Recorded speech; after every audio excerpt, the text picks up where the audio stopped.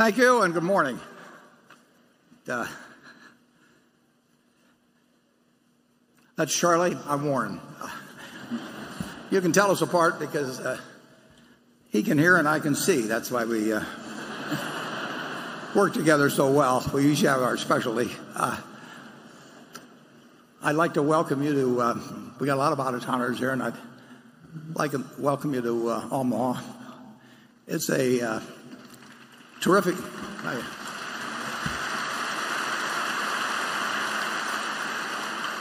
It's a terrific city, and Charlie's lived in California now for about 70 years, but he's still got a lot of Omaha in, and both of us were born within 2 miles of this building that you're in.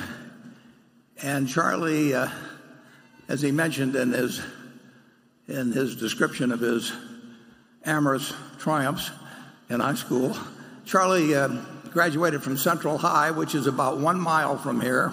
It's a public school. And my dad, my first wife, my 3 children, and 2 of my grandchildren have all graduated from the same school. In fact, my grandchildren say they've had the same teachers that my dad. It's a great city. I hope you get to see a lot of it while you're here.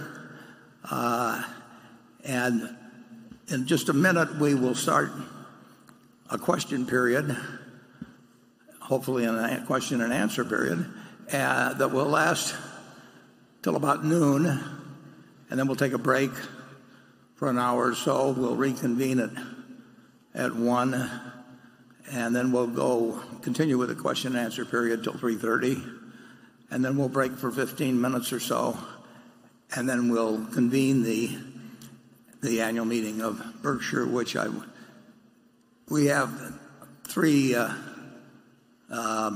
propositions that people wish to speak on, so that could last perhaps as long as an hour. Before we start, I'd like to make a couple of introductions. The first being Carrie Silva, who's been with us about 7 years, and can we have a light on Carrie? I think Carrie, are you there? Carrie,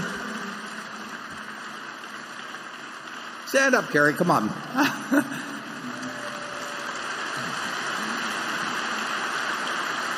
Carrie puts on this whole program. She came with us about 7 years ago, and a few years ago I said, why don't you just put on the annual meeting for me?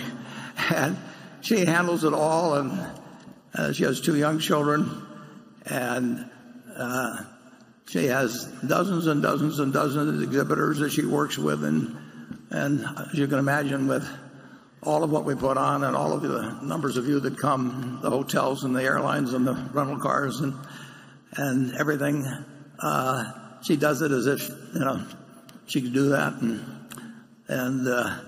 and be juggling 3 balls at the same time. She's amazing, and I want to thank her for putting on this program for us.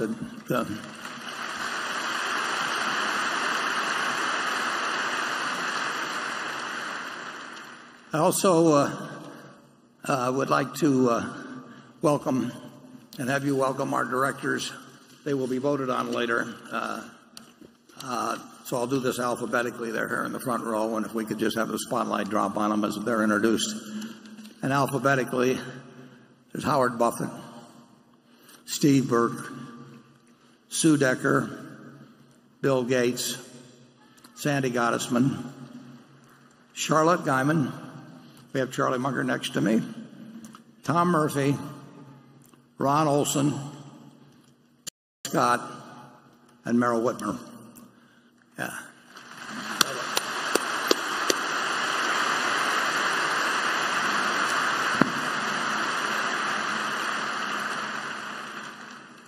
One more introduction I'm going to make, but I'll save that for just a minute. And our earnings report was put out yesterday. As we regularly explain, the realized investment gains or losses in any period really mean nothing. I mean, we could take a lot of gains if we wanted to. We could take a lot of losses we want to do, but we don't really think about the timing of what we do at all, except in relation to the intrinsic value of what we're buying or selling. We do not make earnings forecasts, and we have, on March 31st, we have over $90 billion of net unrealized gains. So if we wanted to report almost any number you can think of and count capital gains as part of the earnings, we could do it. And so in the first quarter, and I would say that we have a very, very, very slight preference this year, if everything else were equal. Well, it's true in any year, but it's a little more so this year. We would rather take losses than gains because of the tax effect if two securities were equally valued. And there's probably just one touch more of emphasis on that this year because we are taxed on gains at 35%, which means we also get the tax benefit at 35% of any losses we take. And I would say that there's some chance of that rate being lower, meaning that losses would have less tax value to us after this year than they would have after this year than this year. That is not a big deal, but it would be a very slight preference, and it may get to be more of a factor in deferring any gains and perhaps accelerating any losses as the year gets closer to December 31st, assuming, and I'm making no predictions about it, but assuming that there were to be a tax act that had the effect of reducing the earnings. So in the first quarter, insurance underwriting was the swing factor, and then there's a lot more about this in our 10Q, which you can look up on the internet. And you really, if you're seriously interested in evaluating our earnings or our businesses, you should go to the 10Q because the summary report, as we point out every quarter, does not really get to a number of the main points of valuation. I would just mention two factors in connection with the insurance situation, which I love. In the first 4 months, not the first 3 months, but the first 4 months, GEICO's had a net gain of 700,000 policyholders, and that's the highest number I can remember. There may have been a figure larger than that somewhere in the past. I did not go back and look at them all.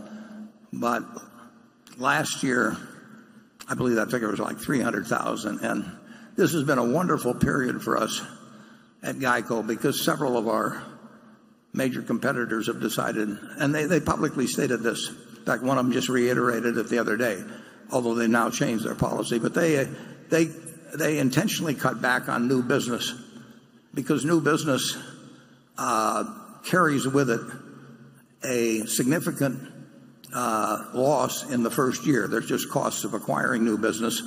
Plus the loss ratio, strangely enough, on first-year business tends to run almost 10 points higher than on renewal business. And so not only do you have acquisition costs, but you actually have a higher loss ratio. So when you write a lot of new business, you're going to lose money on that portion of the business that year.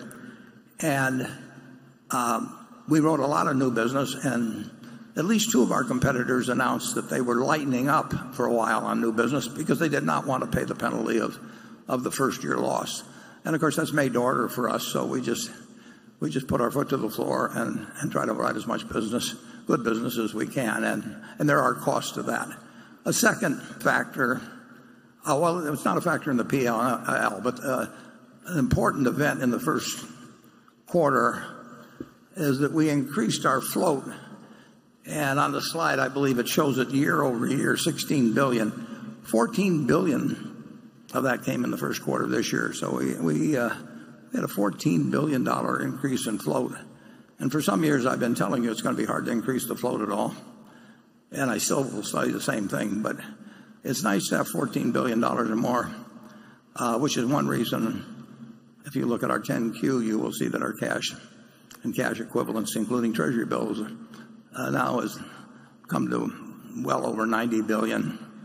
So I think I feel very good about the first quarter, even though our operating earnings were down a little. But one quarter means nothing. I mean, over time, what really counts is whether we're building the value of the businesses that we own. And I'm always interested in the current figures, but I'm always dreaming about the future figures. There's one more person I would like to introduce to you today, and I'm quite sure he's here. I haven't seen him, but I understood he was coming. There's I believe that he's made it today, and that is Jack Bogle, who I talked about in the annual report. Jack Bogle has probably done more for the American investor than any man in the country. Jack, could you stand up? There he is.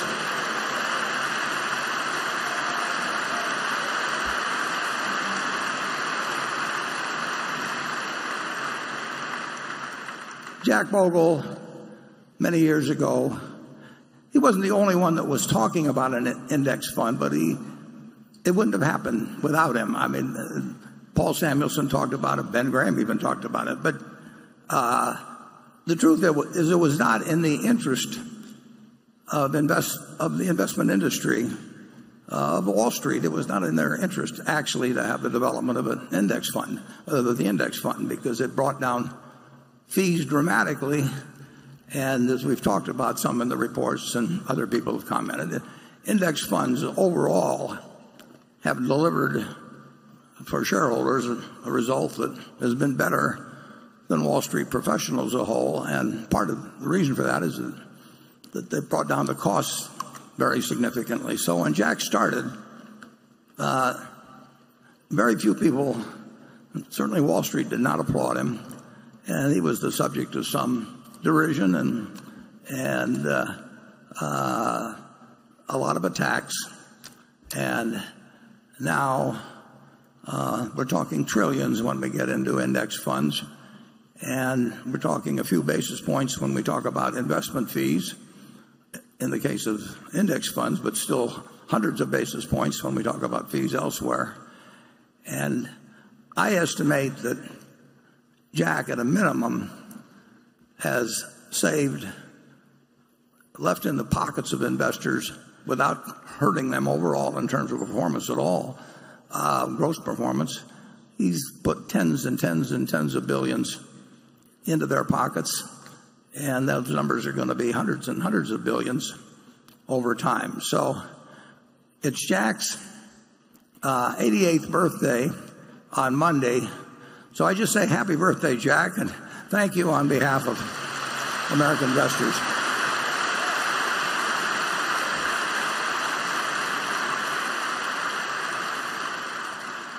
And Jack, I've got great news for you. You're going to be 88 on Monday, and in only 2 years you'll be eligible for an executive position at Berkshire. So hang in there, buddy. Okay, we've got a panel of expert journalists on this side and expert analysts on that side and expert shareholders in the middle, and we're going to rotate, starting with the analysts, and somewhere here I have here we go. And we'll do this through the afternoon. If we get through 54 questions, which would be 6 for each journalist, 6 for each analyst, and 18 more for the audience, then we will go strictly to the audience. I don't think I've got any information as to what the situation is on overflow rooms, but we'll go to at least one of them. But let's start off with Carol Loomis of Fortune magazine, the longest serving employee in the history of Time Inc., I believe, with 60 years. And Carol, go to it.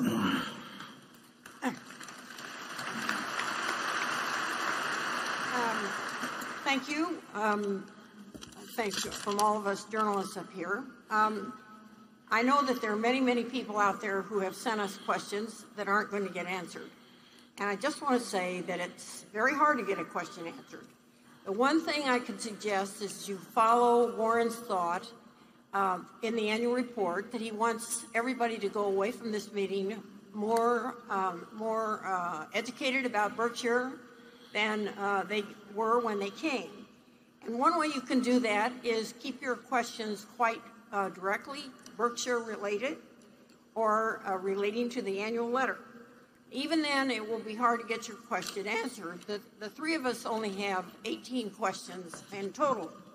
But I encourage you to think in the Berkshire-related direction when you're submitting a question next year. Now, my first question. It's about Wells Fargo, which is Berkshire's largest equity holding, $28 billion at the end of the year. And this question comes from a shareholder who did not wish to be identified. In the wake of the sales practices scandal that last year engulfed Wells Fargo, the company's independent directors commissioned an investigation and hired a large law firm to assist in carrying it out. The findings of the investigation, which were harsh, have been released in what is called the Wells Fargo Sales Practices Report. You can find it on the internet. It concludes that a major part of the company's problem was that, and I quote, Wells Fargo's decentralized corporate structure gave too much autonomy to the community bank's senior leadership, end of quote. Mr. Buffett, how do you satisfy yourself that Berkshire isn't subject to the same risk with its highly decentralized structure and the very substantial autonomy given to senior leadership of the operating companies? Yeah, it's true that we at Berkshire probably we certainly operate on a more decentralized plan than any company of remotely our size. And we count very heavily on principles of behavior rather than loads of rules. It's one reason at every annual meeting you see that Solomon description, and it's why I write very few communiques to our managers, but I send them one once every 2 years, and it basically says that we've got all the money we need. We'd like to have more, but it's not a necessity. But we don't have 1 ounce of reputation more than we need, and that our reputation at Berkshire is in their hands. And Charlie and I believe that if you establish the right sort of culture, and that culture to some extent self-selects who you obtain as directors and as managers, that you will get better results that way in terms of behavior than if you have a 1,000-page guidebook. You're going to have problems regardless. We have 367,000, I believe, employees. Now, if you have a town with 367,000 households, which is about what the Omaha metropolitan area is, people are doing something wrong as we talk here today. There's no question about it. And the real question is whether the managers are worrying and thinking about finding and correcting any bad behavior, and whether if they fail in that, whether the message gets to Omaha and whether we do something about it. At Wells Fargo, there were 3 very significant mistakes, but there was one that dwarfs all of the others. You're going to have incentive systems at any business, almost any business. There's nothing wrong with incentive systems, but you've got to be very careful what you incentivize. And you can incentivize bad behavior, and if so, you better have a system for recognizing it. Clearly, at Wells Fargo, there was an incentive system built around the idea of cross-selling and number of services per customer, and the company in every quarterly investor presentation highlighted how many services per customer. So it was the focus of the organization, a major focus, and undoubtedly people got paid and graded and promoted based on that number, or at least partly based on that number. Well, it turned out that was incentivizing the wrong kind of behavior. we've made similar mistakes. I mean, any company's going to make some mistakes in designing a system, but it's a mistake, and you're going to find out about it at some point. And I'll get to how we find out about it. But the biggest mistake was that, and I don't know, obviously I don't know the facts as to how the information got passed up the line at Wells Fargo. But at some point, if there's a major problem, the CEO will get wind of it. And that is, at that moment, that's the key to everything, because the CEO has to act. That Solomon situation that you saw happened because on April, I think, 28th, the CEO of Solomon, the president of Solomon, the general counsel of Solomon, sat in a room, and they had described to them by a fellow named John Merriweather some bad practice, terrible practice that was being conducted by a fellow named Paul Moser, who worked for him. And Paul Moser was flim-flamming the United States Treasury, which is a very dumb thing to do. And he was doing it partly out of spite, because he didn't like the Treasury and they didn't like him. So he put in phony bids for U.S. Treasuries and all of that. So on April 28th, roughly, the CEO and all these people knew that they had something that had gone very wrong, and they had to report it to the Federal Reserve Board in New York, the Federal Reserve Bank in New York. And the CEO, John Goodfriend, said he would do it, and then he didn't do it. And he undoubtedly put it off just because it was an unpleasant thing to do. And then on May 15th, another Treasury auction was held, and Paul Moser put in a bunch of phony bids again. And at this point, it's all over, because the top management had known ahead of time, and now a guy that was a pyromaniac had gone out and lit another fire, and he lit it after they'd been warned that he was a pyromaniac, essentially. And it all went downhill from there. It had to stop when the CEO learns about it. And then they made a third mistake, actually, but again, it pales in comparison to the second mistake. They made a third mistake when they totally underestimated the impact of what they had done once it became uncovered, because there was a penalty of $185 million, and in the banking business, people get fined billions and billions of dollars for mortgage practices and all kinds of things. The total fines against the big banks, I don't know whether it totals 30 or 40 or billion or whatever the number may be. So they measured the seriousness of the problem by the dimensions of the fine, and they thought a $185 million fine signaled a less offensive practice than something involved $2 billion, and they were totally wrong on that. But the main problem was they didn't act when they learned about it.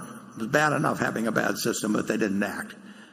At Berkshire, we have the main source of information for me about anything that's being done wrong at a subsidiary is the hotline.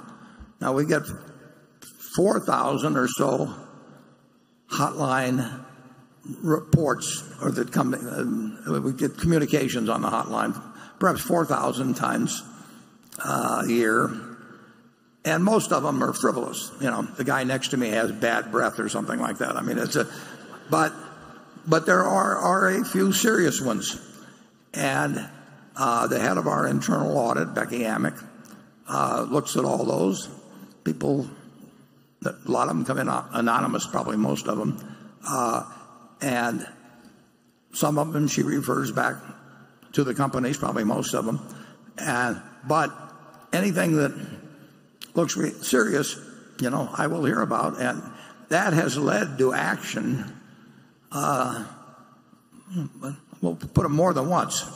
And we spent real money investigating some of those. We put special investigators sometimes on them. And like I say, it is uncovered certain practices that we would not at all condone at the parent company. I think it's a good system. I don't think it's perfect. I don't know what. I'm sure they've got an internal audit at Wells Fargo, and I'm sure they've got a hotline. And I don't know the facts, but I would just have to bet that a lot of communications came in on that, and I don't know what their system was for for getting them to the right person, and I don't know who did what at any given time. But it was a huge, huge, huge error if they were getting, and I'm sure they were, getting some communications and they ignored them, or they just sent them back down to somebody down below. Charlie, you followed it. What are your thoughts on it? Well, put me down as skeptical when some law firm thinks they know how to fix something like this.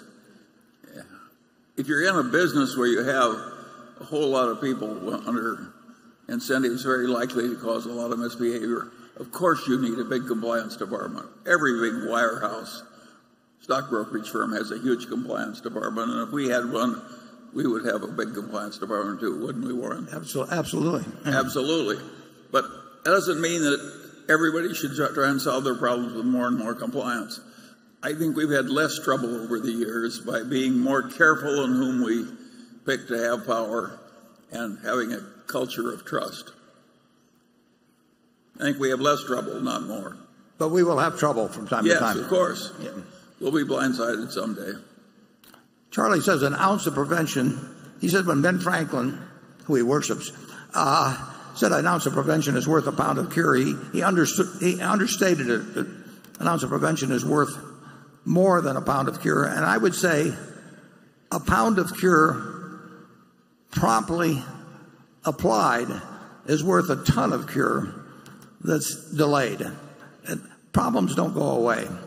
John Goodfriend said that problem originally was, he called it a traffic ticket.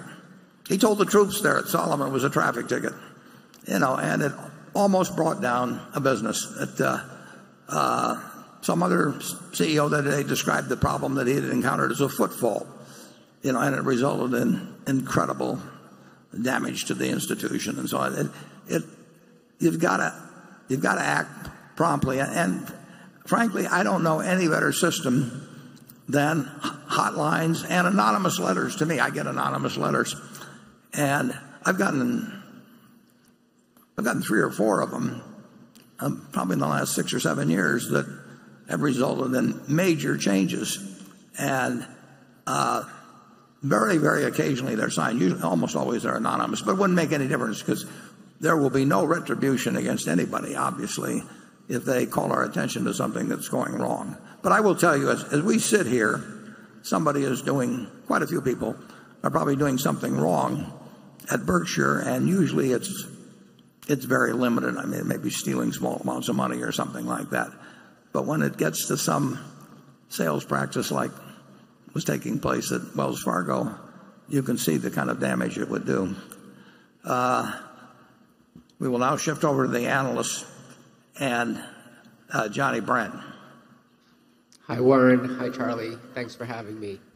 You've addressed the risk of driverless cars to GEICO's business, but it strikes me that driverless trucks could narrow the cost advantage of railroads even if the number of crew members in a locomotive eventually declines from 2 to 0. Is autonomous technology more of an opportunity or more of a threat for the Burlington Northern?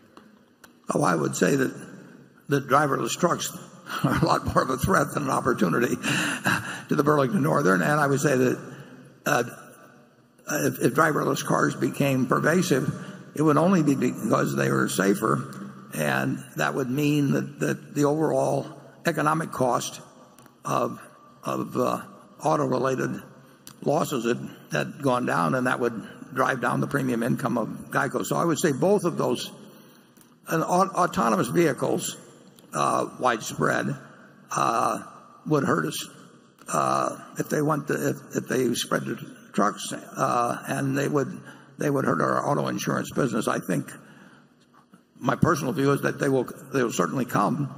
I think they may be a long way off, but that will depend. It'll probably, frankly, depend on experience in the first early months of the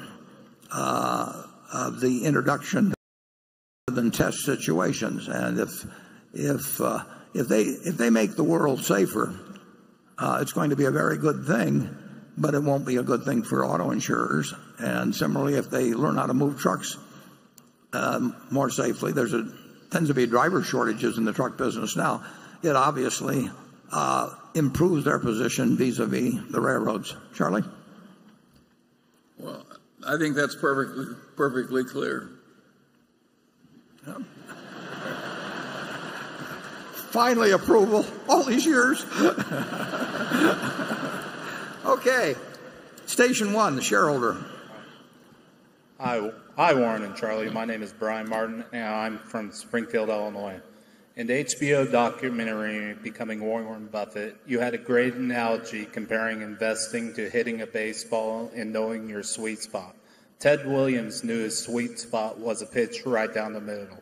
When both of you look at potential investments, what attributes make a company a pitch in your sweet spot that you'll take a swing at and invest in? Well, I'm not sure I can define it in exactly the terms you would like, but we sort of know it when we see it, and it would tend to be a business that, for one reason or another, we can look out 5 or 10 or 20 years and decide that the competitive advantage that it had at the present would last over that period, and it would have a trusted manager that would not only fit into the Berkshire culture, but that was eager to join the Berkshire culture. And then it would be a matter of price. But the main, when we buy a business, essentially we're laying out a lot of money now based on what we think that business will deliver over time. And the higher the certainty with which we make that prediction, the better we feel about it. You can go back to the first, wasn't the first outstanding business we bought, but it was kind of a watershed event, which was a relatively small company, See's Candy. And the question when we looked at See's Candy in 1972 was, would people still want to be both eating and giving away that candy in preference to other candies? And it wouldn't be a question of people buying candy for the low bid. And we had a manager we liked very much, and we bought a business that was paid $25 million for it net of cash, and it was earning about $4 million pre-tax then, and we must be getting close to $2 billion or something like that pre-tax that we've taken out of it. But it was only because we felt that people would not be buying necessarily a lower price candy. I mean, it does not work very well if you go to your wife or your girlfriend on Valentine's Day, I hope they're the same person, and say, here's a box of candy, honey, I took the low bid. It loses a little as you go through that speech. And we made a judgment about See's Candy that it would be special, and probably not in the year 2017, but we certainly thought it would be special in 1982 and 1992, and fortunately we were right on it. And we're looking for more See's Candies, only a lot bigger. Charlie? Yeah, but it's also true that we were young and ignorant then. And now we're old and ignorant. Yeah. Yes, that's true too. And the truth of the matter is that it would have been very wise to buy See's Candy at a slightly higher price. And if they'd asked it, we wouldn't have done it. So we've gotten a lot of credit for being smarter than we were.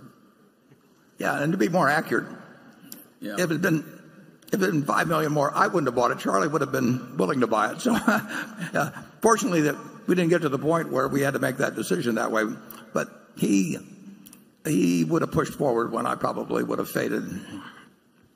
It's a good thing. It's a good thing that the guy came around. Actually, the seller was the grandson of Mrs. C, wasn't he, Charlie? He was Larry C's son. Am I correct? Or Larry C's brother. But he was not interested in the business, and he was more interested in girls and grapes, actually. And he almost changed his mind. Well, he did change his mind about selling. And I wasn't there, but Rick Aaron told me that Charlie went in and gave an hour talk on the merits of girls and grapes over having a candy company. This is true, folks. And the fellow sold to us, so I pulled Charlie out in emergencies like that. We were very lucky that early the habit of buying horrible businesses because they were really cheap. It gave us a lot of experience trying to fix unfixable businesses as they headed downward toward doom. And that early experience was so horrible, fixing the unfixable, that we were very good at avoiding it thereafter. So I would argue that our early stupidity helped us. Yeah.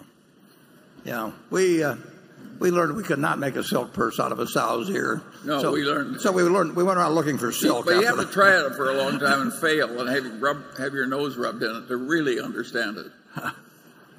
Okay, Becky. Becky, quick. This question comes from a shareholder named Mark Blackley in Tulsa, Oklahoma, who says, there has been more news than usual in some of Berkshire's core stock holdings, Wells Fargo and the incentive and new account scandal, American Express losing the Costco relationship and playing catch-up in the premium card space, United Airlines and customer service issues, Coca-Cola and slowing soda consumption.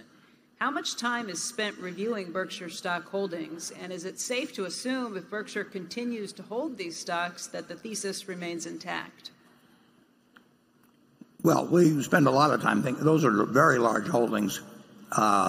If you add up American Express, Coca-Cola, and Wells Fargo, I mean, you're getting up,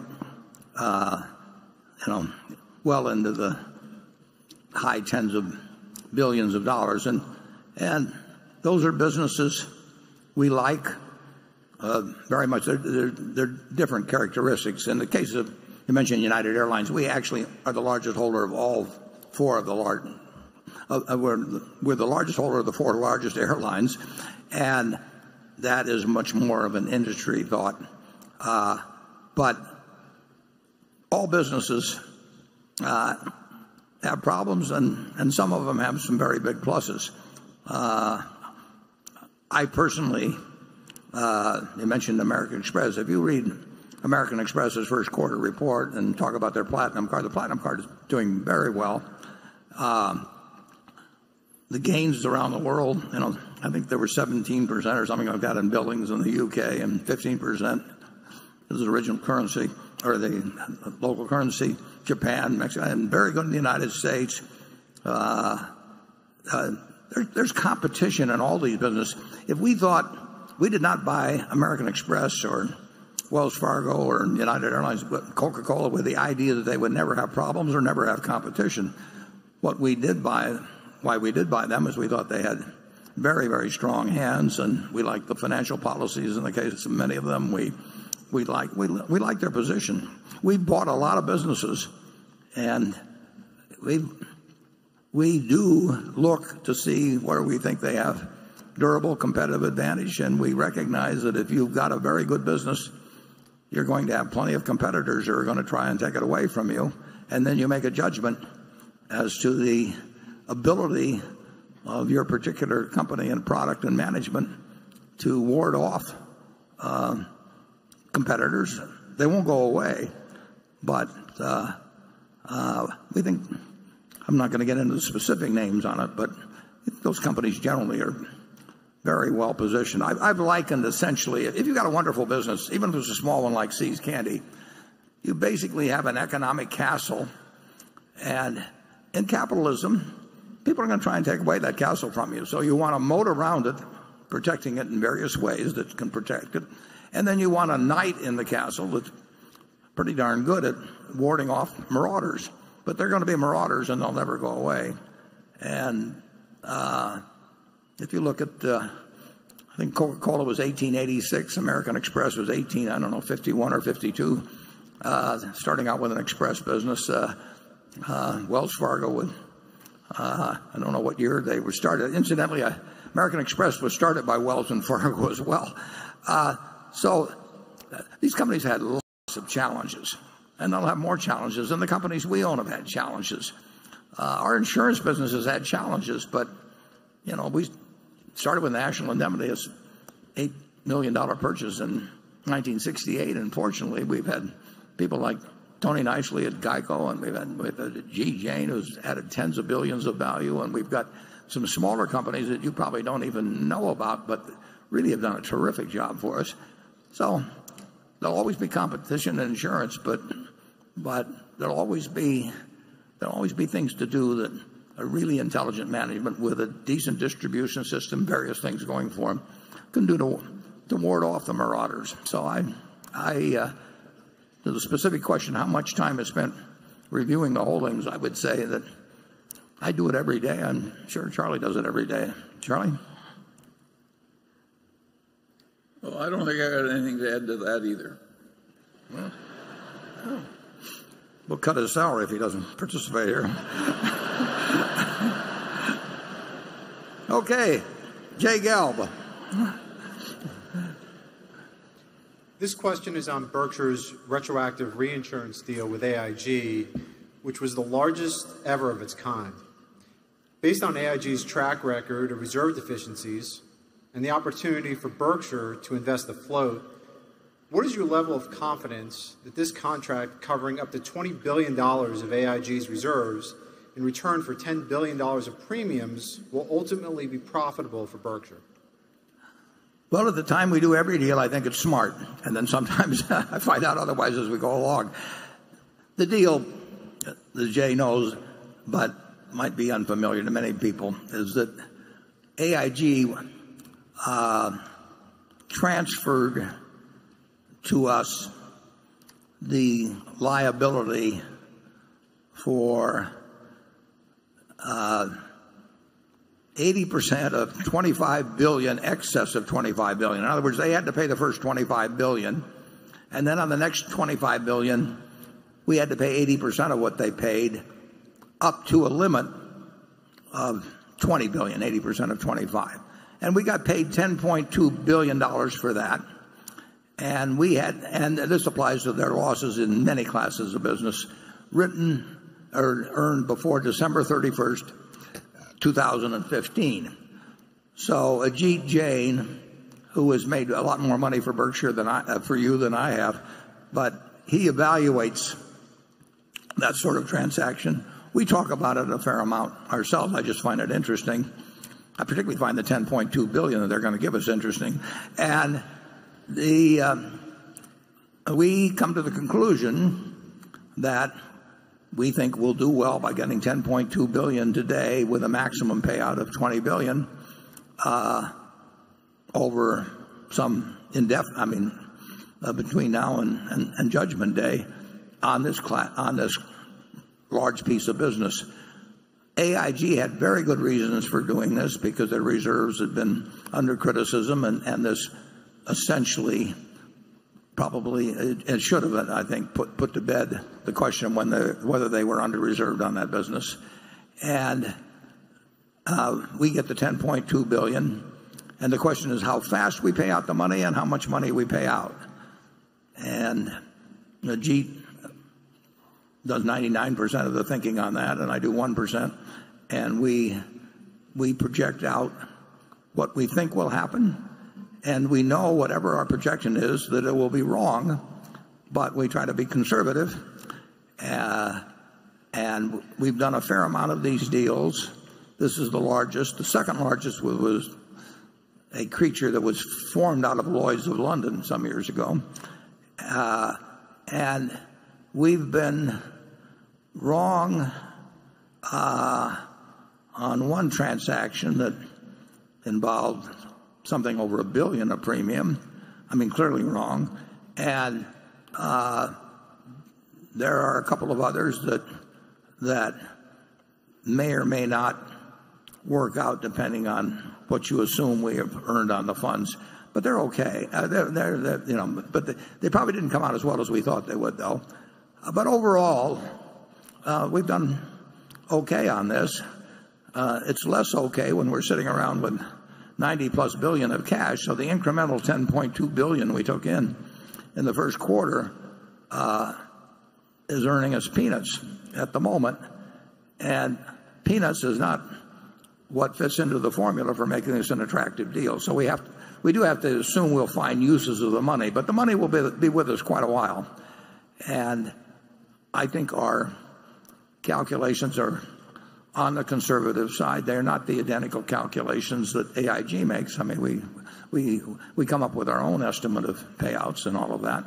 And I think it was quite a good transaction from AIG's standpoint, because they did take $20 billion of potential losses off for $10.2 billion, and I think they satisfied the investing community that they were quite unlikely to have adverse development in the period prior to 2015 that was not accounted for by this transaction. Charlie? Well, I think it's intrinsically a dangerous kind of activity, but that's one of its attractions. I don't think there are any two people in the world that are better at this kind of transaction than Ajit and Warren, and nobody else has had the experience we've had. Just get me in a lot more of those businesses, and I'll accept a little extra worry.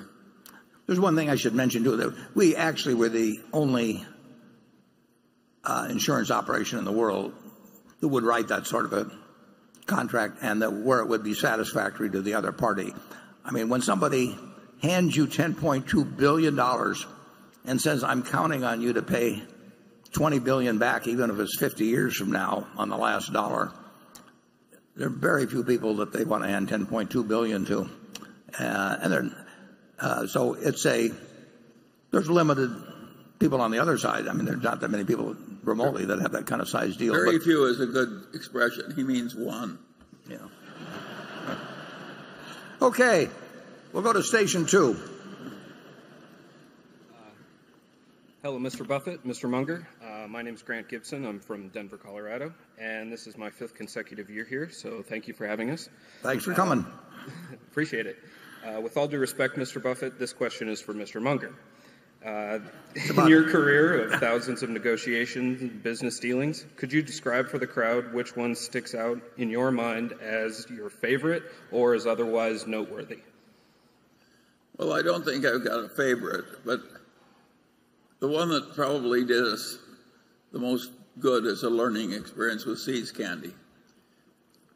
It just, the power of the brand, the unending flow of ever-increasing money with no work. Sounds nice. It was, and I'm not sure we would have bought the Coca-Cola if we hadn't bought the Seas. I think that a life properly lived is just learn all the time. And I think Berkshire's gained enormously from these investment decisions by learning through a long, long period. Every time you appoint a new person that's never had big capital allocation experience, it's like rolling the dice. And I think we're way better off having done it so long.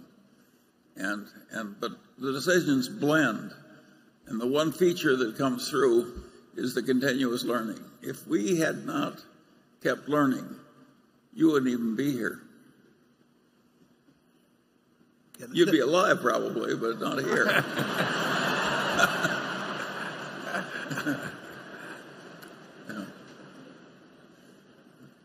There's nothing like the pain of being in a lousy business to make you appreciate a good one. Well, there's nothing like getting into a really good one. That's a very pleasant experience, and it's a learning experience. I have a friend who says, the first rule of fishing is to fish where the fish are.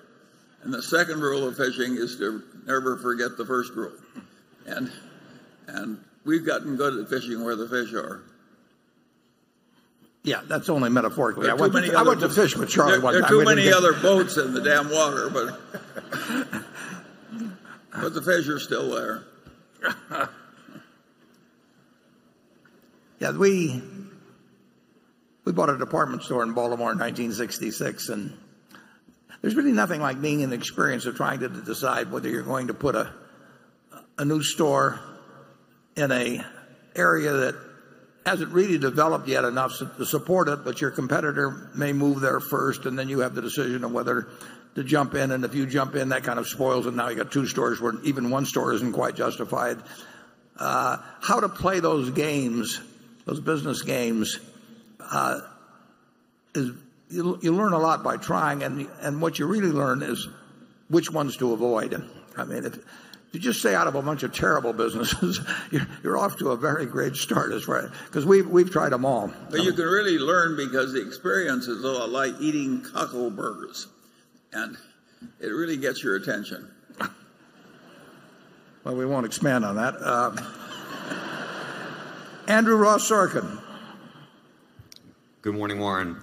This question comes from a longtime shareholder who, I should tell you, accosted me last night in the lobby of the Hilton Hotel with this question. Warren, for years you stayed away from technology companies, saying they were too hard to predict and didn't have moats. Then you seemed to change your view about technology when you invested in IBM, and again when you recently invested in Apple. But then on Friday you said IBM had not met your expectations and sold a third of our stake. Do you view IBM and Apple differently? And what have you learned about investing in technology companies? Well, I do view them differently, but obviously, when I bought the IBM, started buying it 6 years ago, I thought it would do better in the 6 years that have elapsed than it has. And Apple, I regard them as being a quite different business. I think Apple is much more of a consumer products business in terms of in terms of sort of analyzing moats around it and consumer behavior and all that sort of thing. It's obviously a product with all kinds of tech built into it, but in terms of laying out what their prospective customers will do in the future as opposed to, say, on IBM's customers, it's a different sort of analysis. That doesn't mean it's correct, and we'll find out over time. But they are two different types of decisions, and I was wrong on the first one, and we'll find out whether I'm right or wrong on the second. But I do not regard them as apples and apples, and I don't quite regard them as apples and oranges, but it's somewhat in between on that. Charlie? Well, we avoided the tech stocks because we felt we had no advantage there and other people did. And I think that's a good idea, not to play where the other people are better. But if you asked me in retrospect what was our worst mistake in the tech field, I think we were smart enough to figure out Google. Those ads worked so much better in the early days than anything else. So I would say that we failed you there. And we were smart enough to do it and didn't do it. We do that all the time, too. Yeah, we were their customer very early on with Geico, for example, and we saw. I don't. These figures are way out of date, but as I remember, we were paying them $10 or $11 a click or something like that. And anytime you're paying somebody $10 or $11 every time somebody just punches a little thing where you've got no cost at all, that's a good business unless somebody's going to take it away from you. And so we were close up seeing the impact of that. And incidentally, if any of you don't have anything to do in your hotel rooms tonight, just keep punching Progressive or something, and you're gonna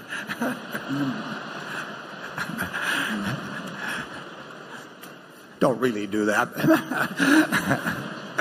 The thought just happened to cross my mind. But that is, you've never seen a business, almost never seen a business like it, where and I think for LASIK surgery and things like that, I think the figures were, $60 or $70 a click with no incremental, no cost. So, and I knew the guys. I mean, they actually designed their prospectus. They came to see me, and a little bit after the original one, when they went public, a little bit after Berkshire even. And so I had plenty of ways to ask questions or anything of the sort, educate myself, but I blew it. And we blew Walmart too. When it was a total cinch, we were smart enough to figure that out, and we didn't. Yeah, figuring out execution is what counts. So, anyway, well, and I could be making two mistakes on IBM. I mean,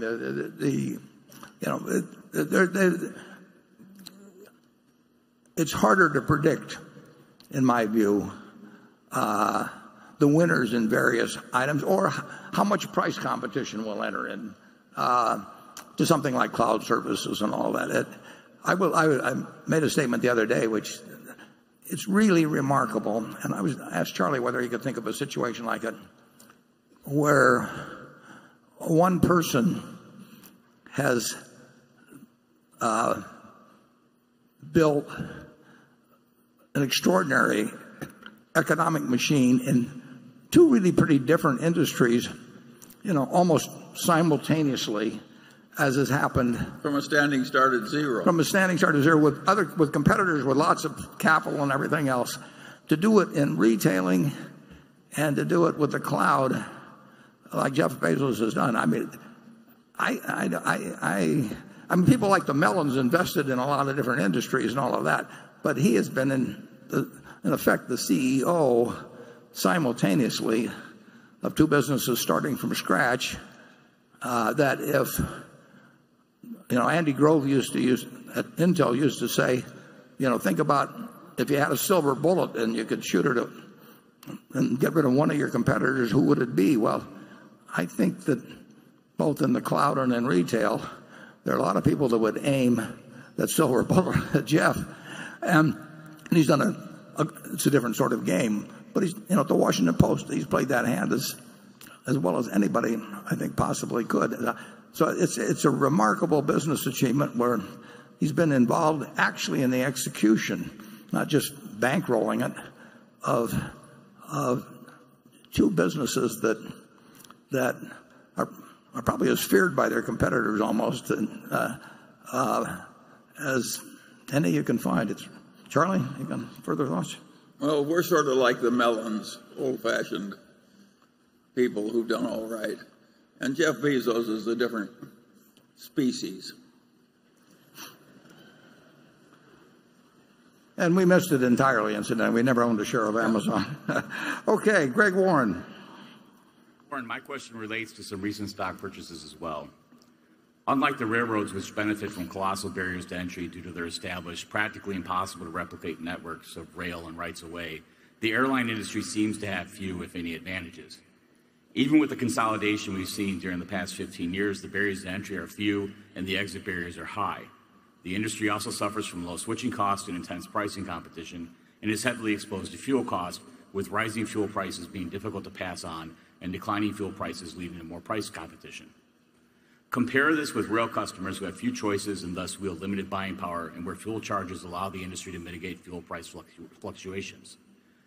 While you've noted several times since the airline stock purchases were announced that the two industries are quite different and that comparisons should not be made to Berkshire's move into railroads a decade ago, could you walk us through what convinced you that the airlines were different enough this time around for Berkshire to invest close to $10 billion in the four major airlines?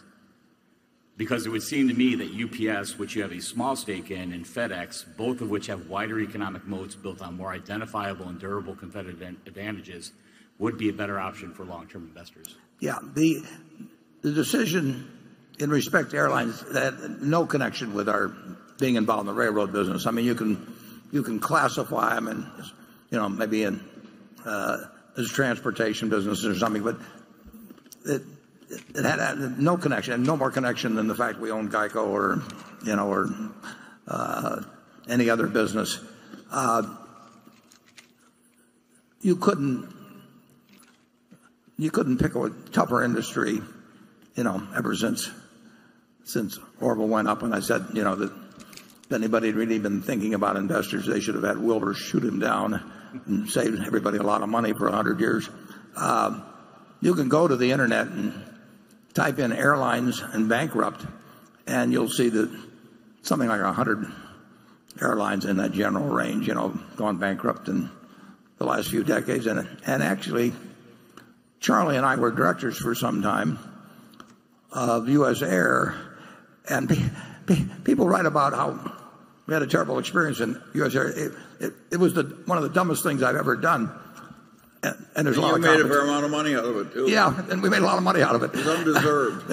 But we made a lot of money out of it because there was one little brief period when people got all enthused about U.S. Air. And after we left as directors, and after we sold our position, U.S. Air managed to go bankrupt twice in the subsequent period. I mean, you've named all of the, not all of them, but you've named a number of factors that just make for terrible economics. And I will tell you that if capacity, it's a fiercely competitive industry. The question is whether it's a suicidally competitive industry, which it used to be. I mean, when you get virtually every one of the major carriers and dozens and dozens and dozens of minor carriers going bankrupt, it ought to come upon you finally that maybe you're in the wrong industry. It has been operating for some time now at 80% or better of capacity being available seat miles. And you can see what deliveries are going to be and that sort of thing. So if you make I think it's fair to say that they will operate at higher degrees of capacity over the next 5 or 10 years than the historical rates, which caused all of them to go broke. Now the question is whether even when they're doing it in the 80s, they will do suicidal things in terms of pricing. Remains to be seen. They actually, at present, are earning quite high returns on invested capital. I think higher than either FedEx or UPS if you actually check that out. But that doesn't mean tomorrow morning, if you're running one of those airlines and the other guy cuts his prices, you cut your prices. And as you say, there's more flexibility when fuel goes down to bring down prices than there is to raise prices when prices go up. So the industry, it is no cinch that the industry will have some more pricing sensibility in the next 10 years than they had in the last 100 years.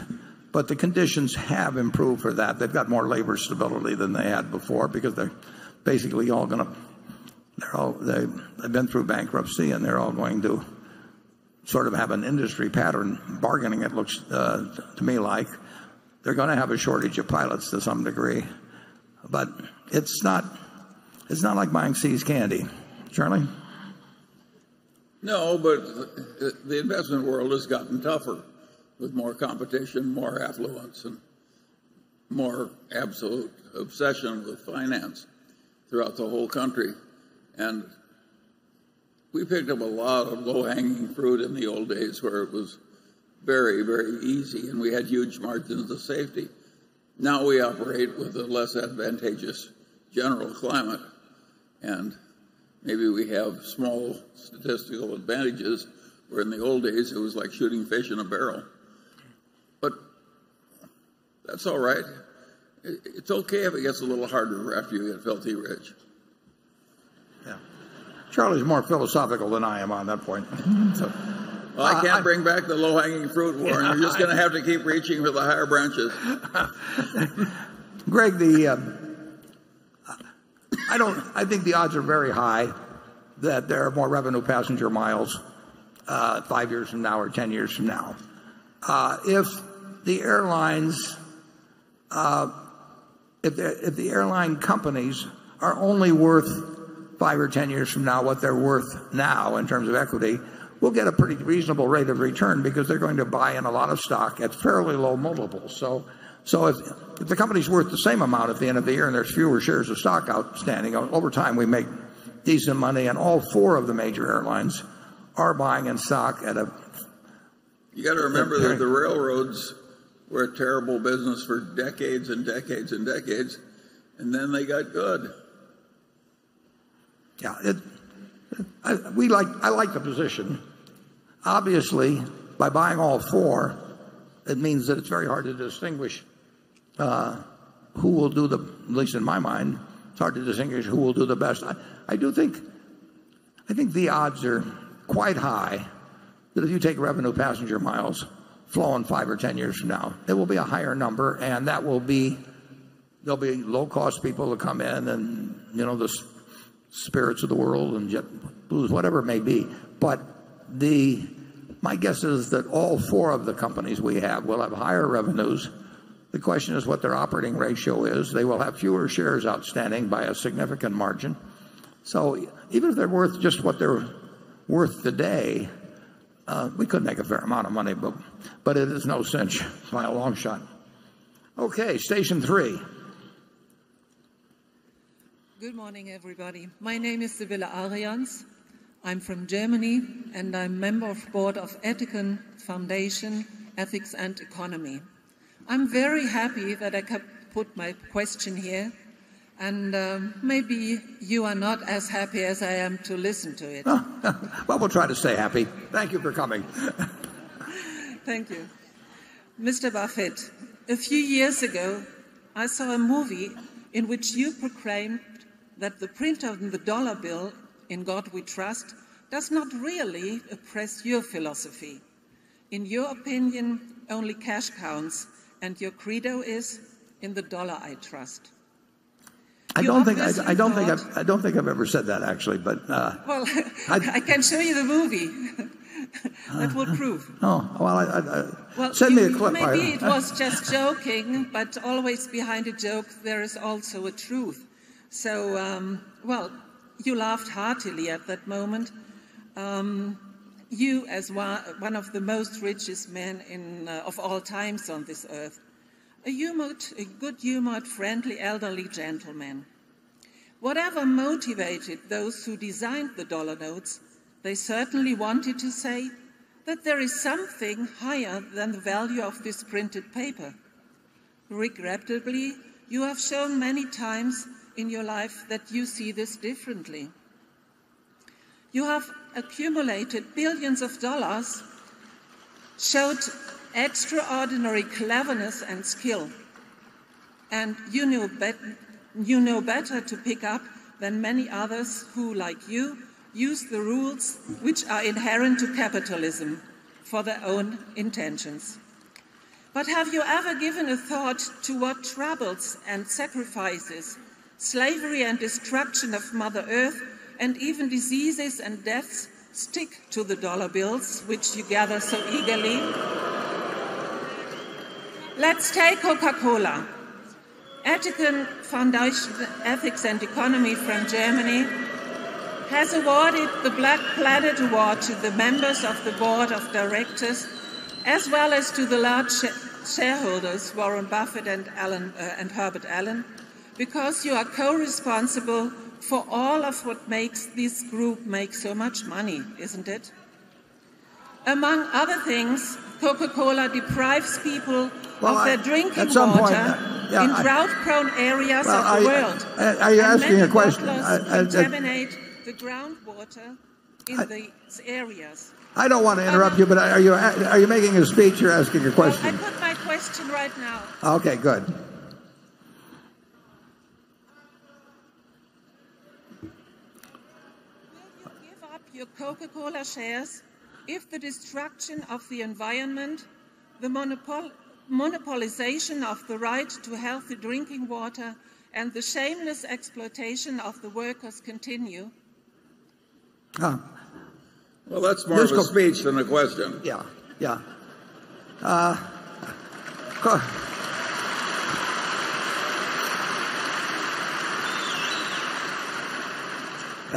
I don't think that quote you had earlier. I've said once or twice that it should say, "In the Federal Reserve we trust," because they print the money, and if they print too much of it, it could decline in value. But I have never, to my knowledge, I've never said anything like you originally said. And I would say this: I think I've been eating things I like to eat all my life, and Coca-Cola. This Coca-Cola is 12 ounces. I drink about 5 a day. It has about 1.2. It has about 1.2 ounces of sugar in it. And if you look at what different people get their sugar and calories from, they get them from all kinds of things. I happen to believe that I like to get 1.2 ounces with this, and it's enjoyable. since 1886, people have found it pleasant. And I would say that if you pick every meal in terms of what somebody in some recent publication has told you is the very best for you, I offer you that. I say go to it.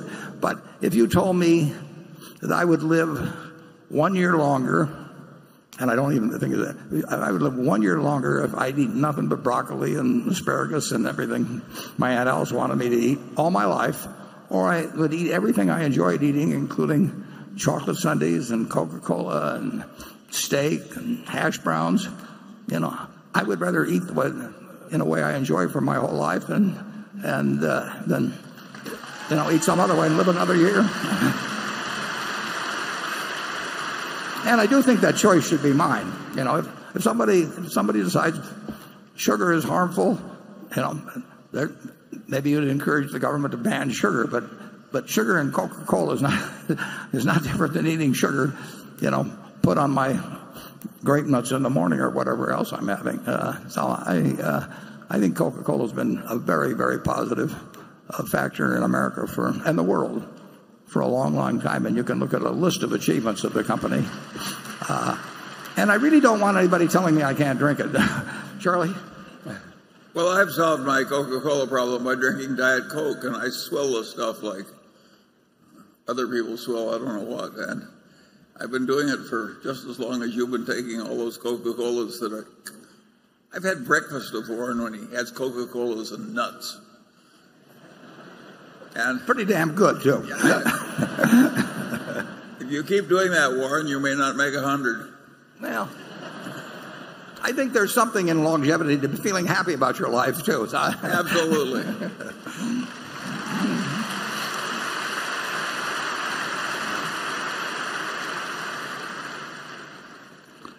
Okay, Carol?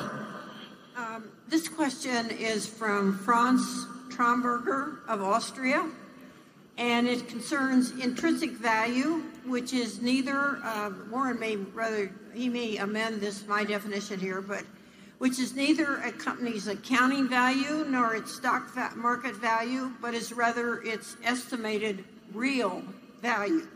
So the question is, at what rate has Berkshire compounded intrinsic value over the last 10 years, and at what rate, including your explanation for it, please, do you think intrinsic value can be compounded over the next 10 years? Yeah. Intrinsic value, can only be calculated or gains, in retrospect, but the intrinsic value, pure definition, would be the cash to be generated between now and Judgment Day, discounted at an interest rate that seems appropriate at the time, and that's varied enormously over a 30 or 40-year period. If you pick out 10 years, and you're back to May of 2007, we had some unpleasant things coming up, but I would say that we've probably compounded at about 10%, and I think that's going to be tough to achieve, in fact, almost impossible to achieve if we continued in this interest rate environment. That's the number one question. If you ask me to give the answer to the question, if I could only pick one statistic to ask you about the future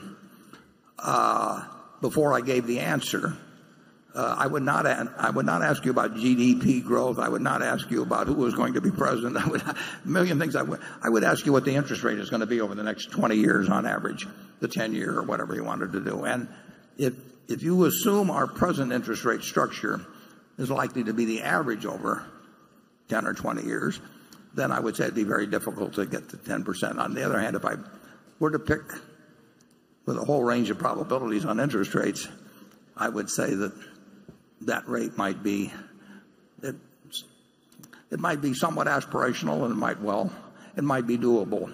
And you would say well, we can't continue these interest rates for a long time. I would ask you to look at Japan, where 25 years ago we couldn't see how their interest rates could be sustained, and we're still looking at the same thing. So I do not think it's easy to predict the course of interest rates at all. And unfortunately, predicting that is embedded in giving a good answer to you.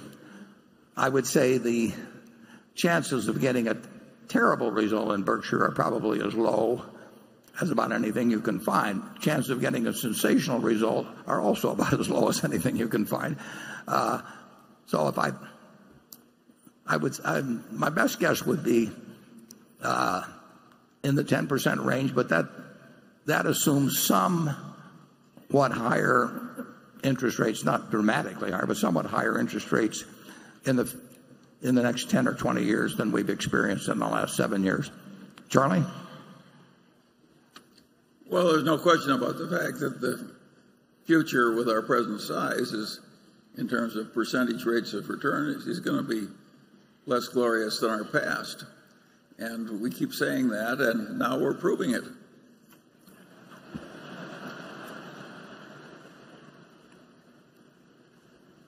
Do you want to end on that note, Charlie, or would you care to?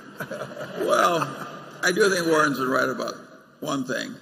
I think we have a collection of businesses that, on average, has better investment values than, say, the S&P average.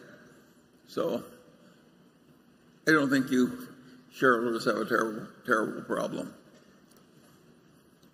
And I would say we probably, well, I'm certain, we do have more of a shareholder orientation than the S&P 500 as a whole. I mean, this company has a culture where decisions are made as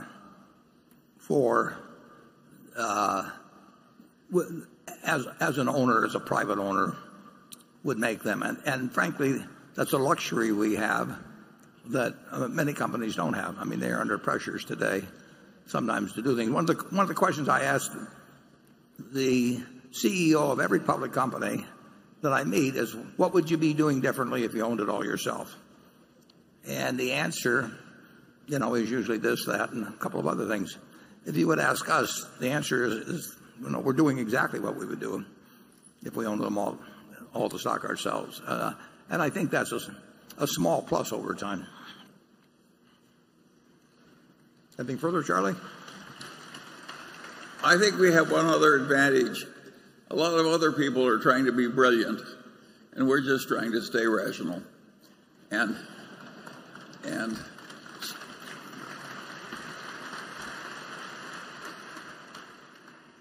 it's a big advantage. Trying to be brilliant is dangerous, particularly when you're gambling. Okay, Jonathan. If corporate tax rates are reduced meaningfully, Berkshire will enjoy a one-time boost to book value because of its sizable deferred tax liability, and its go-forward earnings should be higher too, at least in theory. How much of the reduced tax rate will be passed along to Berkshire's customers through, for instance, lower electricity rates or lower railroad shipping rates, and how much will go to Berkshire shareholders? Yeah, the question is, in the case of our utility businesses, all benefit of lower tax rates goes to customers, and it should be, because we are allowed a return on equity in general. I mean, I'm simplifying a little bit, but we're allowed a return on equity that's computed on an after-tax basis, and the utility commissions would, if taxes were raised, would presumably give us higher rates to compensate for that, and if taxes are lowered, they would say you're not entitled to make more money just because tax rates on equity, because tax rates have been lowered. So forget about the utility portion of the deferred taxes. The deferred taxes that are applicable to our unrealized gains in securities, we would get all the benefit of, because I mentioned we had $90 billion plus of unrealized gains, and if the rates were changed on those in either direction, our owners, dollar for dollar, will participate in that. And then you get into the other businesses. You mentioned the railroad, but it can be all of our other businesses. To some extent, if tax rates are lowered, to different degrees in different industries, depending on the number of players, the competitive conditions, some of it almost certainly gets competed away, and some of it would likely not be competed away. And economists can argue about that a lot, but I've seen it in action in a lot of cases. You've got a big decline in rates, for example, in the UK, and we've had them over my lifetime. We had 52% corporate rates. We've had a lot of different numbers. So I have seen how economic behavior works, and I would say that it's certain that some of any lower rate would be competed away, and it's virtually certain that some would inure to the benefit of the shareholders, and it's very industry and company specific in how that plays out. Charlie?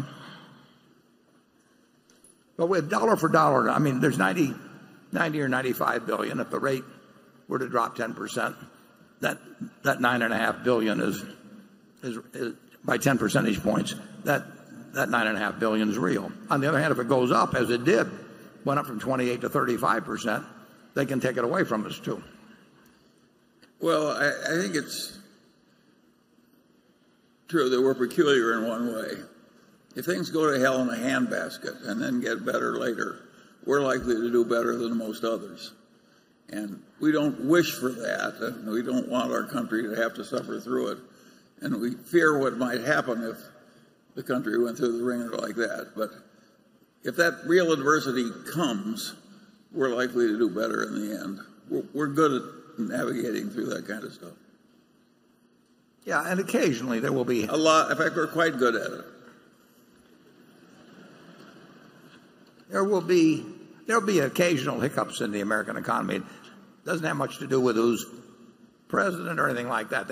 Those people may get blamed or given credit for different things, but it's just it is the nature of market systems to occasionally go haywire in one direction or other, and it's been ever thus. It'll be ever thus. It's not on a regular sine wave type picture or anything of the sort, but it's certain to happen from time to time, and we will probably have a fair amount of money and credit at that time, and we're not affected. When the rest of the world is fearful, we know America's going to come out fine, and we will not have any trouble psychologically acting at all. And then the question is, how much do we have in the way of resources? We'll also never put the company in any kind of risk just because we see a lot of opportunities. We'll grab all the ones we can that we can handle and not lose a day of sleep. I didn't quite get that, but in any event, we will now go to Station 4, and if the person yelling on. Are we up there in Station? Are you in Station 4? Dr. Bruce Hertz from Glenview, Illinois. I wanted to thank you for allowing me to attend. I feel both honored and blessed. My question for Mr. Buffett is, you've always advised us to purchase equities that appreciate in value. Yet, a few years ago, you sold your used Cadillac at a tremendous profit. How can you justify selling a depreciating asset for a significant profit? Thank you. Yeah, well, actually, I gave it to Girls Inc., and they sold it, and that was kind of an interesting. A very nice guy bought it for $100 and some thousand, and I did not. And Girls Inc. got the money, and he came later actually with his family, and he drove it away without any plates. He was driving back to New York, and he got picked up by the police in Illinois, and he said, well, he started giving this explanation about how he'd giving this money to Girls Inc. and was driving the car back and had this nice-looking family with him. And the cops were quite skeptical. But fortunately, I had signed the dashboard for him as part of the deal. And so they looked at that, and then they just said, well, did he give you any stock tips? And they let him go. And I can't recall ever selling a used car at a profit, but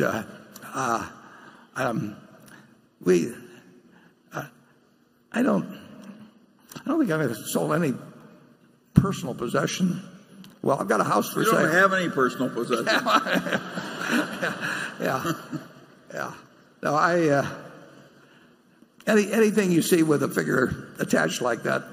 You're a fatter version of Mahatma Gandhi. Mahatma Gandhi. The guy was a very nice guy that bought it, and that's check cleared, so we're fine. Becky? I'd like to ask a question that can serve as a follow-up to the question that Carol had asked, and Charlie in that response said that he thinks the Berkshire's businesses on the whole will do better than the S&P 500. Clark Cameron from Birmingham, Alabama, who owns 281 shares of Berkshire B, writes in and asks, why have you advised your wife to invest in index funds after your death rather than Berkshire Hathaway? I believe Munger has counseled his offspring to, quote, not be so dumb as to sell.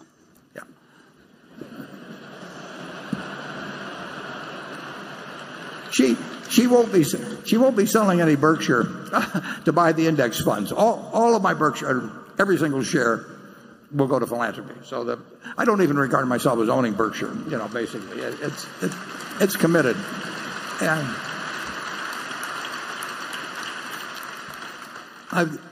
so far about 40% has already been distributed.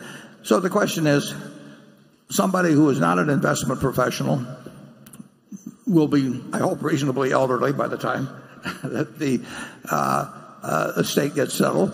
And what is the best investment, meaning one that there would be less worry of any kind connected with, and less people coming around and saying, why don't you sell this and do something else and all those things. She's going to have more money than she needs. And the big thing then you want is money not to be a problem. And there will be no way that if she holds the S&P, virtually no way, absent something happened with weapons of mass destruction, but virtually no way that she'll have all the money that she possibly can use. She'll have a little liquid money so that if stocks are down tremendously at some point, they close the stock exchange for a while, anything like that, she'll still feel that she's got plenty of money. And the object is not to maximize. It doesn't make any difference whether the amount she gets doubles or triples or anything of the sort. The important thing is that she never worries about money the rest of her life. And I had an Aunt Katie here in Omaha, who Charlie knew well, and worked for her husband, as did I. And she worked very hard all her life and had lived in a house she paid, $8,000 for at 45th and Hickory all her life. And because she was in Berkshire, she lived to 97. She ended up with, a few $100 million. And she would write me a letter every 4 or 5 months, and she said, "Dear Warren, I hate to bother you, but am I going to run out of money?" And and I would write her back, and I'd say, "Dear Katie, it's a good question, because if you live 986 years, you're going to run out of money." And then about 4 or 5 months later, she'd write me the same letter again. And I have seen there's no way in the world, if you've got plenty of money, that it should become a minus in your life. And there will be people, if you've got a lot of money, that come around with various suggestions for you, sometimes well-meaning, sometimes not so well-meaning. So if you've got something that's certain to deliver, it was all in Berkshire, they'd say, well, if Warren was alive today, he would be telling you to do this. I just don't want anybody to go through that. And the S&P will be I think actually what I'm suggesting is what a very high percentage of people should do something like that.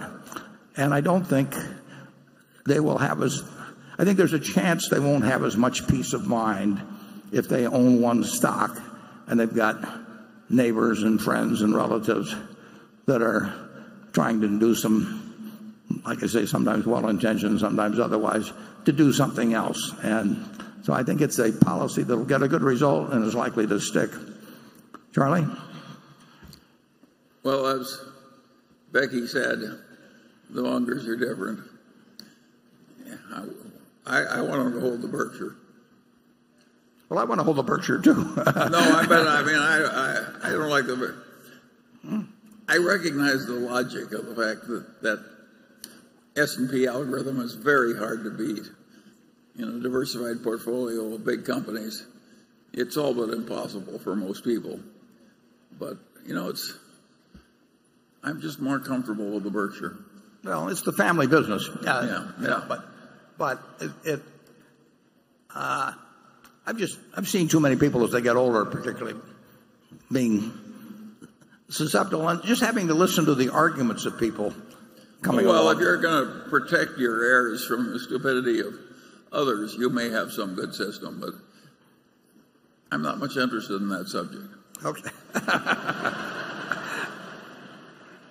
Okay, Jay. Berkshire reportedly partnered with 3G in Kraft Heinz's attempt to acquire Unilever for $143 billion. How much was Berkshire willing to invest in this deal?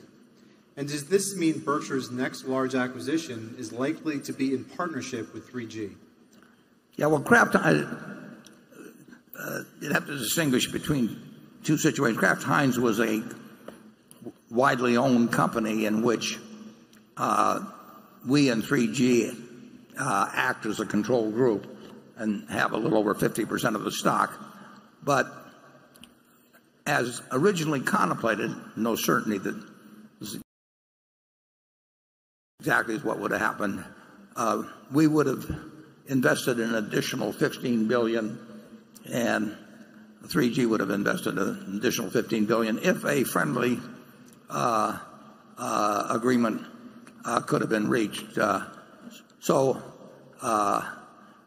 if the deal had been made, if the independent directors of Kraft Heinz had approved the transaction, then the likelihood is that we would have invested $15 billion, but it would have required the approval of the independent directors as well. Now, Kraft Heinz, in going forward with making that offer, wanted to be sure that there would be enough equity capital in addition to the debt that would be incurred to make the deal, and so informally we had basically committed the $15 billion. It only was approved on the basis that it'd be a friendly deal with Unilever, and initially we thought they would be at least possibly interested in such a deal, and when we found out otherwise, we withdrew the offer. So it would have been $15 billion of additional money in all probability. Okay, station 5. Dear Honorable Mr. Buffett and Mr. Munger, I'm Tian Dehua from China. My company, AI Holdings, is spreading value investing philosophy in Asia. My business partner, Ken Chi, Zhou Guiying, and I are committed to awake 100 million Chinese people to return to rational way of investing. The hardest thing in this world is to change people's values or belief system, and we should like to awake investors to change from speculate in the market to investing in the market. It's like changing the speculators' values or belief system.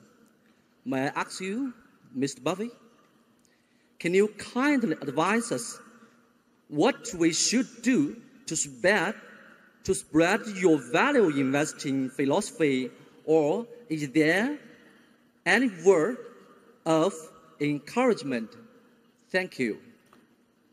Yeah, when in any system,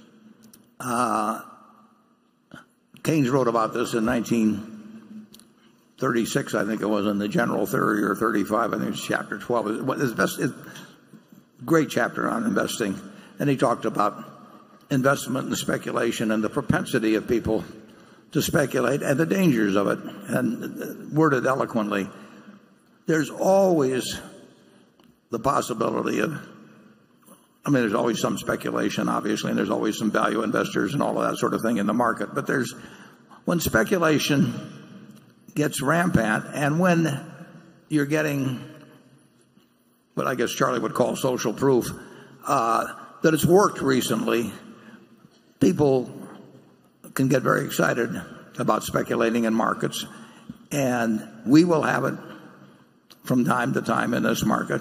There's nothing more agonizing than to see your neighbor, who you think has an IQ about 30 points below you, getting richer than you are by buying stocks, and whether it's internet stocks or whatever, and people succumb to it, and they'll succumb in this economy just as elsewhere. There's also a point which gets to your question. I would say that early on in the development of markets, there's probably there's some tendency for them, I think, to be more speculative than markets have been around for a couple of hundred years.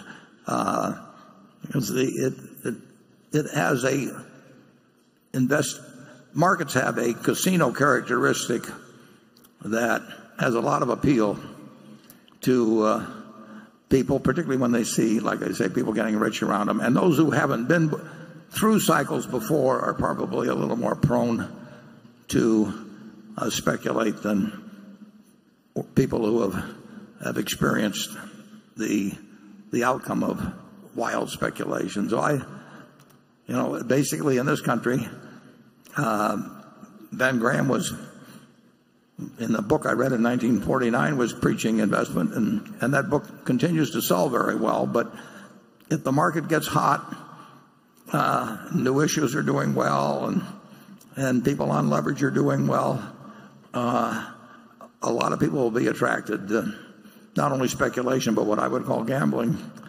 And I'm afraid that will be true in the United States. And I think that China, being a newer market, essentially, in which there's widespread participation, is likely to have some pretty extreme experiences in that respect. We will have some in this country too. Charlie? Well, I certainly agree with that. The Chinese will have more trouble.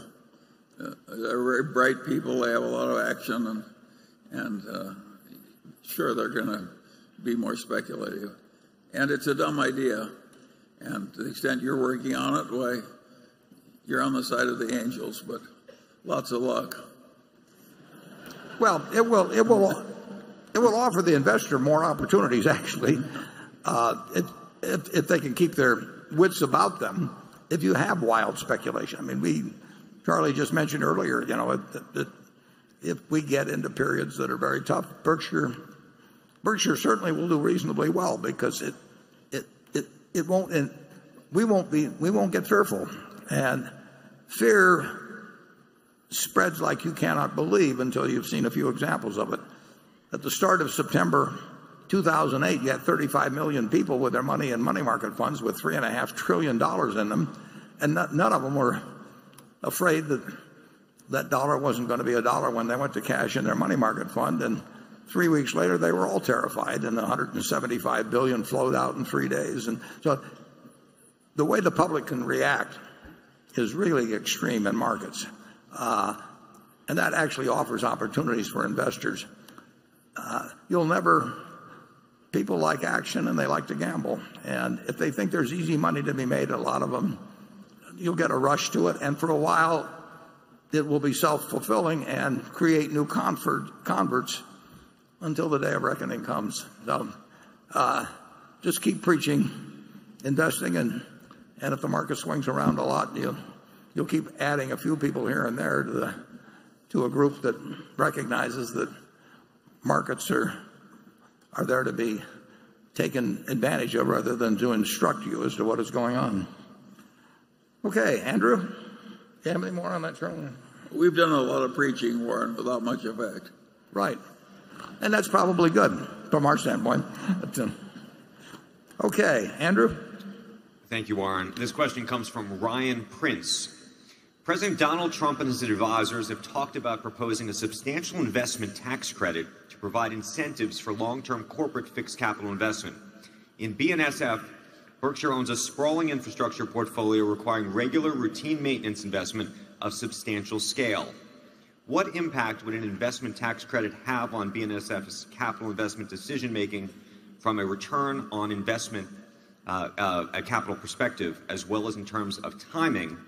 And just as importantly, given the current economy and employment picture, would such a tax credit amount to a subsidization of otherwise mandatory maintenance capital investment or a proper incentive to stimulate investment? Yeah, well, it would all depend on how it was worded, because we've had investment tax credits in this country, and we've had bonus depreciation. It's another form of it. And we do get extra first-year depreciation. That does not enter into our calculation very much. In fact, certainly at the Berkshire level, I've never instructed anybody to do anything different because of investment tax credits or accelerated depreciation. There may be some calculations done down at the operating company level. It's certainly true in something like wind projects and solar projects. They are dependent on the tax law currently. There may come a time when they aren't, but they wouldn't have been done without some subsidization through the tax law. But I would say if you change the depreciation schedules and double depreciation, triple depreciation, that we're going to do what we need to do at the railroad to make it safer and more efficient if we just had ordinary depreciation. And I doubt if there'd be any dramatic differences. Obviously, if you were going to, say, buy a bunch of planes and the law was going to change on December 31st and the math made it better to wait till January 1st or do it this December 31st, you didn't make that kind of calculation. But I can't recall in all the years that I've ever sent out anything to our managers saying, let's do this because the tax law is being changed or might be changed or something of the sort. As I mentioned earlier, it changes just a little bit if you think there's going to be a change in capital gains rates at a given time. Obviously, if the rate's going to be lowered, you would take losses ahead of time and defer gains maybe a little. And that's why it's useful, actually, if the tax committees, the Senate and the House, are working on something, it might be useful if the chairmans would say that if we do make any changes, we're likely to use this effective date or something of the sort. And I think they've done that a few times in the past. We are not the big tax-driven item is in wind and solar, and that is a specific policy because the government has decided they want to move people, or society has decided they want to move people toward those forms of electric generation, and the market system wouldn't do it. And there may come a time when the market system will do it all by itself. We won't make big changes, and it's so speculative anyway in terms of even what the law would be. But beyond that, if it becomes less speculative as the law, I mean, it really looks like something is going through, it doesn't change us big time at all. Charlie? Nothing to add. We're not going to change anything at the railroad for some little tax jiggle. If we need a bridge repaired, we're going to repair the bridge, and if we need a lot of track maintenance all the time and that sort of thing, and it just I don't think Matt and I have ever had a talk about it since we've owned the railroad. Greg? Warren, my question also relates to Burlington Northern. Despite the current administration's belief that they can bring the coal industry back, market forces continue to lead to the industry's demise. While 90% of U.S. coal consumption is driven by electricity generation, natural gas has been both cheaper and cleaner burning, and renewable electricity generation has remade parts of the market as wind and solar have gained scale and become cheaper alternatives. This has created problems for Burlington Northern, with coal shipments accounting for just 18% of volume and revenue for the railroad last year, down from an average of 24% for both measures the previous 10 years. While some of this was due to a large buildup of coal supplies the past couple of winters, which finally seem to be working their way out, what are your expectations for the contribution coal can make to BNSF longer term? And I know that the railroad currently handles some export shipments going through Canada's Pacific Coast ports, but will there be enough growth there to offset domestic demand, or will BNSF need to rely more heavily on segments like intermodal to offset lost coal volumes? Yeah, the answer is coal. Coal is going to go down over time. I don't think there's much question about that. The specifics of any given year relate very importantly to the price of natural gas. I mean, right now the demand is somewhat up, a fair amount up from last year because natural gas is at $3.15 or $3.20, and the utilities can produce electricity in many cases quite a bit cheaper with coal than with natural gas, whereas with the $2 it would be natural gas. But over time, coal is in my mind is essentially certain to decline as a percentage of the revenue of the railroad. The speed at which it does, you don't create generation plants overnight, and so you can't predict the rate. And if natural gas is cheap enough, it's going to be you'll see a big conversion back to natural gas. So coal is going to go down as a percentage of revenues significantly. Certainly over 10 years it'll be quite significant, and who knows exactly year by year. We are looking for other sources of growth than coal. If you're tied to coal, you've got problems. Charlie? Well, if you go out over the extremely long term, I think that all the hydrocarbons will be used, including all the coal. So I think that in the end, these hydrocarbons are a huge resource for humanity, and I don't think we've got any good substitute. And I've never minded saving them for the next generation. I don't like using them up very fast. So I'm off on a little road on my own on this one. And people think that all this hydrocarbons are going to be stranded and the whole world's going to change. I think we're going to use every drop of the hydrocarbons sooner or later. We'll use them as chemical feedstocks. I regard all these things as very hard to predict, and I'm not at all sure that I would eventually expect natural gas to be pretty short in supply. A change in storage would make a big difference. We will produce within a few years as much electricity in Iowa, or virtually as much electricity in Iowa from wind as our customers use, but the wind only blows about 35% of the time or something like that, and sometimes it blows too hard. But the storage, having it 24 hours a day, 7 days a week, is a real problem, even if we've got the capability of producing, like I say, a self-sufficient amount, essentially, in Iowa before very long. Coal, our shipments of coal are up fairly substantially this year on the BNSF, but they were very low last year, and as you said, stockpiles grew and have come down somewhat. They're still on the high side. But in my mind, Charlie's got a longer-term outlook on this. In my mind, we're going to be shipping a whole lot less coal 10 or 20 years from now than we are now. On the other hand, I think there's some decent prospects in other long hauls. I mean, it's a pretty cheap way to move bulk commodities long distance. Rail is, and I think it's a good business, but the coal aspect of it is going to diminish. Okay, station 6. Hi, good morning. Good morning. It's Marcus Burns from Sydney, Australia.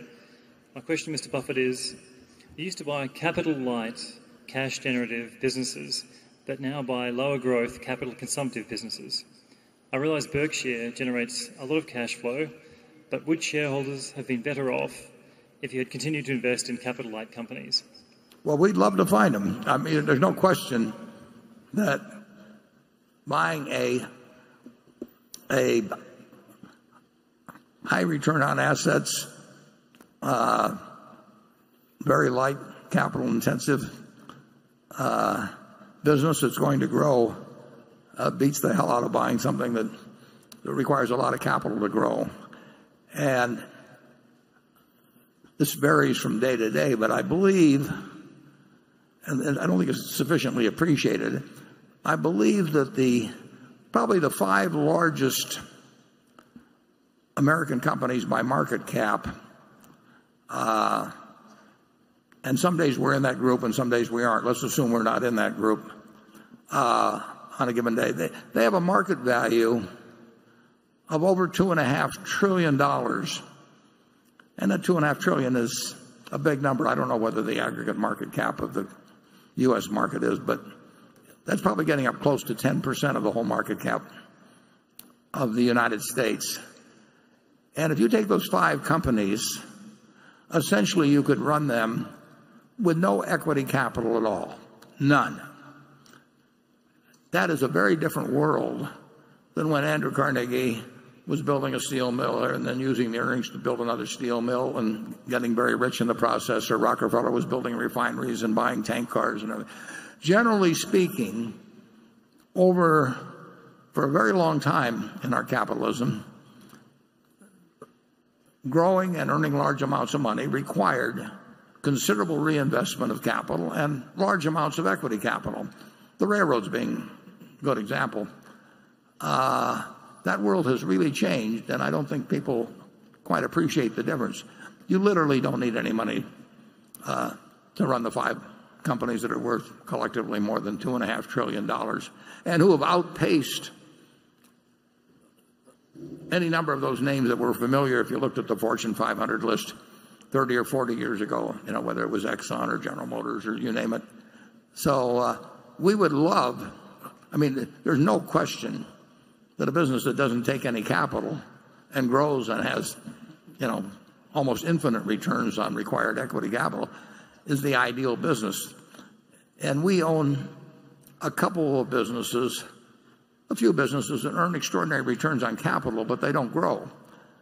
We still love them, but if they were in fields that would grow, believe me, we would, they would be number 1 on our list.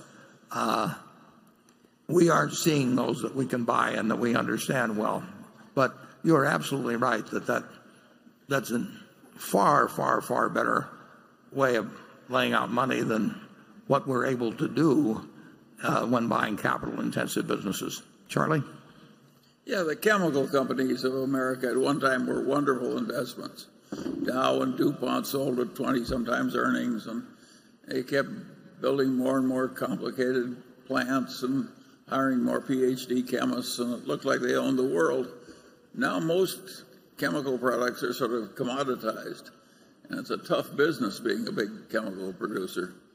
And in comes all these other people like Apple and Google, and they're just on top of the world.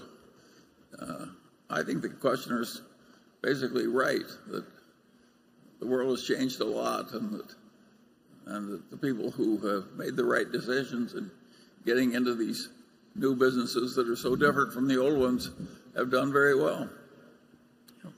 Yeah, Andrew Mellon would be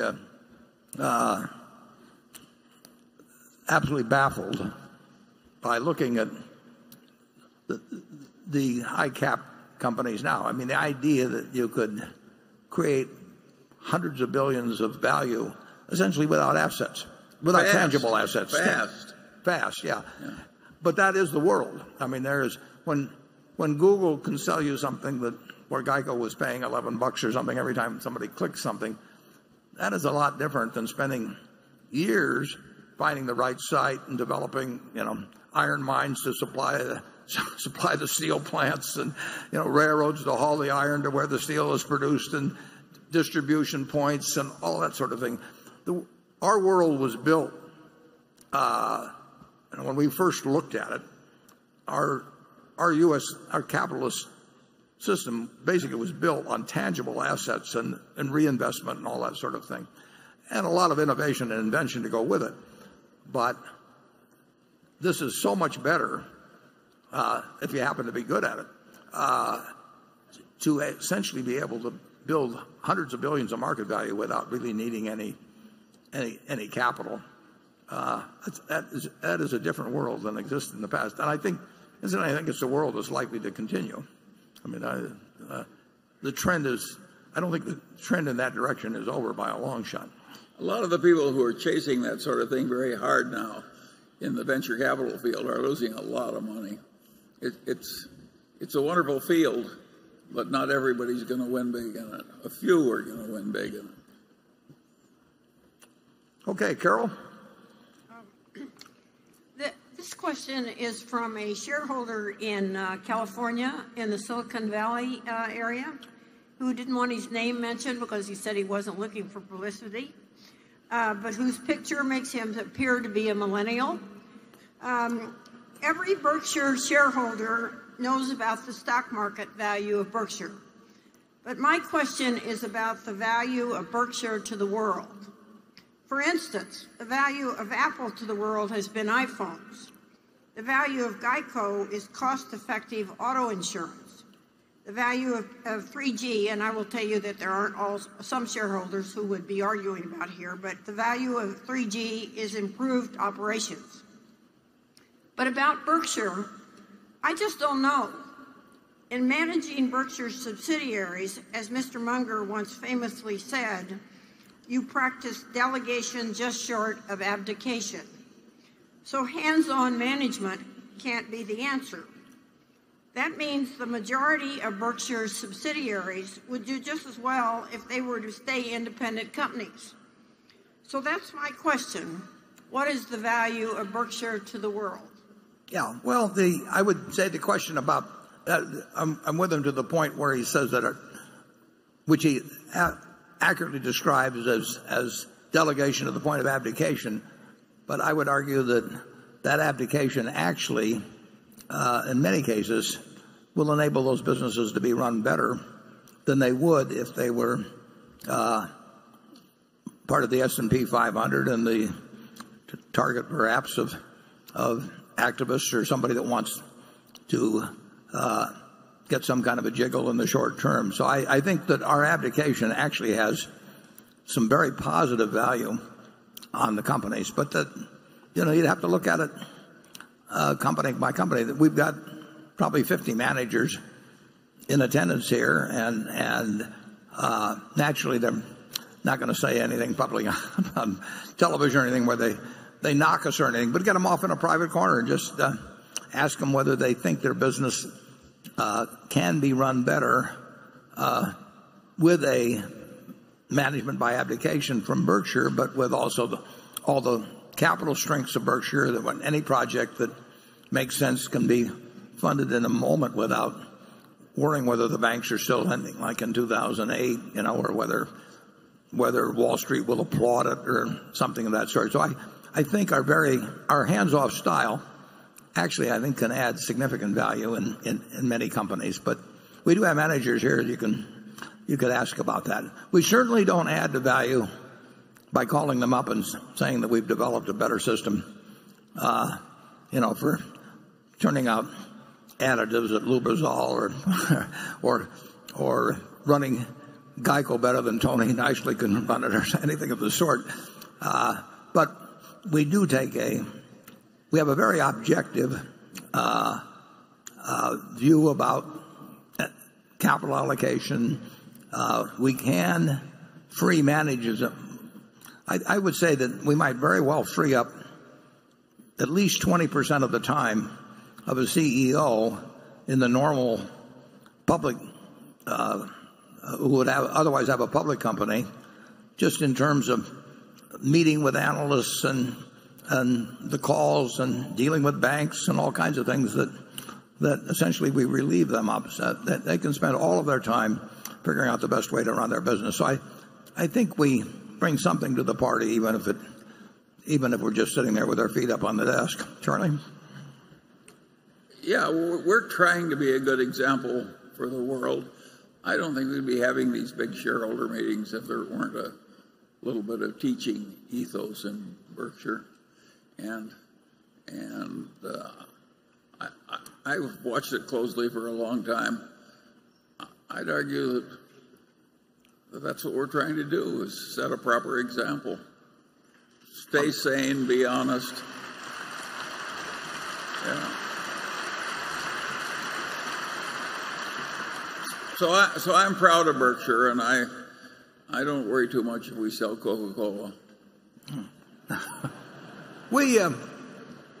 I would say, GEICO is an extraordinarily well-run company, and it would be extraordinarily well-run if it were public. But it has gone from 2.5% of the auto insurance market to 12%. And part of the reason, the small part, the real key is GEICO and Tony Nicely, but part of the reason is that when at least two of our competitors, big competitors, said that they would not meet their profit objectives if they didn't lighten up their interest in new business 8 or 10 months ago, I think our business decision to step on the gas is a better business decision, but I think that GEICO as a public company would have more trouble making that decision than they do when they're part of GEICO, because we are thinking about nothing but where GEICO is going to be in 5 or 10 years. And if that requires having we want new business costs to penalize our earnings in the short term, and other people have different pressures. I'm not arguing about how they behave, because they have a different constituency than GEICO has with Berkshire and what Berkshire has with its shareholders in turn. And I think in that case our system's superior. But it's not because we work harder. Charlie and I don't do hardly anything. Jonathan? Could you please talk about your periodic payment annuity business? The weighted average interest rate on these contracts is 4.1%, which doesn't sound particularly attractive given the current interest rate environment. Is the duration of these liabilities long enough to make that an attractive cost of funds, or were these contracts executed primarily when rates were higher? Well, those contracts, these are what are called structured settlements primarily. And when somebody young has a terrible auto accident or whatever it may be,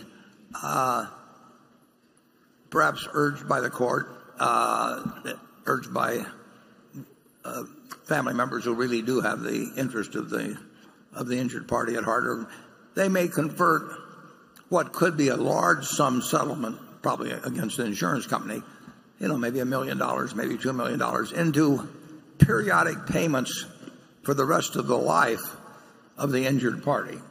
And we issue those for other insurance companies. In fact, sometimes the court directs that Berkshire or hints strongly that Berkshire should be the one to issue those, because you're talking with somebody's life 30 or 40 or 50 years from now, and the court or the lawyer or the family may want to be very, very sure that whoever makes that promise is going to be around to keep it, and Berkshire has a preferred position in that.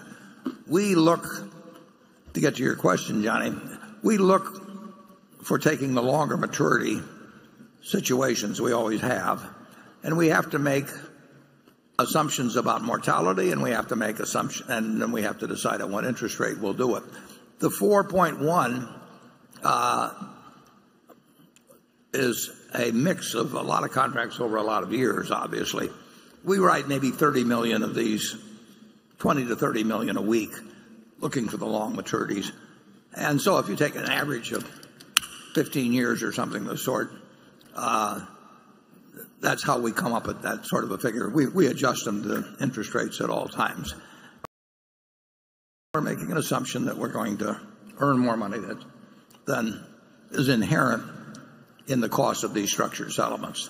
It's a business I think we've got $6 or $7 billion up now, and we'll keep doing them. And incidentally, probably a significant percentage of the $6 or $7 billion we're not yet paying anything on. Somebody else may have the earlier payments, and they're certainly weighted far out. So it's a business that we'll be in 10 or 20 years from now. We've got some natural advantage because people trust us more than any other company to make those payments. And the test is whether we earn over time a return above that which we're paying to the injured party. And that's a bet we're willing to make. But if interest rates continued at present levels for a long time, we would, assuming we kept the money in fixed income instruments, we'd have some loss in that. We've got an allowance in there for the expenses, incidentally, because we do make monthly payments to these people eventually, and we have to keep track of whether they're still alive or not, because you cannot count on the relatives of somebody that's deceased when a check is coming in every month to notify you promptly that the person has become deceased. But that number will go up over time. If interest rates stay where they are, that 4.1 will come down a little bit as we add new business. Okay, station 7.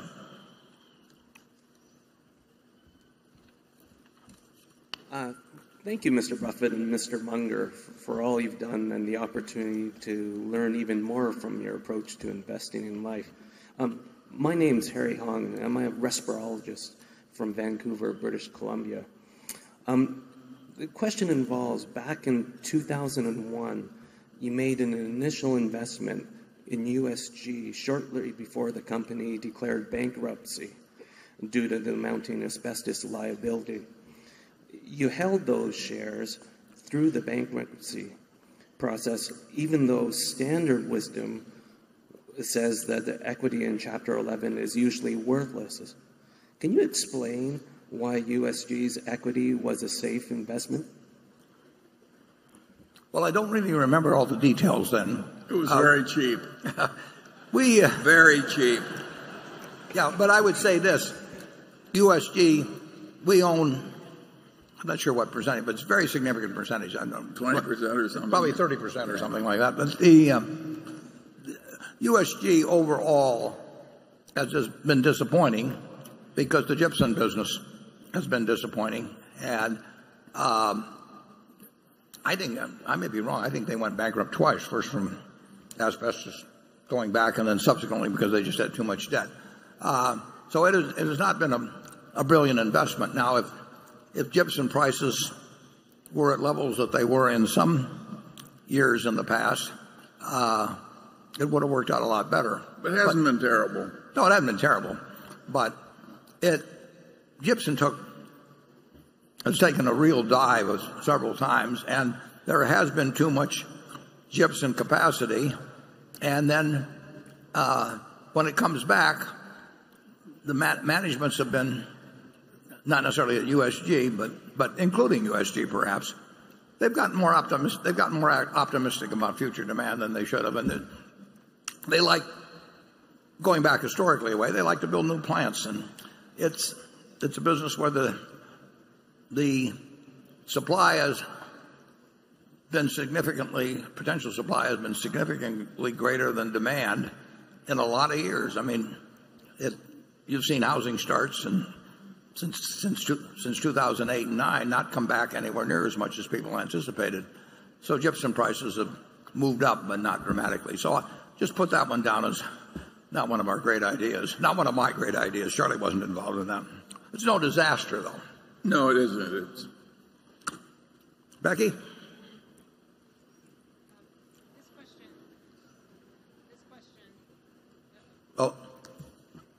Hello? Oh, there we go. Okay.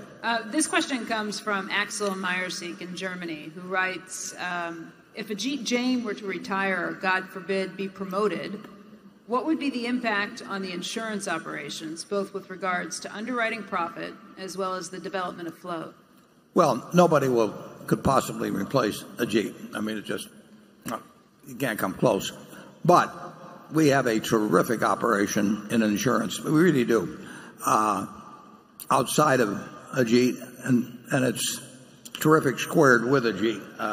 There are things only he can do, but there are a lot of things that are institutionalized, a lot of things in our insurance business where we've got extraordinarily able management too. So Ajit, for example, bought a company that nobody here has heard of probably called Guard Insurance a few years ago, based in workers' comp primarily. It's based improbably in Wilkes-Barre, Pennsylvania, and it's expanding like crazy in Wilkes-Barre. And it's been a gem. And Ajit oversees it, but we've got a terrific person running it. And we bought Medical Protective some years ago. Tim Kennedy runs that. Ajit oversees it, but Tim Kennedy can run a terrific insurance company with or without Ajit, but he's smart enough to realize that if you got somebody like Ajit that's willing to oversee it to a degree, that's great. But Tim is a great insurance manager all by himself, and Medical Protective has been a wonderful business for us. Most people don't know we own it. The company goes back into the 19th century, actually. We've got a lot of good operations. If you look at that section in the annual report called Other Insurance Company, I mean, that is, in aggregate, that is a wonderful insurance company. There's very few like it. Geico is a terrific company. Ajit has made more money for Berkshire than I have probably, but we've still got what I would consider the world's best property casualty insurance operation, even without him. And with him, you know, nobody. I don't think anybody comes close. Charlie? Well, a few years ago, California made a little change in its workers' compensation law. And Ajit saw instantly that it would cause the underwriting results to change drastically. And he went from a tiny percent of the market, about 10% of the market, which is big, and he just grasped a couple of $1 billion at least out of the air, like with snapping his fingers. And when it got tough, he pulled back. We don't have a lot of people like Ajit. It's hard to just snap your fingers and grab a couple of $1 billion out of the air.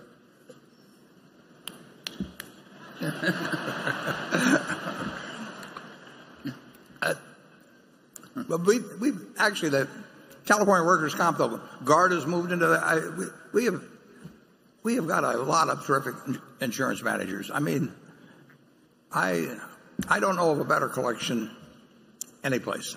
And Ajit has found some of those. I've gotten lucky a few times. I mean, Tom Nerney at U.S. Liability, that goes back, 15, 16 years. He is a terrific operation. It's not huge, but it is so well managed. And people don't even know we own these things. But you look at that last line, and now we've added Peter Eastwood with Berkshire Hathaway especially. And these are really good businesses, I got to tell you. When you can produce underwriting profits and on top of that just hand more float, we don't have many businesses like that. Those are great businesses. We've got 100 billion plus of money that we get to earn on, while at the same time, overall, on balance, we're likely to make some additional money for holding it. If you can get somebody to hand you $104 billion and pay you to hold it while you get to invest and get the proceeds, it's a good business. Now, most people don't do well at it. And, the problem is that what I just described tempts lots of people to get into it, and recently people have got into it really just for the investment management. It's a way to earn money off. We don't do that, but it can be done for small companies with investment managers. So there's a lot of competition in it, but we have some fundamental advantages. Plus, we have in certain areas. Plus, we have absolutely terrific managers to maximize those advantages, and we're going to make the most of it.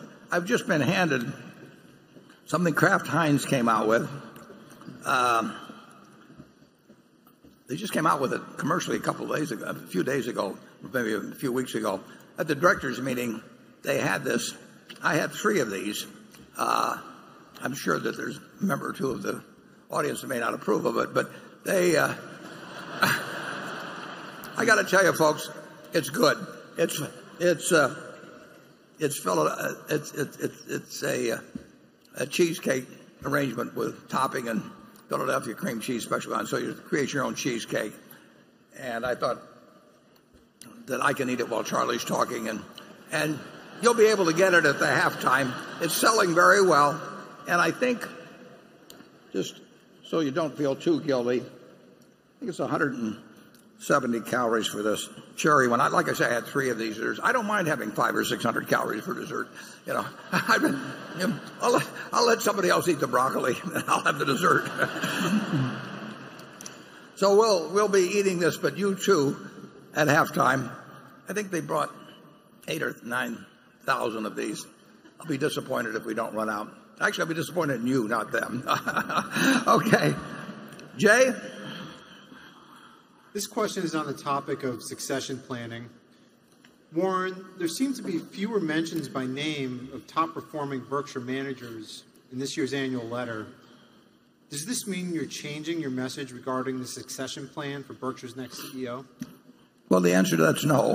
And I didn't realize there were fewer mentions by name. I write that thing out and send it to Carol, and she tells me go back to work. I don't actually think that much about how many personally get named. I would say this, and this is absolutely true. We have never had more good managers. Now it's because we got more good companies, but we have never had more good managers than we have now. So but it has nothing to do with succession.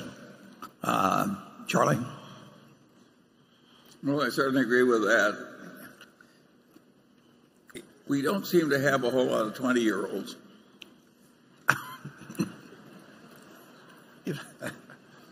Certainly not at the front table.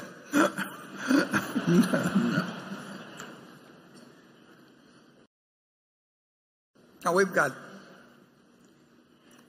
an extraordinary group of good managers, which is why we can manage by abdication.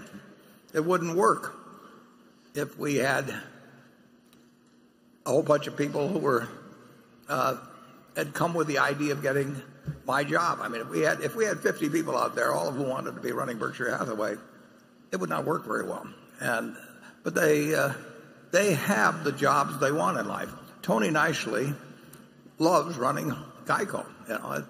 And you go down the line, they have jobs they love, and that's a lot better in my view than having a whole bunch of them out there that are kind of doing their job there, kind of hoping the guy that's competing with them will fail, so that when I'm not around, that they'll get the nod. It's a much different system than exists at most large American corporations. Charlie, got any? Well, we'll go to station 8. Hi, Warren and Charlie. My name is Vicky Wei. I'm an MBA student from the Wharton School of Business.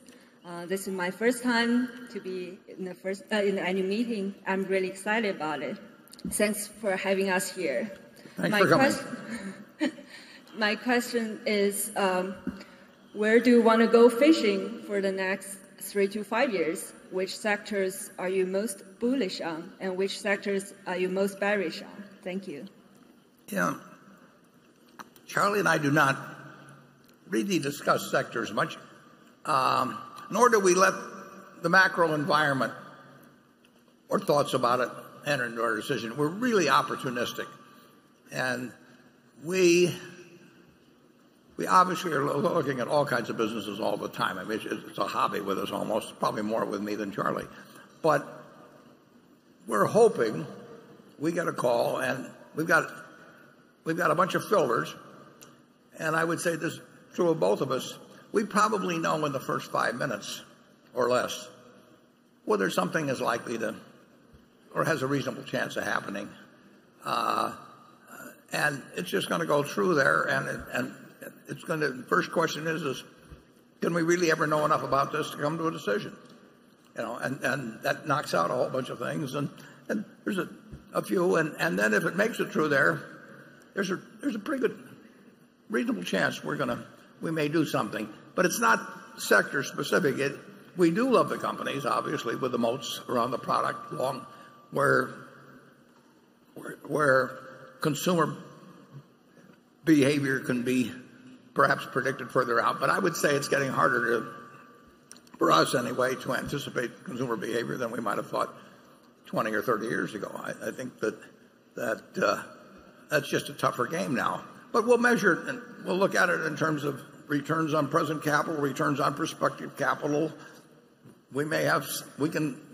A lot of people give you some signals as to what kind of people they are, even in talking in the first 5 minutes, and whether you're likely to actually have a satisfactory arrangement with them over time. So a lot of things go on fast, but we know the kind of sectors we kind of like to, or the type of business we'd kind of like to end up in, but we don't really say we're going to go after companies in this field or that field or another field.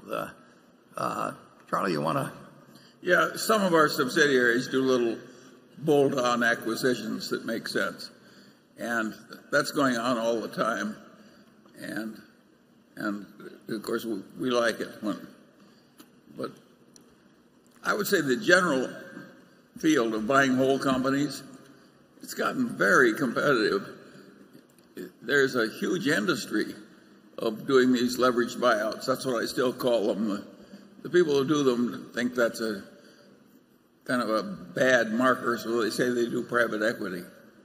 It's like even a janitor call himself the chief of engineering or something. But at any rate, the people who do the leveraged buyouts, they can finance practically anything in about a week or so through shadow banking, and they can pay very high prices and get very good terms and so on. So it's very, very hard to buy businesses, and we've done well because there's a certain small group of people that don't want to sell to private equity. And they love the business so much they don't want it just dressed up for resale. We had a guy some years ago came to see me, and he was 61 at the time, and he said, "Look, I've got a fine business. I got all the money I can possibly need, but," he said, "there's only one thing that worries me when I drive to work." Actually, there's more than one guy that's told me that's used the same term. He said, "There's only one thing that bothers me when I go to work. If something happens to me today, my wife's left.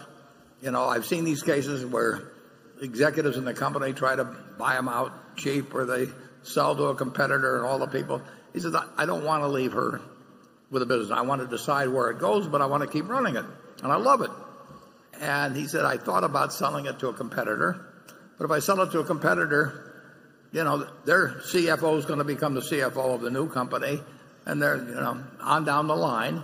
And all these people who help me build the business, a lot of them are going to get dumped, and I'll walk away with a ton of money, and some of them will lose their job." He said, "I don't want to do that." And he said, "I can sell it to a leveraged buyout firm who would prefer to call themselves private equity, but they're going to leverage it to the hilt, and they're going to resell it, and they're going to dress it up some, but in the end, it's not going to be in the same place. I don't know where it's going to go." He said, "I don't want to do that." So he said, "It isn't because you're so special." He says, "There just isn't anyone else."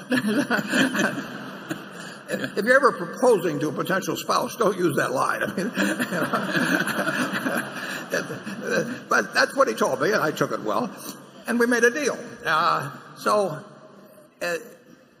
Logically, unless somebody has that attitude, we should lose in this market. I mean, you can borrow so much money so cheap, and we're looking at the money as pretty much all equity capital, and we're not competitive with somebody that's going to have a very significant portion of the purchase price carried in debt, maybe averaging 4% or something. And he won't take the losses if it goes down. He gets part of the profit if it goes up. Yeah, his calculus is just so different than ours, and he's got the money to make the deal. So if all you care about is getting the highest price for your business, we are not a good call.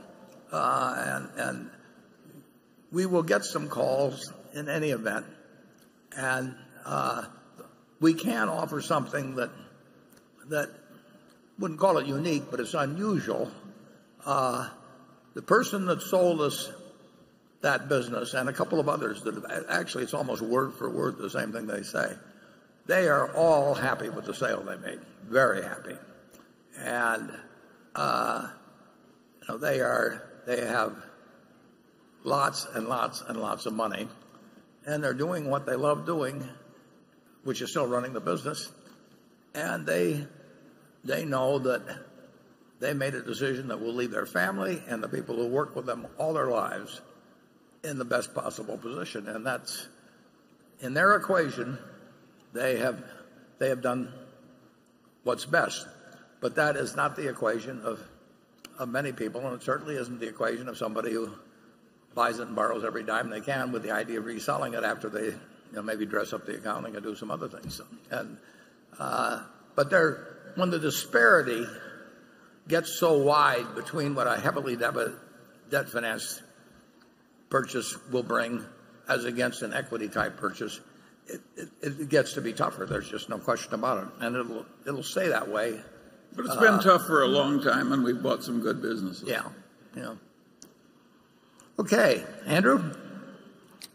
Warren, this comes from a shareholder who I think is here, who asked to remain anonymous. Writes, 3 years ago, you were asked at the meeting about how you thought we should compensate your successor. You said it was a good question, and you would address it in the next annual letter. We've been patiently waiting. Can you tell us now, at least philosophically, how you've been thinking about the way the company should compensate your successor so we don't have to worry when the pay consultants arrive on the scene? Yeah. Well, unfortunately, at my age, I don't have to worry about things I said 3 years ago, but this guy, obviously much younger, remembers.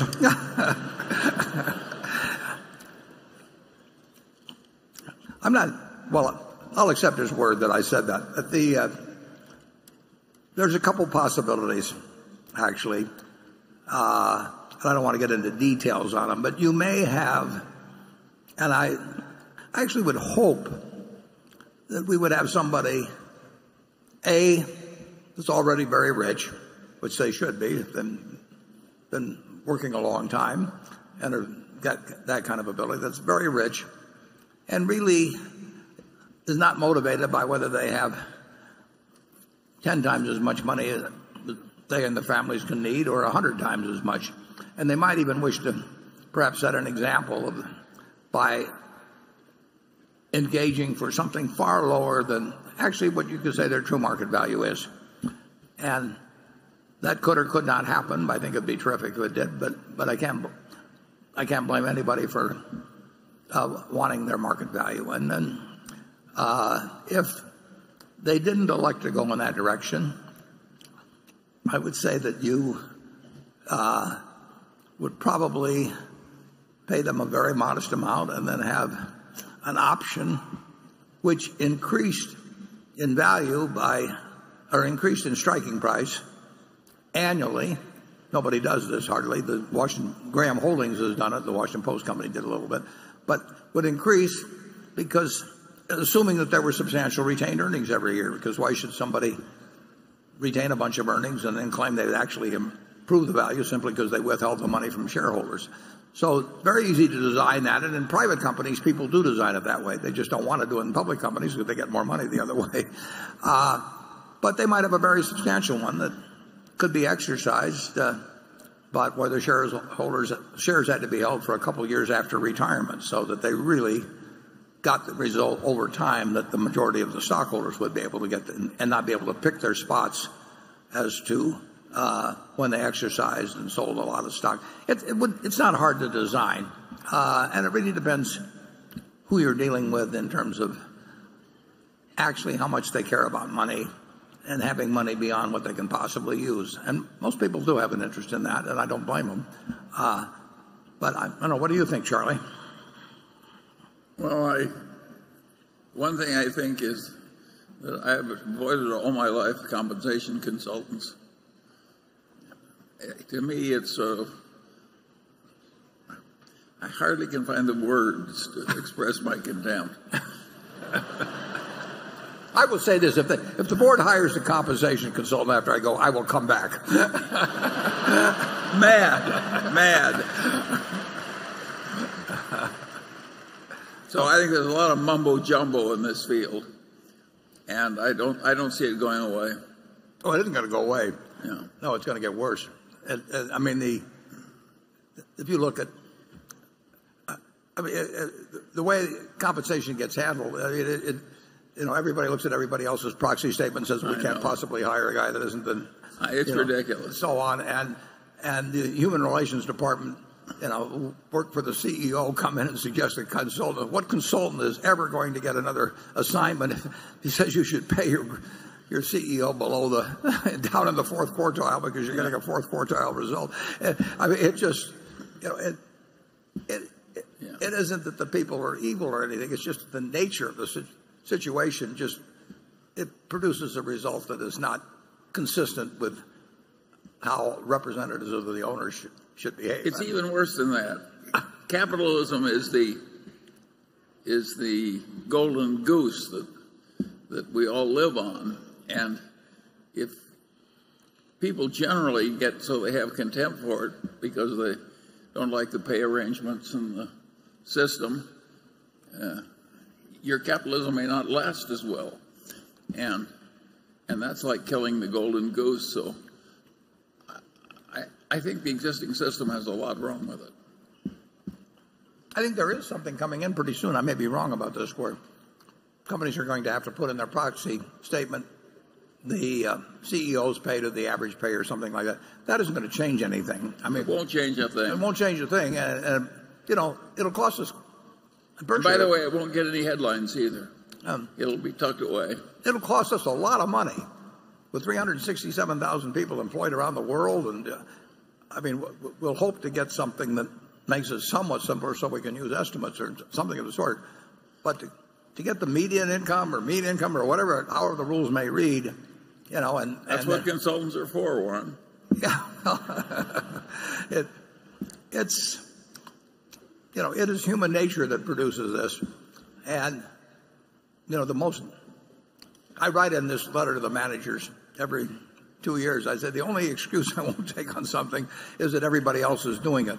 But of course, everybody else is doing it is exactly the rationale for why people did not want to count the cost of stock options as a cost. I mean, it was ridiculous. All these CEOs went to Washington. They got the Senate, I think, to vote 88-9 to say that stock options aren't a cost. And then a few years later, that it became so obvious that they finally put it in, so it was a cost. It reminded me of Galileo or something. I mean, all these guys. Worse. It was way worse. The Pope behaved better to Galileo than he was. Well, anyway, I would hope, like I say, somebody, whoever, and it doesn't even have to be, I'm not talking about the current successor or anybody else. I mean, these successors down the line are probably going to have gotten very, very wealthy by the time they're running Berkshire, and the incremental value of wealth gets very close to zero at some point, and there is a chance to use it as a different sort of model. But I don't have any problem if a system is devised that recognizes retained earnings. I've never heard anybody talk about it.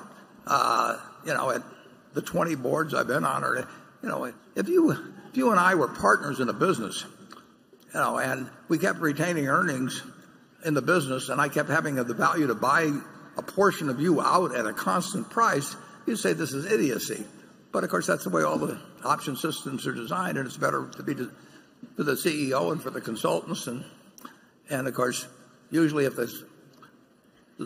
there's some correlation between what CEOs are paid and what boards are paid. If CEOs were getting paid at the rate that they got paid 50 years ago, adapted to present dollars, director pay would be lower. So it's got all these built-in things that, to some extent, sort of kindle the. No Berkshire director is in it for the money. Well, they are. They own a lot of stock, and they bought it in the market just like the shareholder did. It's a very old-fashioned system. I looked at one company the other day, and 7 of the directors had never bought a share of stock with their own money.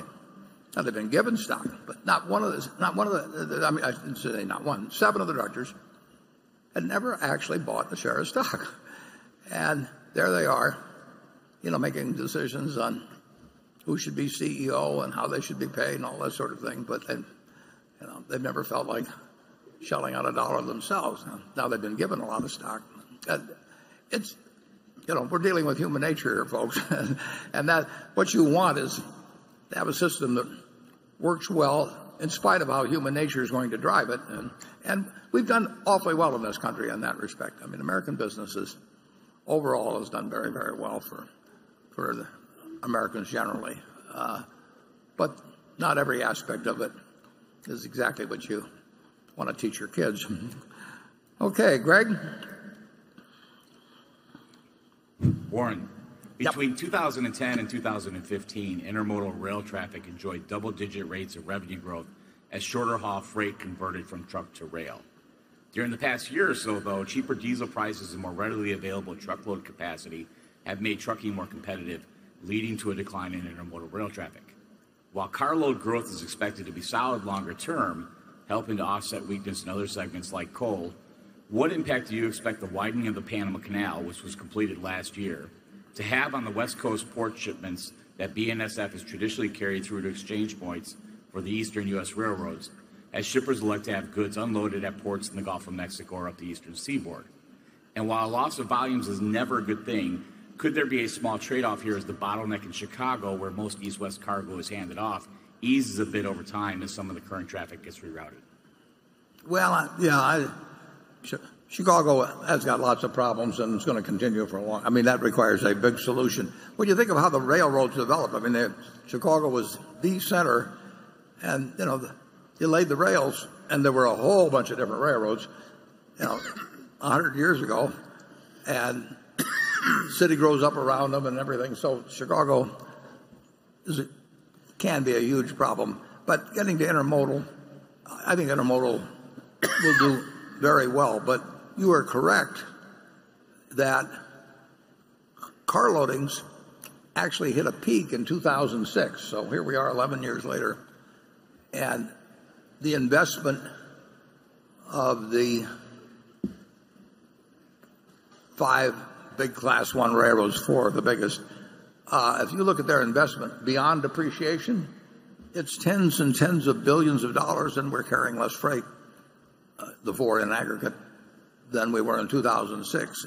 And coal will continue to decrease. It's a good business, and it has big advantages over truck in many respects. Truck gets much more of a free ride in terms of the fact that their right-of-way, which is the highway system, is subsidized to a much greater degree beyond the gas tax, than the railroad industry. But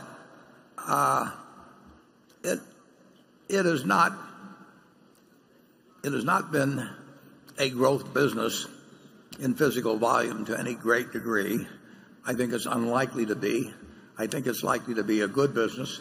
I think we've got a great territory. I like the West better than the East, and as you mentioned, there will be some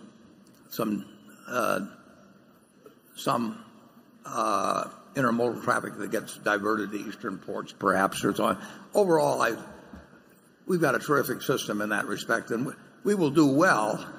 It would be more fun if we had something where you could expect aggregate car loadings to increase 2 or 3 or 4% a year, but I don't think that's going to happen. I do think our fundamental position is terrific.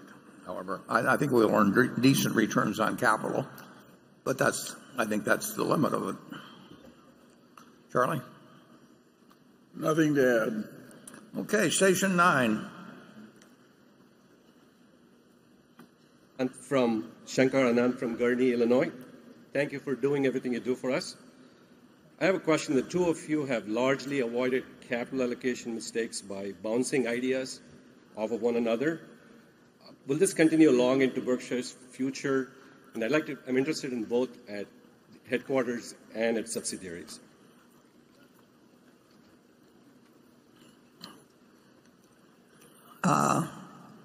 It can't continue very long. Don't get defeatist, Charlie. Any successor that's put in at Berkshire, capital allocation abilities and proven capital allocation abilities are certain to be uppermost in the board's minds, or in the current case, in terms of my recommendation, Charlie's recommendation, for what happens after we're not around. Capital allocation is incredibly important at Berkshire. Right now we have 280 or 90 billion, whatever it may be, of shareholders' equity. If you take the next decade alone, nobody can make accurate predictions on this, but in the next 10 years, if you just take and depreciation right now is another $7 billion a year, something on that order. The next manager in the decade is going to have to allocate maybe $400 billion or something like that, maybe more, and it's more than already has been put in. So 10 years from now, Berkshire will be an aggregation of businesses where more money has been put in that decade than everything that took place ahead of time. So you need a very sensible capital allocator in the job of being CEO of Berkshire, and we will have one. It would be a terrible mistake to have someone in this job where really capital allocation might even be their main talent. It probably should be very close to their main talent. And of course, we have an advantage at Berkshire in that we do know how important that is, and there is that focus on it. And in a great many companies, people get to the top through ability and sales. Sometimes they come from the legal side, sometimes all different sides, and they then have the capital allocation sort of in their hands. Now, they may not establish strategic thinking divisions, and they may listen to investment bankers and everything, but they better be able to do it themselves. And if they've come from a different background or haven't done it, it's a little bit, as I put in one of my letters, I think it's like getting to Carnegie Hall, playing the violin, and then you walk out on the stage and they hand you a piano.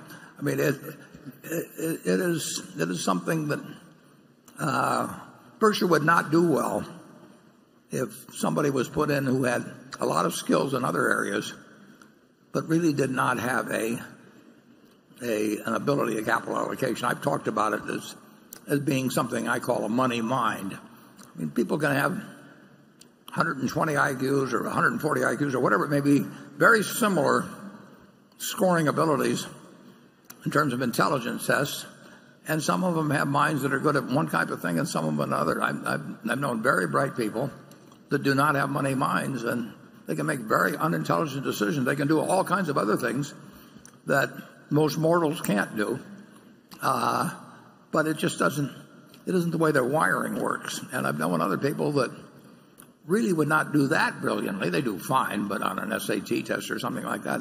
but they've never made a dumb money decision in their life. And Charlie, I'm sure, has seen the same thing. So we do want somebody, and hopefully they've got a lot of talents, but we certainly do not want somebody that, if they lack a money mind. Charlie? Well, there's also the option of buying in stock, so it isn't like it's some hopeless problem. One way or another, something intelligent will be done. And a money mind will recognize when it makes sense to buy in stock and doesn't.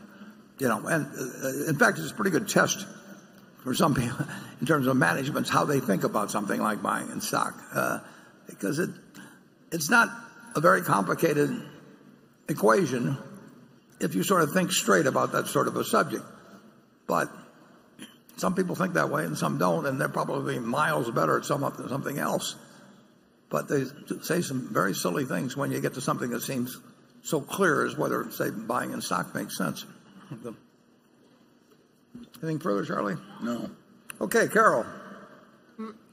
This question comes from Steve Haberstroh of Connecticut. Warren, you've made it very clear in your annual letter that you think the hedge fund compensation scheme of 2 and 20 generally does not work well for the fund's investors. And in the past, you have questioned whether investors should pay, quote, financial helpers, unquote, as much as they can. But financial helpers can create tremendous value for those they help. Take Charlie Munger, for instance. In nearly every annual letter and on the movie this morning, you describe how valuable Charlie's advice and counsel has been to you, and in turn to the incredible rise in Berkshire's value over time. Given that, would you be willing to pay the industry standard, quote, financial helper fee of 1% on assets to Charlie? Or would you perhaps even consider 2 and 20 for him? What is your judgment about this matter? Yeah. Well, I've said in the annual report that I've known maybe a dozen people in my life. And I said there are undoubtedly hundreds or maybe thousands out there, but I've said that I've known personally a dozen where I would have predicted, or did predict, in a fair number of those 12 cases, I did predict that the person involved would do better than average in investing over a long period of time. And obviously, Charlie is one of those people. So would I pay him? Sure. But would I take financial advisors as a group and pay them 1% with the idea that they would deliver results to me that were better than the S&P 500 by 1%, and thereby leave me breaking even against what I could have done on my own? There's very few. So it's just not a good question to ask whether, I pay Charlie 1%. That's like asking, whether I'd have paid Babe Ruth, $100,000 or whatever it was to come over from the Red Sox to the Yankees. I mean, sure I would have, but there weren't very many people I would have paid $100,000 to in 1919 or whatever it was to come over to the Yankees. So it's a fascinating situation, because the problem isn't that the advisors are going to do so terrible. It's just that you have an option available that doesn't cost you anything, that is going to do better than they are in aggregate. And it's an interesting question. I mean, if you hire an obstetrician, assuming you need one, they're going to do a better job of delivering the baby than, if the spouse comes in to do it, or if they just pick somebody up off the street. And if you go to a dentist, if you hire a plumber, in all the professions, there is value added by the professionals as a group compared to doing it yourself or just randomly picking laymen. In the investment world, it isn't true. I mean, the active group, the people that are professionals in aggregate, cannot do better than the aggregate of the people who just sit tight. And if you say, well, in the active group there's some person that's terrific, I will agree with you. But the passive people can't all pick that person, and they don't know how to identify him. So it's even worse than that. The expert who's really good, when he gets more and more money in, he suffers just terrible performance problems. Yeah. And so you'll find the person who has a long career at 2 and 20, and if you analyze it, net all the people have lost money, because some of the early people have had a good record, but more money come in later and they lose it. So the investing world is it's a morass of wrong incentives, crazy reporting, and I'd say a fair amount of delusion. Yeah, if you asked me whether those 12 people I picked would do better than the S&P working with $100 billion, I would answer that probably none of them would. I mean, that would not be their prospective performance. But when I was talking of them, or referencing them, and when they actually worked in practice, they dealt generally with pretty moderate sums. And as the sums grew, their relative advantage diminished. I mean, it's so obvious from history. The example I used in the report, I mean, the guy who made the bet with me, and incidentally, all kinds of people didn't make the bet with me because they knew better than to make the bet with me. There were hundreds, at least a couple hundred underlying hedge funds. These guys were incented to do well. The fund-to-fund manager was incented to pick the best ones they could pick. The guy who made the bet with me was incented to pick the best fund-to-funds. And tons of money. And just with those 5 funds, a lot of money went to pay managers for what was subnormal performance over a long period of time. And it can't be anything but that. And it's an interesting profession when you have tens of thousands or hundreds of thousands of people who are compensated based on selling something that in aggregate can't be true, superior performance. So, but it'll continue, and the best salespeople will tend to attract the most money, and because it's such a big game, people will make huge sums of money, far beyond what they're going to make in medicine or you name it. I mean, repairing the country's infrastructure. I mean, the big money, huge money, is in selling people the idea that you can do something magical for them. And if you even have $1 billion fund, and get 2% of it for terrible performance, that's $20 million. In any other field, it would just blow your mind. But people get so used to it, in the field of investment, that it just sort of passes along. And $10 billion, I mean, $200 million fees. We've got 2 guys in the office, that are managing $11 billion. Well, no, they're not. I'm sorry. They're managing $20 billion. Between the 2 of them, $21 billion maybe. We pay them $1 million a year, plus the amount by which they beat the S&P. They have to actually do something to get contingent compensation, which is much more reasonable than 20%. But how many hedge fund managers in the last 40 years have said, I only want to get paid if I do something for you? Unless I actually deliver something beyond what you can get yourself, I don't want to get paid. It just doesn't happen. And it gets back to that line that I've used. But when I asked the guy, how can you, in good conscience, charge 2 and 20? And he said, because I can't get 3 and 30. Any more, Charlie, or we used up our... I think you've beaten up on them enough. Yeah, well. Jonathan. Precision Cast Parts represents the second largest acquisition Berkshire has ever made. There wasn't much qualitative or quantitative information about it in the 2016 annual.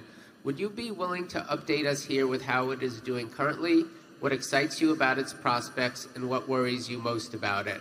I'm also curious if there were any meaningful purchase price adjustments beyond intangible amortization that negatively impacted Precision's earnings in 2016, as was the case with Van Tile in 2015. And finally, are there any opportunities in sight for bolt-on acquisitions? Yeah, we've actually made acquisitions, and we will make more that fit there because we've got an extraordinary manager, and we've got a terrific position in the aircraft field. So there will be the chance for sensible acquisitions, and we've already made 2 anyway, and we will make more over time. The amortization of intangibles is the only big purchase price adjustment. That's something over $400 million a year, non-deductible. In my mind, that's 400 and some million of earnings. I do not regard the economic goodwill of Precision Castparts being diminished at that rate annually. That is and I've explained that in some degree. As a very long-term business, you can worry about 3D printing. I don't think you have to worry about aircrafts being manufactured. But aircraft deliveries can be substantially altered in relation to any given backlog in most cases. So the deliveries can be fairly volatile, but I don't think the long-term demand is anything I worry about. And the question is whether anybody can do it better or cheaper, or like I say, whether 3D printing at least takes away part of the field in some respect. But overall, I will tell you, I feel very good about Precision Castparts. It is a very long-term business. I mean, we have contracts that run for a very long time, and like I say, the initiation of a new plane may be delayed or something of the sort.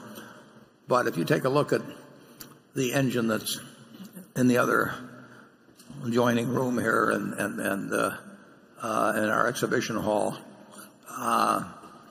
you would, if you were putting that engine together with a 20 or 25-year life or whatever it may have, carrying hundreds of people, you would care very much about your supplier, and you'd care not only in the quality, which would be absolutely you'd care, of the work being done, but you also, if you were an engine manufacturer or an aircraft manufacturer further down the line, you would care very much about the reliability of delivery on something, because you do not want a plane that, or an engine, is 99% complete while somebody is dealing with the problem of faulty parts or anything else that would delay delivery. So the reliability is incredibly important. I don't think anybody has a reputation better than Mark Donegan and the company for delivery. So I love the fact we bought Precision Castparts. Charlie? Yeah, well, what's interesting about it, too, is that it's a very good business purchased at a fair price but this is no screaming bargain like the old days. No. For quality businesses, you pay up now a lot more than we used to. Yeah, that's absolutely true, and you don't get a bargain price. The 400+ million, incidentally, goes on for quite a while too, and we'll explain it in the report, just as we'll explain that the depreciation charge at a railroad would not be adequate. I mean, it's the way accounting works. And starting, I don't even want to tell you about this one, but starting the first of next year, accounting is going to become sort of a nightmare in terms of Berkshire and other companies, because they're going to have us mark our equities to market, just like we were a Wall Street trading firm or something. And those changes in the value of Coca-Cola or American Express or anything are going to run through the income account every quarter. In fact, they run through it every day in this series, so that it really will get confusing. Now, it's our job to explain things so that you aren't confused when we report GAAP earnings. But GAAP earnings, as reported, will become even more meaningless looking only at the bottom line than they are now. And that was not necessarily a good idea. No, I think it's a terrible idea, but we'll deal with it. I mean, it's my job to explain to what extent GAAP accounting to you in evaluating Berkshire and the times when it actually distorts things. Accounting isn't supposed to it's not supposed to describe value. On the other hand, it's a terribly useful tool if understood in order to estimate value if you're analyzing businesses. And so in a certain way, you can't blame the auditing profession for doing what they think is their job, which is not to present value, although by using these market values. But you can blame the audit profession. What's that? You can blame the audit profession for that one. Yeah. That was really stupid. Yeah. Well, I agree with that, actually. But we will do our best to give you, always going to give you the audited figures, and then we're going to explain their shortcomings in either direction and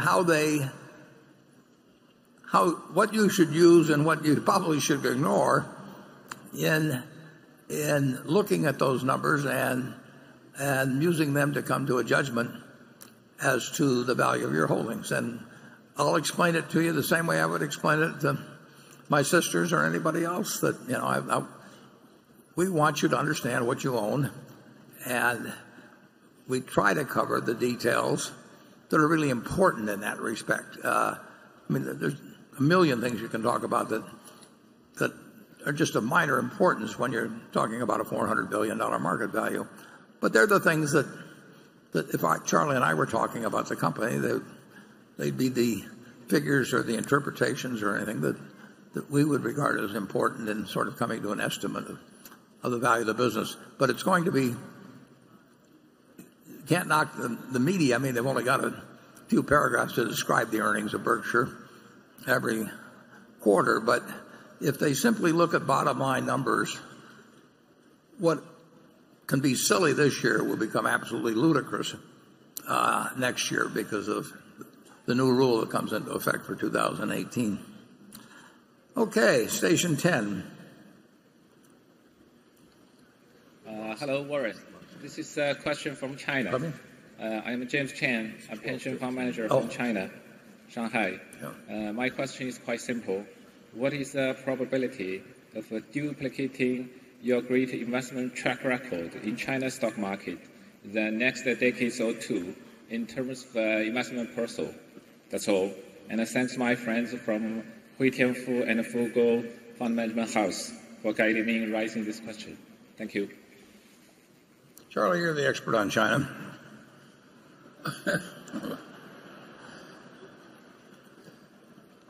It's like determining the order of presidency between a louse and a flea. Yeah. I do think that the Chinese stock market is cheaper than the American market. And I do think China has a bright future.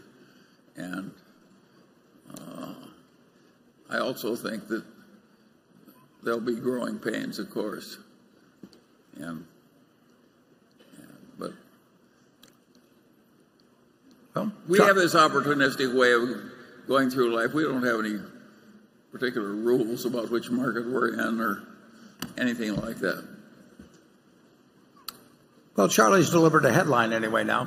Munger predicts China market will outperform U.S. So, and I've just been informed it's 12:15, so I apologize if you're hungry for holding you over for 15 minutes. So we'll reconvene around 1:15, and I'll see you then. Thanks.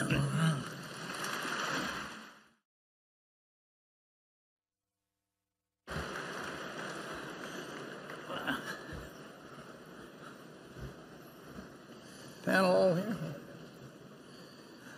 Okay, we're back for action. And we'll go right to Becky. All right, this question comes from Ann Newman. She says that she's a shareholder of the Class B stock, And her question is, the primary investment strategy of 3G Capital is extreme cost cutting after the purchase of a company.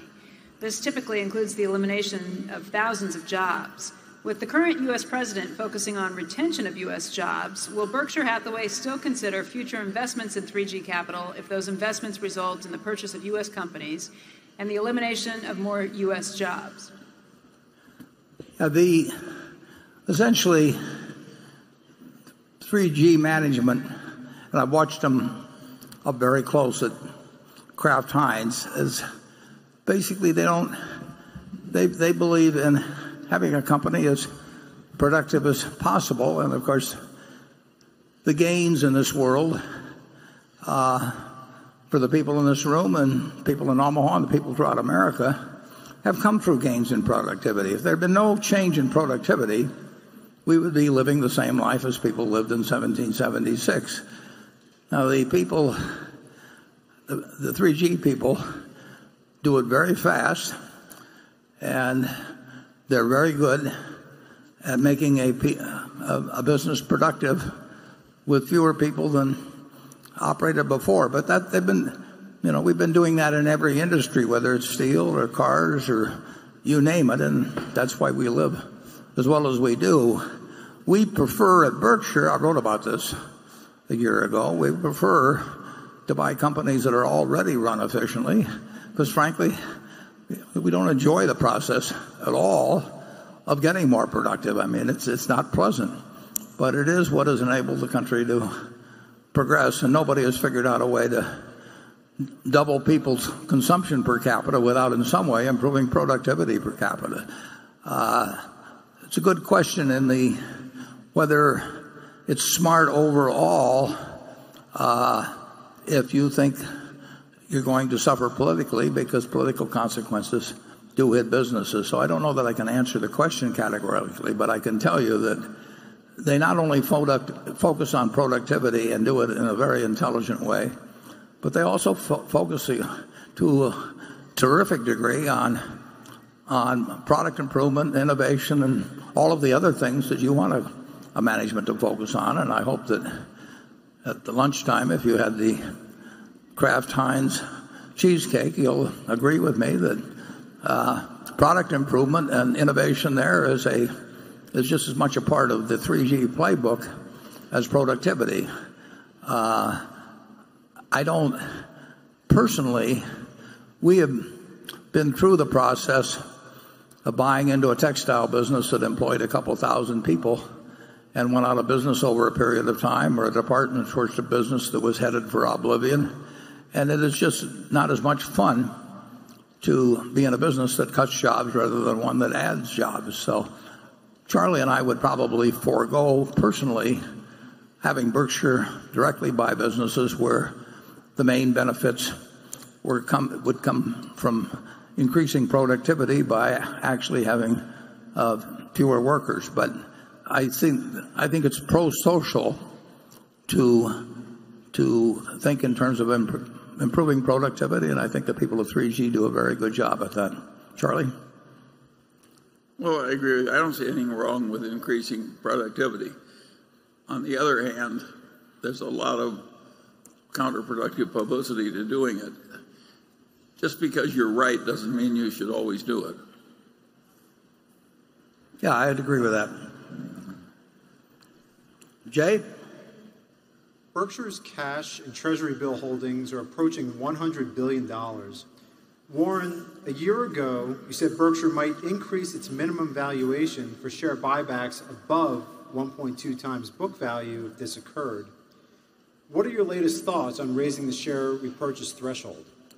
Yeah, when the time comes, and it could come reasonably soon, even while I'm around, where we really don't think we can get the money out in a reasonable period of time into things we like, we have to re-examine then what we do with those funds that we don't think can be deployed well. And at that time, it would make a decision, and it might include both, but it could be repurchases, it could be dividends. There are different inferences that people draw from dividend policy than from a repurchase policy, that in terms of expectations that you won't cut a dividend and that sort of thing. So you have to factor that all in. But if we felt that we had cash that was unlikely to be used, excess cash, in a reasonable period of time, and we thought repurchases at a price that was still attractive to continuing shareholders was feasible in a substantial sum, that could make a lot of sense. At the moment, we're still optimistic enough about deploying the capital that we wouldn't be inclined to move to a price much closer, where there's only a narrow spread between an intrinsic value and the repurchase price. But at a point, the burden of proof is definitely on us. I mean, the last thing we like to do is own something at 100 times earnings where the earnings can't grow. I mean, as you point out, we've got almost $100 billion, so $90+ billion invested in a business, we'll call it a business, where we're paying almost 100 times earnings, and it's kind of a lousy business. It's more after tax earnings. Yeah, so we don't like that, and we shouldn't use your money that way for a long period of time. And then the question is, are we going to be able to deploy it? And I would say that history is on our side, but it'd be more fun if the phone would ring instead of just relying on history books. And I am sure that sometime in the next 10 years, and it could be next week or it could be 9 years from now, there will be markets in which we can do intelligent things on a big scale. But it would be no fun if that happens to be 9 years off, and I don't think it will be, but just based on how humans behave and how governments behave and how the world behaves. But like I say, at a point, the burden of proof really shifts to us big time. And there's no way I can come back here 3 years from now and tell you that we hold $150 billion or so in cash or more, and we think we're doing something brilliant by doing it. Charlie? Well, I agree with you. The answer is maybe.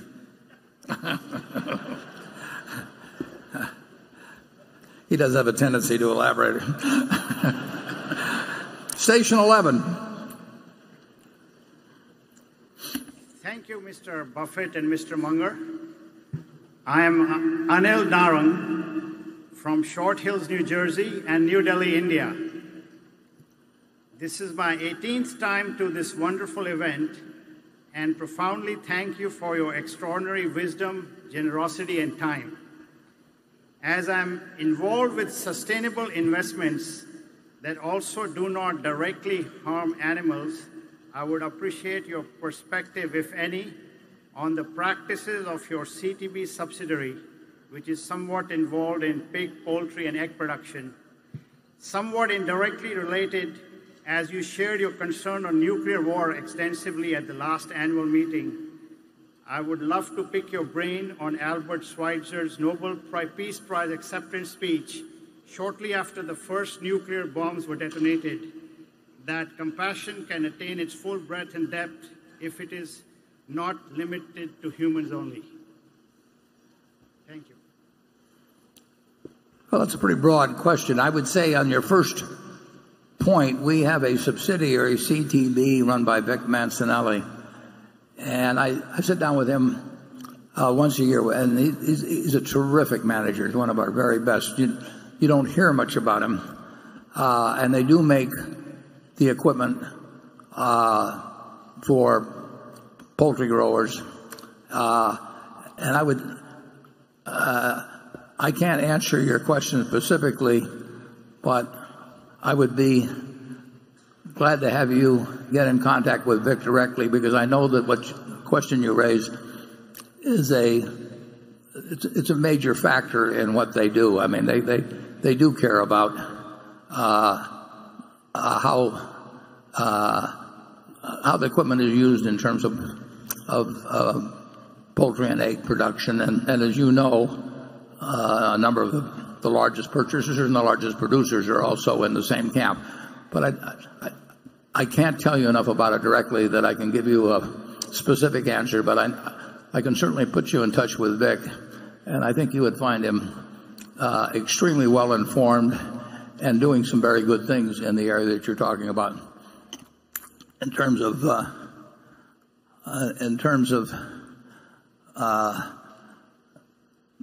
the nuclear weapon question, I'm very pessimistic on weapons of mass destruction generally, although I don't think that nuclear probably is quite as likely as either biological, primarily biological, maybe, and maybe cyber. I don't know that much about cyber, but I do think that's the number one problem of mankind. But I don't think I can say anything particularly constructive on it now. Charlie? Well, I don't think we mind killing chickens. And I do think we're against nuclear war, so. Yeah.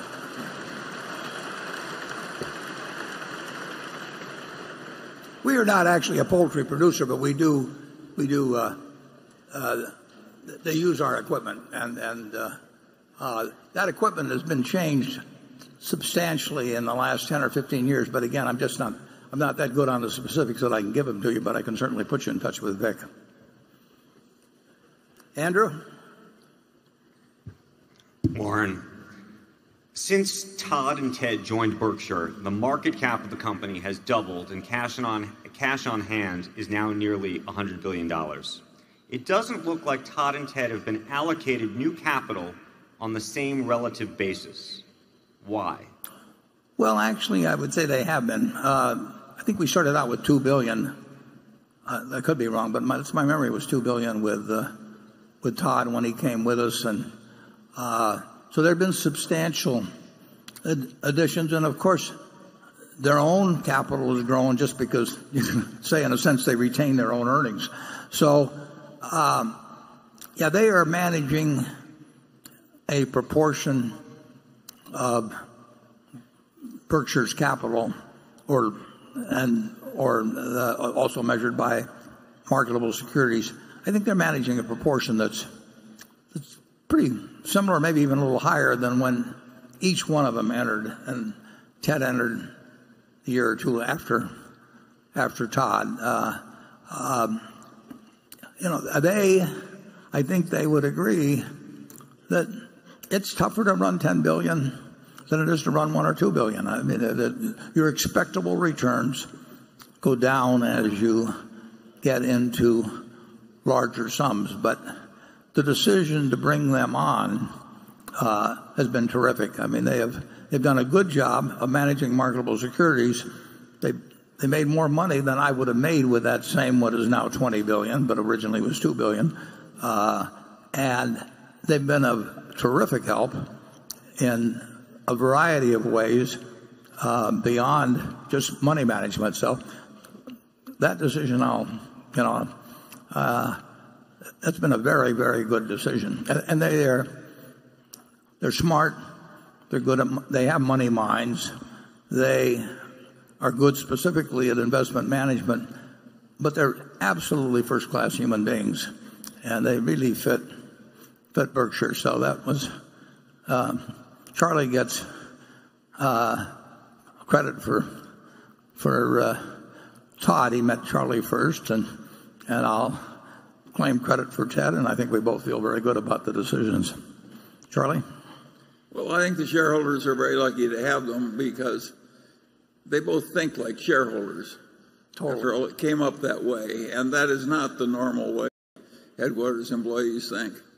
It's a pretense that everybody takes on, but the reality is different. And these people really deeply think like shareholders, and they're young and smart and constructive. So we're all very lucky to have them around. Yeah, their mindset is 100%. What can I do for Berkshire? Not what can Berkshire do for me? And believe me, you can spot that over time with people. And on top of that, they're very talented. But But it's hard to find people young, ambitious, very smart, that don't put themselves first. And every experience we've had, they do not put themselves first. They put Berkshire first. And believe me, I can spot it when people are extreme in one direction or other. Maybe I'm not so good around the middle, but you couldn't have two better people in those positions. But you can say, well, why don't you give them another $30 billion each or something? I don't think that would improve their lives or their performance. They may be handling more as they go along, but the truth is, I've got more assigned to me than I can handle at the present time, as proven by the fact that we've got this $90 billion plus around. I think there are reasonable prospects for using it, but if you told me I had to put it to work today, I would not like the prospect. Charlie? Well, I certainly agree with that. It's a lot harder now than it was at times in the past. Greg. Warren, plans for your ownership stake, which is heavily concentrated in Class A shares, are fairly well known, with the bulk of the stock going to the Bill and Melinda Gates Foundation and 4 different family charities over time.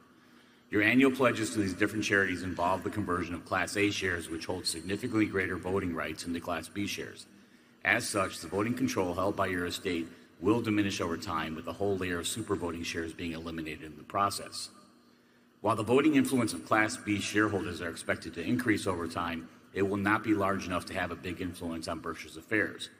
With that in mind, and recognizing the greater importance on having Berkshire buy back and retire Class A shares in the long run, I was just wondering if the firm has compiled a pipeline of potential future sellers from the ranks of the company's existing shareholders. Given the limited amount of liquidity for the shares, privately negotiated transactions with these sellers, like the one you negotiated in December 2012, would end up being in the best interest of both parties. Well, again, it would depend on the price of Berkshire. So, in terms of what I give away annually, it's the last 2 years it's been about $2.8 billion per year. That can be, that's one day's trading in Apple. I mean, the amount I'm giving away is in terms of Berkshire's market cap. I mean, you're down to 0.7% of the market cap. So it's not a big market factor, and it's really wouldn't be that illiquid. So I know of a few big holders that might have 8,000 or 10,000 shares of A, but the market can handle it. Now, when we bought that block of, I think it was 12,000 shares of A, I mean, we bought it because we thought it increased the intrinsic business value of Berkshire by a significant amount, and we paid the seller what the market was at the time. And we are open to that up to 120%, and who knows if it came along at the time and it was 124% or something. It was a very large block, and the directors decided that was okay. It still was a significant discount. We might very well buy it. But in terms of the orderly flow of the market or anything like that, there will be no problems, just as there haven't been, when I've given away, I do it every July, when I've given away the last 2 years, some of the foundations may keep it for a while, but they have to spend what I give them. And they may build up a position in B for, a fairly significant dollar amount, but they're going to sell it. And it is true that for a period after I die, there'll be a lot of votes still in the estate and later in a trust. But, that will get reduced over time. I see no problem with our capitalization over time. I like the idea of a fair number of votes being concentrated with people that believe in the culture strongly and would not be thinking about whether they get a 20% jump in the stock if somebody came along with some particular plan. But eventually that's going to get diminished. It continues to get diminished. And I think in terms of, there's a very good market in Berkshire shares. And if we can buy them at a discount from intrinsic business value, and somebody offers them a big piece, and it may be at 100, stock may be selling at 122%, 124%. I would pick up the phone and call the directors and see if they didn't want to make a change. And we did it once before, and if it made sense, I'm sure they'd say yes, and if it didn't make sense, I'm sure they'd say no. So I don't think we have any problem in terms of blocks of stock or anything. I don't think people that own it have a problem selling it, and I don't think we have a problem in terms of evaluating the desirability of repurchasing it. Charlie? Nothing to add. Okay. Station 1. Hello, my name is Erin Byer, and I was born and raised in Pasadena, California, and I currently live in New York City. It's been a dream of mine to come here today. I've been a proud beer shareholder for almost 20 years. I asked my dad for stock for Christmas when I was 15, and I kept thinking at the opportunity to ask you a question today that I should make it one that would change my life. Well, that question is, do you know any eligible bachelors living in the New York City area?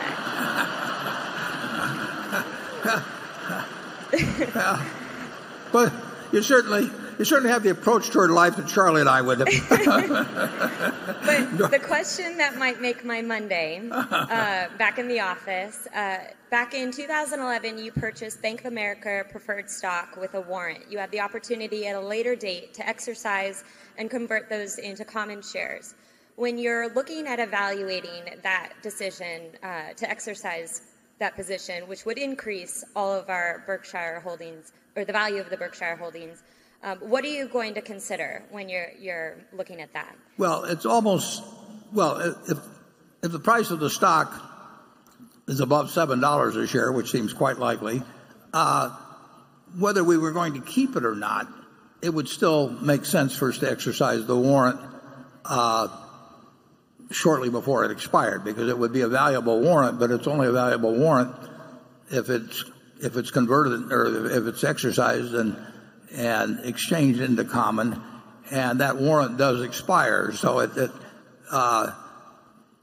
as I put in the annual report, our income from the investment would increase if the Bank of America ever got to where it was paying 11 cents a quarter. We get $300 million a year off the preferred, and for us to use the preferred as payment in the exercise of the warrant, we would want to feel we were getting more than $300 million a year, and that would take 11 cents quarterly. They may or may not get to where they pay that amount before the warrant expires in 2021. If it does get to there, we'll exercise the warrant, and then instead of owning the $5 billion of preferred and the warrant, we'll have 700+ million shares of common. Then that becomes a separate decision. Do we want to keep the 700 million shares of common? If it were to happen today, I would definitely want to keep the stock. Now, who knows what other alternatives may be available in 2021. But as of today, if our warrant were expiring tomorrow, we would use the preferred to buy 700 million plus shares of common, and we would keep the common. If they get to 11 cents quarterly dividend, we'll convert it, and we'll very likely keep the common. And if we get to 2021, if the common's above $7, which I would certainly anticipate, we will exercise. So that's all I can tell you on that, but I certainly wish you success on your other objective. And I think probably the fellow will be using very good judgment, too. Okay, Charlie? Well, I think it's a very wise thing for a woman that owns Berkshire stock. Woman to put her picture up like that.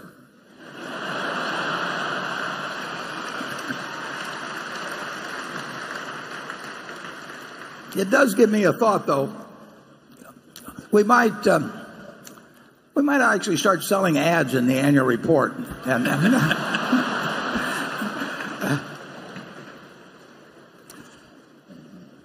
Okay.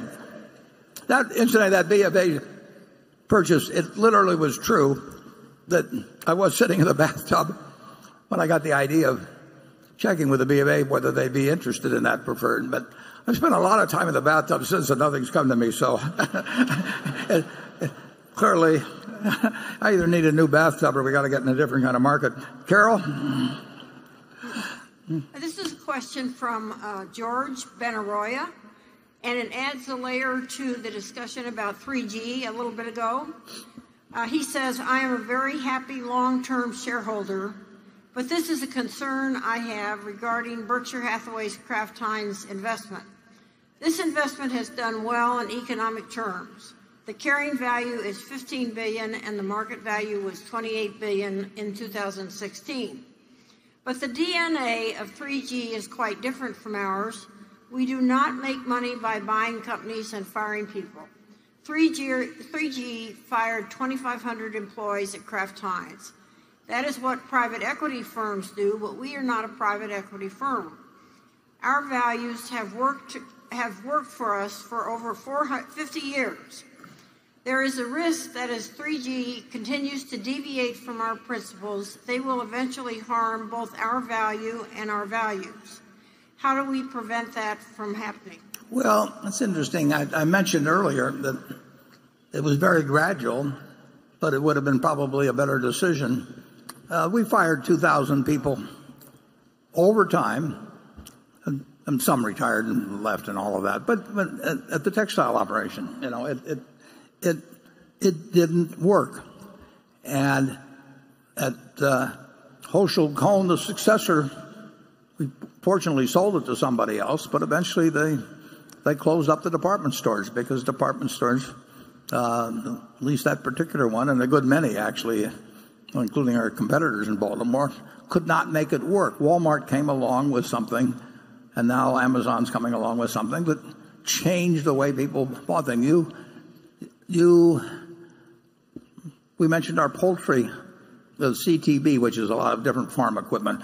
The farm equipment often that CTB develops, the idea is that it's more productive than what already is out there, which means fewer people are employed on farms.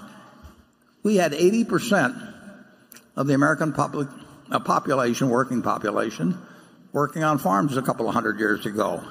And if nobody had come up with things to make it more productive, farming, we'd have 80% of people working on farms now to feed our populace. And it means that we'd be living in a far, far more primitive way. So if you look at the auto industry, it gets more productive. If you look at any industry, they're trying to get more productive.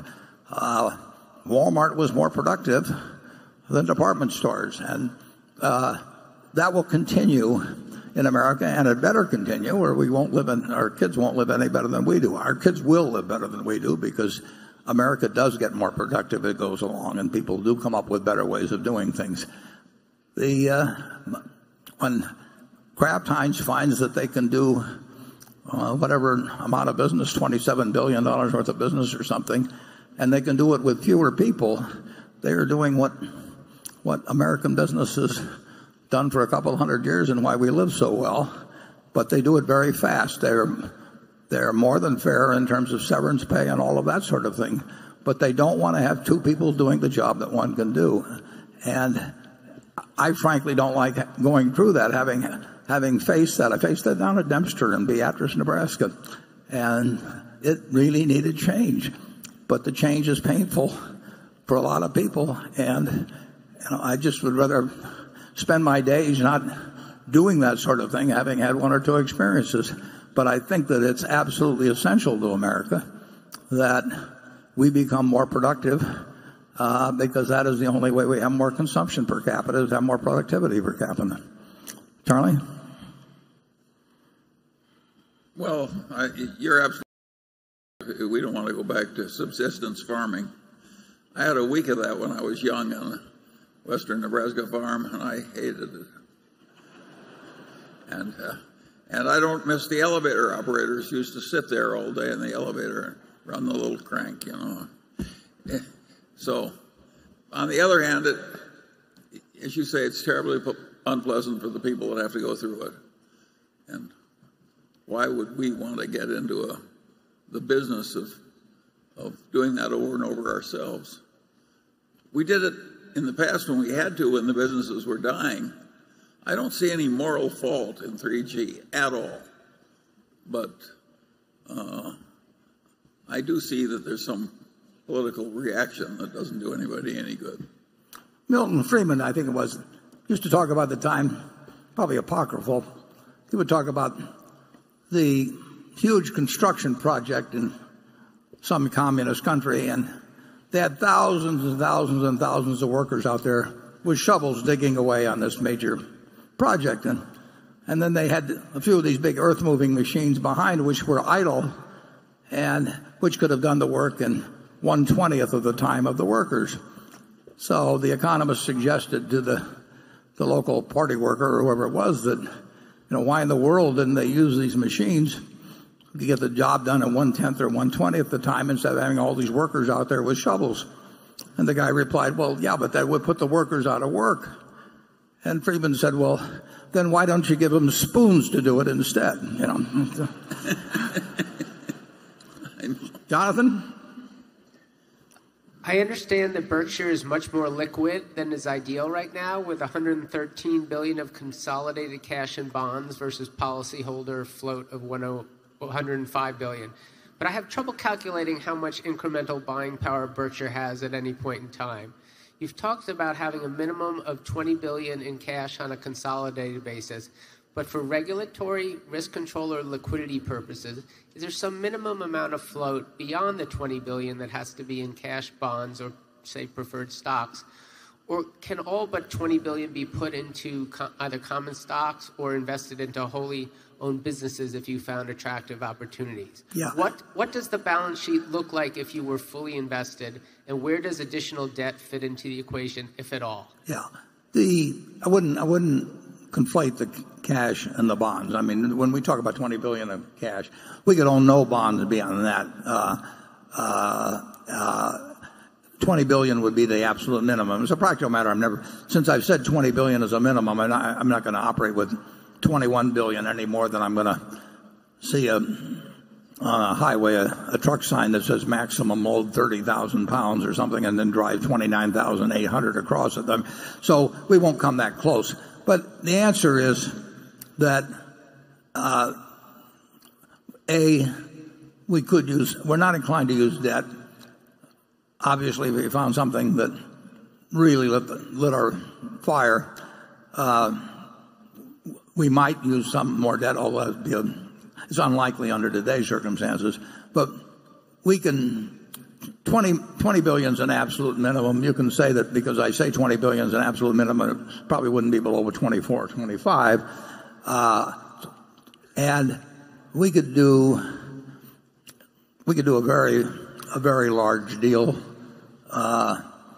if we thought it was sufficiently attractive. I mean, we have not put our foot to the floor on anything for really a very long time. But if we saw something really attractive, we spent $16 billion back when we were much smaller in a period of 2 or 3 weeks, probably 3 weeks maybe, in the fall of 2008, and we never got to a point where it was any problem for me sleeping at night. Now we obviously have a lot more money to put out. So Charlie, at what point, if I called you, would you say, I think that's a little bit big for us today? I would say about $150 billion. Yeah. Well, in that case, I'll call you. Yeah. I'm a little more conservative on that than actually Charlie, but we both would do a very, very big deal. We don't have to agree perfectly. Yeah, it'd have to be. But if we find compelling sense, now you're talking. We're going to do it.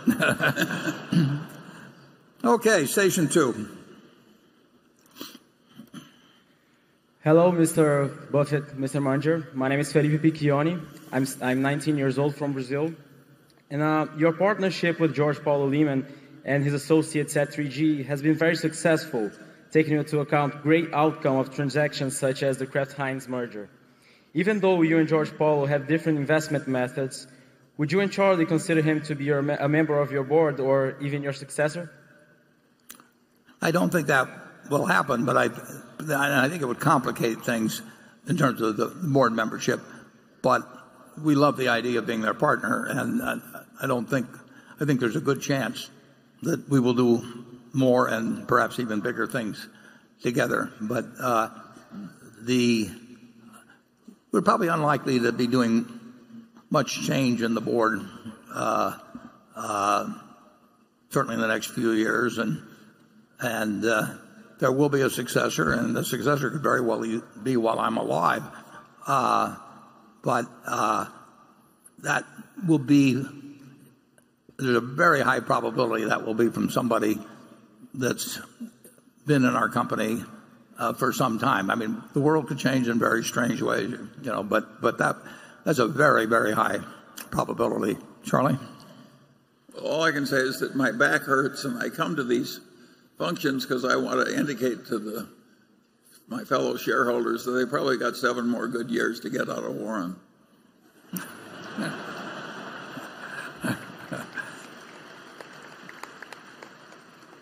Charlie is inspiring to me, I got to tell you that. But we've been very, very, very lucky in life, and so far our luck seems to be holding. Okay, Becky. This question comes from Drew Estes in Atlanta, Georgia, and he asks, is Fruit of the Loom experiencing difficulties related to the distribution channel shift towards online and the troubles in the brick-and-mortar retail world? If so, do you believe the difficulties are short-term in nature? And then Drew goes on to add, I'm hoping millennials haven't bucked the underwear trend too. Yeah. Well, he may know more about that than I do.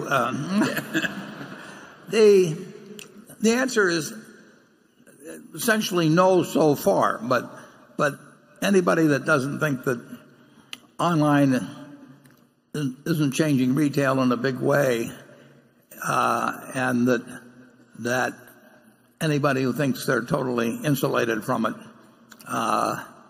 is correct. I mean, the world is changing big time, and like I say, at Fruit of the Loom, it really hasn't changed. And in our furniture operation, which is setting a record so far, again this year, for the shareholders weekend. I mentioned in the report, I think we did $45 million in 1 week. And our furniture operations, it's hard to see any effect from online outside of our own online operations. We had really good same-store gains. You can take, whether it's the Nebraska Furniture Mart, but R.C. Willey, whether it's in Sacramento or Reno or Boise or Salt Lake City or Jordan's, which in Boston has done very well on a same-store basis. So we don't really see it, but there were a lot of things we didn't see 10 years ago that then materialized. So one thing you may find interesting is that the Furniture Mart here in Omaha, which is an extraordinary operation, the online is growing very substantially. And I may be wrong on this, but I think it's getting up to, I'd like to check this with the Lumpkins before I say it, but I think it's getting pretty close to 10% or so of volume. But it's a very significant percentage of those people still go and pick the product up at the Furniture Mart. So apparently, it's the time spent entering the store, or maybe a checkout lines, or whatever it may be. I'm surprised that it gets to be that percentage. But the one thing about it is we keep looking at the figures and trying to figure out what they're telling us. So far, I would not say that it's affected Fruit of the Loom in a significant manner. I would not say it's affected the furniture operation in a significant manner. But I have no illusions that 10 years from now is going to look anything like today. If you think about it, if you go back 100 years to the great department stores, what did they offer? They offered incredible selection.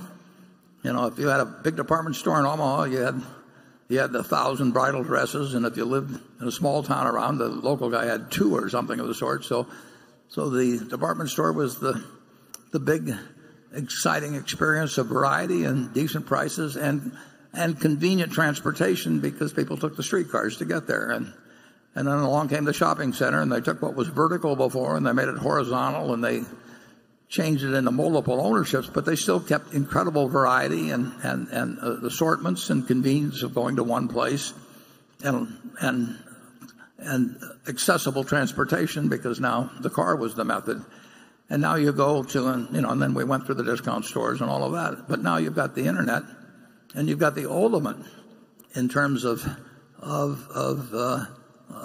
assortments, and you've got people that are coming in at low prices, and the transportation is taken care of entirely. So the evolution that has taken place, the department store is online now, basically, except much expanded in assortment, much more convenient, and lower prices. So the world has evolved, and it's going to keep evolving, but the speed has increased dramatically. And what will happen with the brands are going to be tested in a variety of ways that and have to make decisions as to whether they try to do it online themselves or work through an Amazon, or whether they try to hang on to the old methods of distribution while embracing new ones. There's a lot of questions in retail and in branding that are very interesting to watch, and you'll get some surprises in the next 10 years, I can promise you that. Charlie? It would certainly be unpleasant if we were in the department store business. Just think of what we avoided, Warren. Yeah, we got very lucky, actually, because we were in the department store business, and our business was so lousy that we recognized it. If it had been a little bit better, we would have hung on, and we owe our tremendous gratitude to Sandy Gottesman, our director, who's here in the front row, because he got us out of the business when Charlie and I and Sandy were partners in that. And something that we paid $6 a share for, I think it's worth about $100,000 a share now, because we got out of the business. And if it had been a somewhat better business, it might be worth $10 or $12 a share now. So sometimes you get lucky. We don't miss it either, do we, Charlie? Oshel going. No, we don't miss it. Jay. This question is on Berkshire's intrinsic value. A substantial portion of the company's value is driven by operating businesses rather than the performance of the securities portfolio. Also, the values of previously acquired businesses are not marked up to their economic value, including Geico, Mid-American, and Burlington Northern. Based on these factors, is book value per share still a relevant metric for valuing Berkshire? Well, it's got some relevance, but it's got a whole lot less relevance than it used to, and that's why I don't want to drop the book value per share factor, but the market value tends to have more significance as the decades roll along. It's a starting point, and clearly our securities aren't worth more than we're carrying them for at that time. And on the other hand, we've got the kind of businesses you mentioned, but we've got some small businesses that are worth 10 times or so, what would they're carried for. We've also got some clunkers too. But I think the best method, of course, is just to calculate intrinsic business value, but it can't be precise. We know, we think the probability is exceptionally high that 120% understates it. Although if it was all in securities, 120% would be too high. But as the businesses have evolved, as we built in unrecognized value at the operating businesses, unrecognized for accounting purposes, I think it still has some use as being kind of the base figure we use.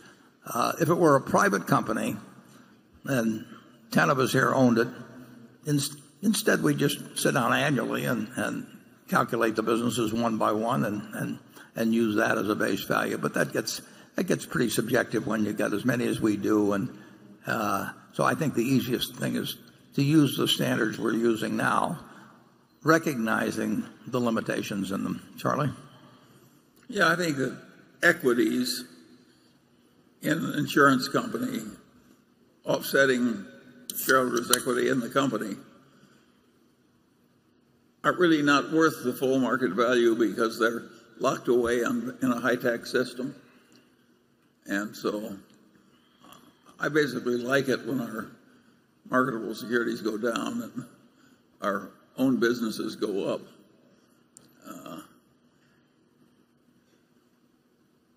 Yeah, we're working to that end. We've been working that way for 30 years now or something like that. We've done a pretty good job, too. Yeah.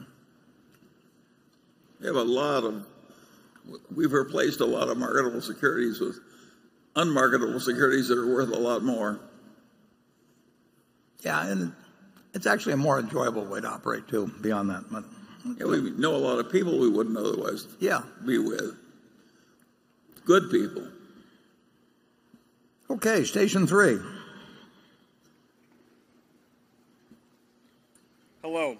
Hi. My name is Michael Monahan, and I'm from Long Island, New York. I don't know if this question qualifies as investment, so I have a short, different question if you don't want to answer this one. Unlike the last shareholder from Zone 3, this will not be a stump speech nor a protest. One of your most well-known pieces of investment advice is to buy what you know. Additionally, you said earlier, one of the main criteria for buying is if you could ever understand the business. Ever since I came to my first meeting in 2011, you were not known for being a tech guy. You have said smartphones are too smart for you, you don't have a computer at your desk, and you've only tweeted 9 times in the last 4 years. It was either that or going to a monastery. Despite this, you've recently been investing, looking, and talking more about tech companies. My question to you, and also to Charlie to comment, is what turned you from the Oracle of Omaha to the tech maven of Omaha? Well, I don't think I would. I don't think I've talked that much about tech companies, but the truth is we made a large investment in IBM. I made a large investment in IBM, which has not turned out that well. We haven't lost money, but in terms of the bull market we've been in, it's been a significant laggard. And then fairly recently, we took a large position in Apple, which I do regard as more of a consumer goods company in terms of certain economic characteristics, although that it has a huge tech component in terms of what that product can do or what other people might come along to do to leapfrog it in some way. But I think I'll end up being, no guarantees, but I think I'll end up being 1 for 2 instead of 0 for 2, but we'll find out. Charlie? I make no pretense whatsoever of being on the intellectual level of some 15-year-old that's got an interest in tech. I think I may have some insights into consumer behavior. I certainly can get a lot of information on consumer behavior and then try to draw inferences about what that means about what consumer behavior is likely to be in the future. But we will find the other thing I'll guarantee is I'll make some mistakes on marketable securities, and I've made them in other areas than tech. So you'll not bat 1,000, no matter what industries you try to stick with. I know insurance pretty well, but I think we probably lost money on an insurance stock, perhaps, once or twice over the years. So you don't bat 1,000. But I have gained no real knowledge about tech in the last, since I was born, actually. Charlie? I think it's a very good sign that you bought the Apple. It shows either one of two things. Either you've gone crazy or you're learning. I prefer the learning explanation. Well, so do I, actually. Andrew? Hi, Warren. This one's a fun one. Thomas Kamei is here. He's a 27-year-old shareholder from Kentfield, California. And I should preface this question by saying that he was here 17 years ago. At 10 years old, asked you a question from the audience, asking you if the internet might hurt some of Berkshire's investments. At the time, you said you wanted to see how things would play out. He's now updated the question. What do you think about the implications of artificial intelligence on Berkshire's businesses beyond autonomous driving and Geico, which you've talked about already? In your conversations with Bill Gates, have you thought through which other businesses will be most impacted? And do you think Berkshire's current businesses will have significantly more or less employees a decade from now as a function of artificial intelligence? Well, we've mixed a couple questions together. Yeah.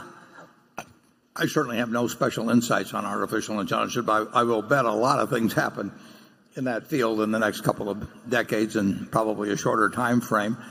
They should lead, I would certainly think, but again, I don't bring much to this party, but I would certainly think they would result in significantly less employment in certain areas, but that's good for society. And it may not be good for a given business, but let's take it to the extreme.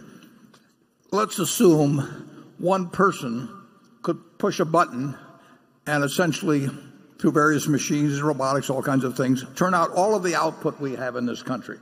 So there's just as much output as we have. It's all being done by, instead of 150-some million people being employed, one person. Is the world better off or not? Well, it certainly would involve less hours a week of work per week and so on. I mean, it would be a good thing, but it would require enormous transformation in how people relate to each other, what they expect of government, all kinds of things. And of course, as a practical matter, more than one person would keep working. But pushing the idea that way is one of the, you'd certainly think that's one of the consequences of making great progress in artificial intelligence. And that's enormously pro-social eventually.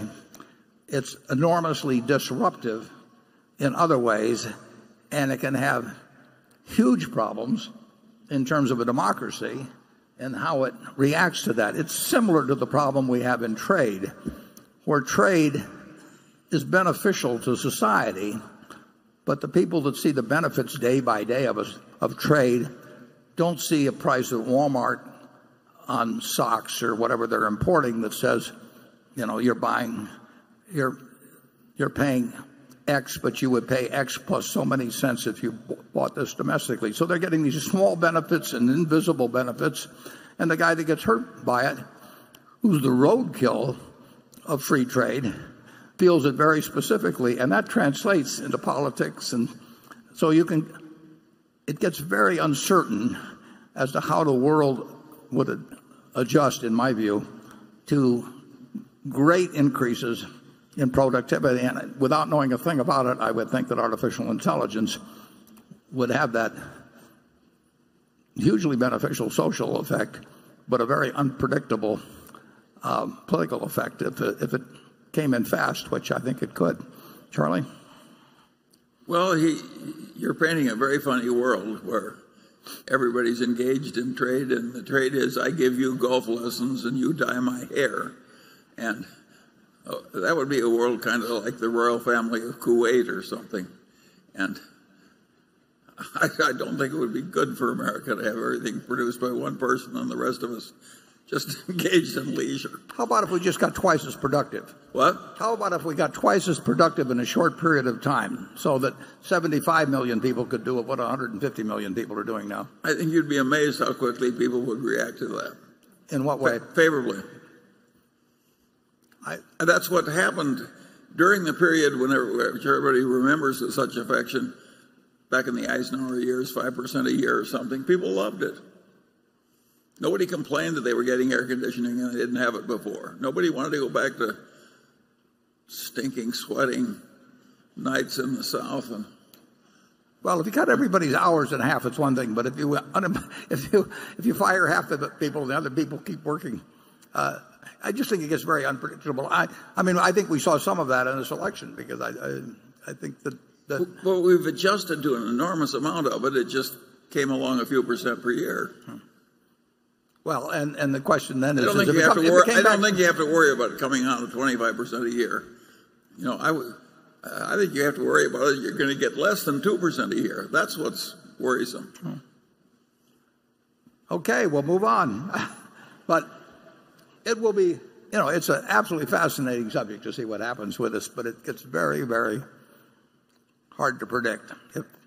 If in some way, we've got 36,000 people, say, employed at GEICO, and if you could do the same, perform all the same functions, or virtually all the same functions even, and do it with 5,000 or 10,000 people, and it came on quickly, and the same thing was happening in a great many other areas. I don't think we've ever experienced anything quite like that, and maybe we won't experience anything like it in the future. I don't know that much about AI, but I don't think you have to worry about that. Well, that's because I'm 86. It's not going to come that quickly. Okay, Greg. Warren, during the past 5 years, Berkshire Energy's investments in solar and wind generation have been about equal, with around $4.7 billion dedicated to capital projects in each segment. Based on the company's end-of-year capital spending forecast for 2017 through 2019, investments in wind generation were expected to be more than 7 times greater than investments in solar generation in the next 3 years, with just over $4.5 billion going into wind generation. Just wondering how much of that future spending is tied to PacifiCorp's recently announced $3.5 billion expansion plan, which is heavily weighted towards improving and expanding the subsidiary's existing wind fleet, and whether the economics for wind are that much better than solar, given that Mid-American has also been spending heavily on wind investments, or is this just this disparity between the two segments being driven more by genuine capacity needs, which would imply that you have much more solar capacity than you need?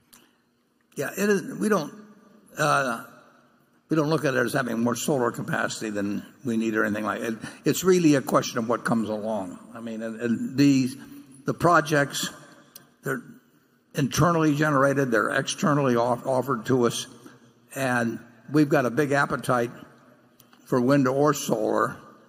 We have seen, just based on those figures, we have seen more wind lately, but we have no bias toward either one. I mean, if we saw $5 billion of attractive solar projects we could do and didn't happen to see any wind during that period, it wouldn't slow us down from doing the $5 billion or vice versa. So we have an appetite, a huge appetite for projects in either area.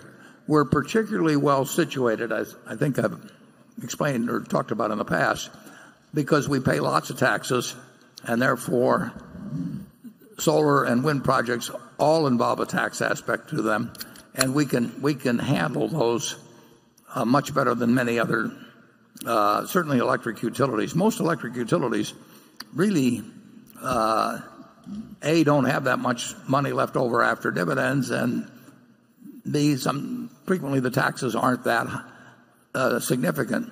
At Berkshire, we pay lots of taxes and we've got lots of money, so it's really just a question of doing the math on the deals as they come along. We've been very fortunate in Iowa in finding lots of projects that made sense, and as a result, we've got a much lower price for electricity than our main competitor in the state. We've got a lower price than in any states that touch us. We've told the people of Iowa they won't have a price increase for many, many, many years, guaranteed that. So it's worked out extremely well. But if somebody walks in with a solar project tomorrow and it takes $1 billion or it takes $3 billion, we're ready to do it. There's no specific, and the more the better. There's no specific preference between the two. It obviously depends where you are in the country. I mean, Iowa's terrific for wind, and obviously California's terrific for sun, and there are geographical advantages to one or the other. But from our standpoint, we can do them any place, and we will do them any place. Okay, station 4.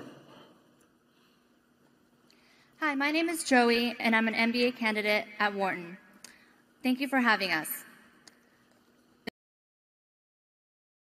Due to the brilliance of Jeff Bezos, whom Charlie earlier called the business mind of. What is your current outlook on Amazon, and why hasn't Berkshire bought in? Well, because I was too dumb to realize what was going to happen. Even though I admired Jeff, I've admired him for a long, long time and watched what he was doing, but I did not think that he could succeed on the scale he has, and I certainly didn't even think about the possibility of doing anything with Amazon Web Services or the cloud. So if you'd asked me the chances that while he was building up the retail operation, that he would also be doing something that was disrupting the tech industry, that would have been a very, very long shot for me. And I've underestimated, I've really underestimated the brilliance of the execution. I mean, it's one thing to dream about doing this stuff online, but it takes a lot of ability. And you can read his 1997 annual report, and he laid out a roadmap, and he's done it in spades. And if you haven't seen his interview on Charlie Rose 3 or 4 months ago, charlierose.com, go to and listen to it, because you'll learn a lot. At least I did. So I just plain, it always looked expensive, and I really never thought that he would be where he is today. I thought he was really brilliant, but I did not think he would be where he is today when I looked at it 3, 5, 8, 12 years ago, whenever it may have been. Charlie, how did you miss it? It was easy. What was done there was very difficult, and it was not at all obvious that it was all going to work as well as it did. I don't feel any regret about missing out on the achievements of Amazon, but other things were easier, and I think we screwed up a little. No. We won't pursue that line. Well, I meant Google. Well, we missed a lot of things. Yes. We missed a lot of things. And we'll keep doing it. Yeah. And we'll have a Luckily, we don't miss everything, Warren. That's our secret. We don't miss them all. Okay, we better move on, I think.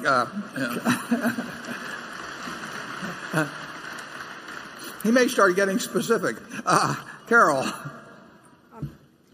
The creator of this question, Jim Kiefer of Atlanta, has even higher for Warren's longevity than Charlie does.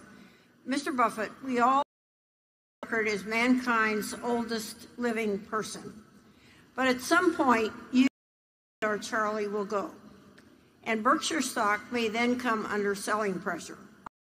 My question is, if Berkshire stock falls to a price where share repurchase is attractive, can we count on the board and top management to repurchase shares? I ask this question both because of past comments you have made about not wanting to take advantage of shareholders, and because some of the passages in the owner's manual lead me to believe this might be an instance when the board does not choose to repurchase shares. Can you clarify what course of action we might expect about repurchases in the circumstances I have outlined?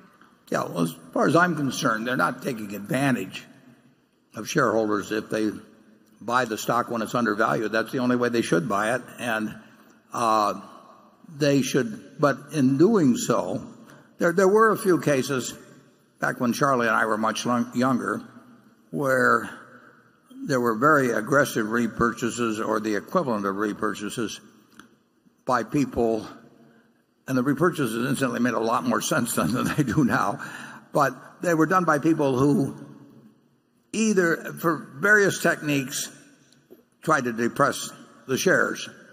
And if you're trying to encourage your partners to sell out at a depressed price by various techniques, including misinformation, but there's other techniques. I think that's reprehensible, but our board wouldn't be doing that. I'll take exception to the first part of it, but I'll still answer the second. I think the stock is more likely to go up. If I died tonight, I think the stock would go up tomorrow, and there'd be speculation about breakups and all that sort of thing. So it would be a good Wall Street story that this guy that's obstructed breaking up something where some of the parts might sell for more than the whole. They wouldn't necessarily probably be worth less than the whole, but might sell for temporarily for more than the whole, and it would happen. So I would bet in that direction. But if for some reason it went down to a level that's attractive, I don't think the board is doing anything in the least that's reprehensible by buying in the stock at that point. No false information, no nothing. And their buying means that the seller would get a somewhat better price. Or if there are a lot of sellers, they'd get a mildly better price than if they weren't buying, and the continuing stockholders would benefit. So I think it's obvious what they would do, and I would think it's obvious that it's pro-shareholder to do it, and I think they would engage in pro-shareholder acts as far as the eye can see. I mean, we've got that sort of board. Charlie? Well, I think you or I might suddenly get very stupid very quickly, but I don't think our board is going to have that problem.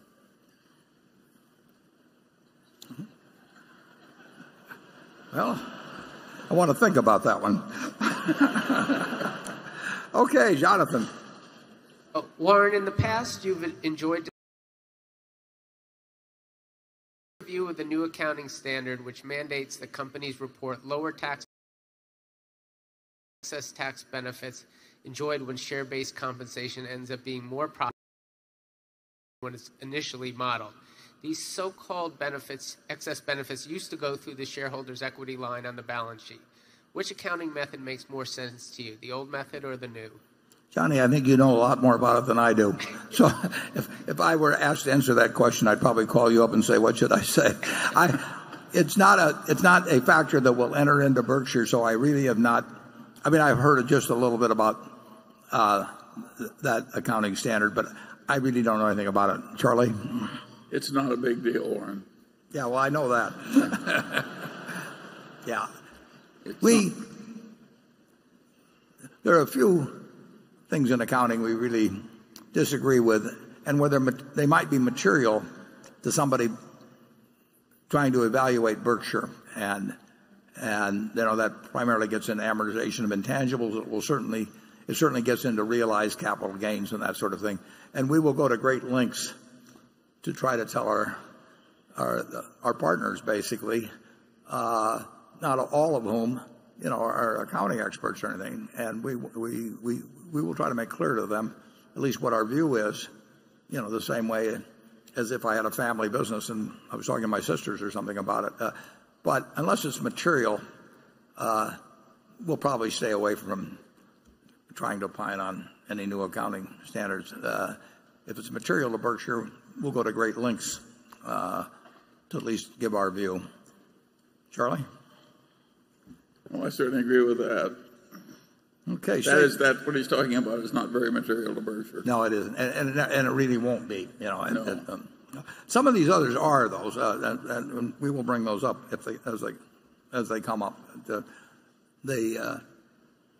We are reporting $400 and some million less in our earnings than if Precision Cast Parts had remained a public company. Well, is Precision Cast Part? I mean, are the earnings less real? Is the cash less real? Is anything because it's moved the ownership? I don't think so, and I want to convey that belief to shareholders, and they can debate whether it's right or wrong.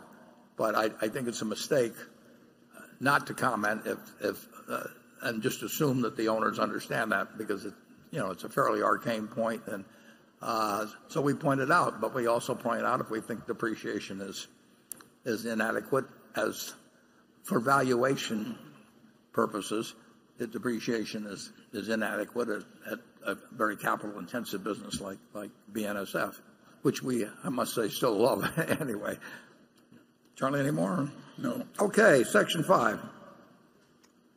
Thank you, and good afternoon. I'm Adam Bergman with Sterling Capital. Earlier today, Mr. Munger commented on the valuation of the U.S. market. My question for you is, are market and cyclically adjusted PE still to consider market valuation, and how do those influence decisions? Thank you. Charlie, I think, I guess Charlie's overall value in China. I would say that both of the standards you mentioned are not paramount at all in our valuation of securities. It's harder. People are always looking for a formula. And there is an ultimate formula, but the trouble is you don't know what to stick in for the variables in it. But that's the value of anything being the present value of all the cash it's ever going to distribute. But the PE ratios, every number has some degree of meaning, means more sometimes than others. Evaluation of a business is, it's not reducible to any formula where you can actually put in the variables perfectly. And both of the things that you mentioned get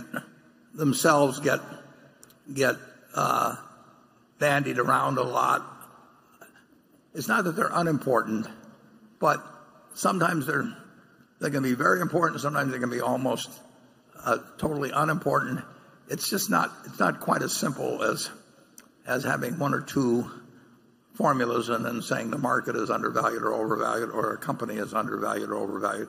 The most important thing is future interest rates, and people frequently plug in the current interest rate, saying that's the best they can do. After all, it does reflect a market's judgment, and the 30-year bond should tell you what people who are willing to put out money for 30 years and have no risk of dollar gain or dollar loss at the end of the 30-year period.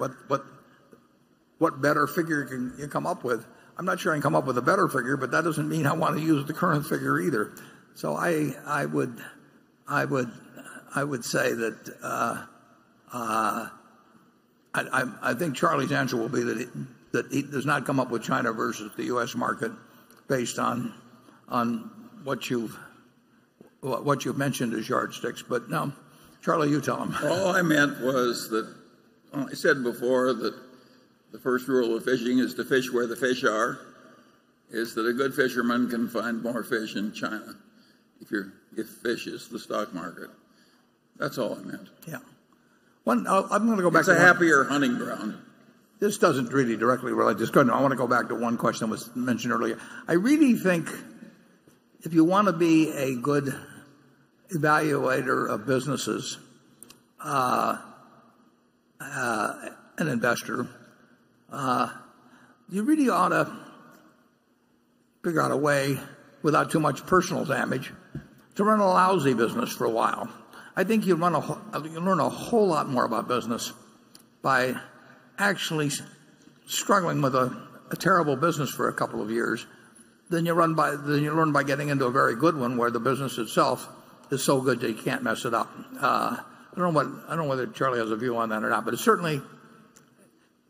was a big part of our learning experience, and I think a bigger part in the sense than being involved with good businesses was actually being involved in some bad businesses and just seeing how awful it was, how awful it is, and how little you can do about it, and how IQ does not solve the problem, and a whole bunch of things. It's a useful experience, but I wouldn't advise too much of it. Well, you think so, Charlie? Yeah. It was very useful to us. There's nothing like personal, painful experience if you want to learn. And we certainly had our share of it.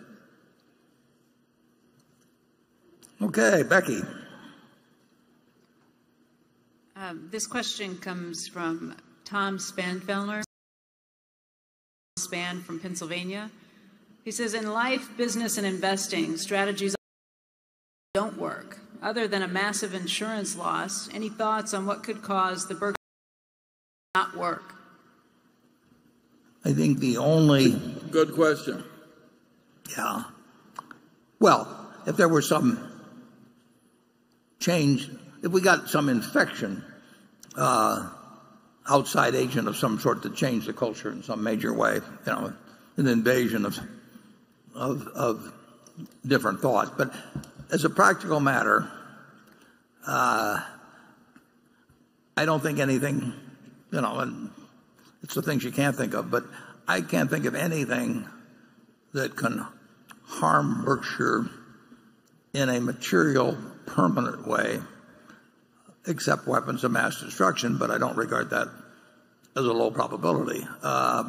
It would take a recession, a depression, a panic,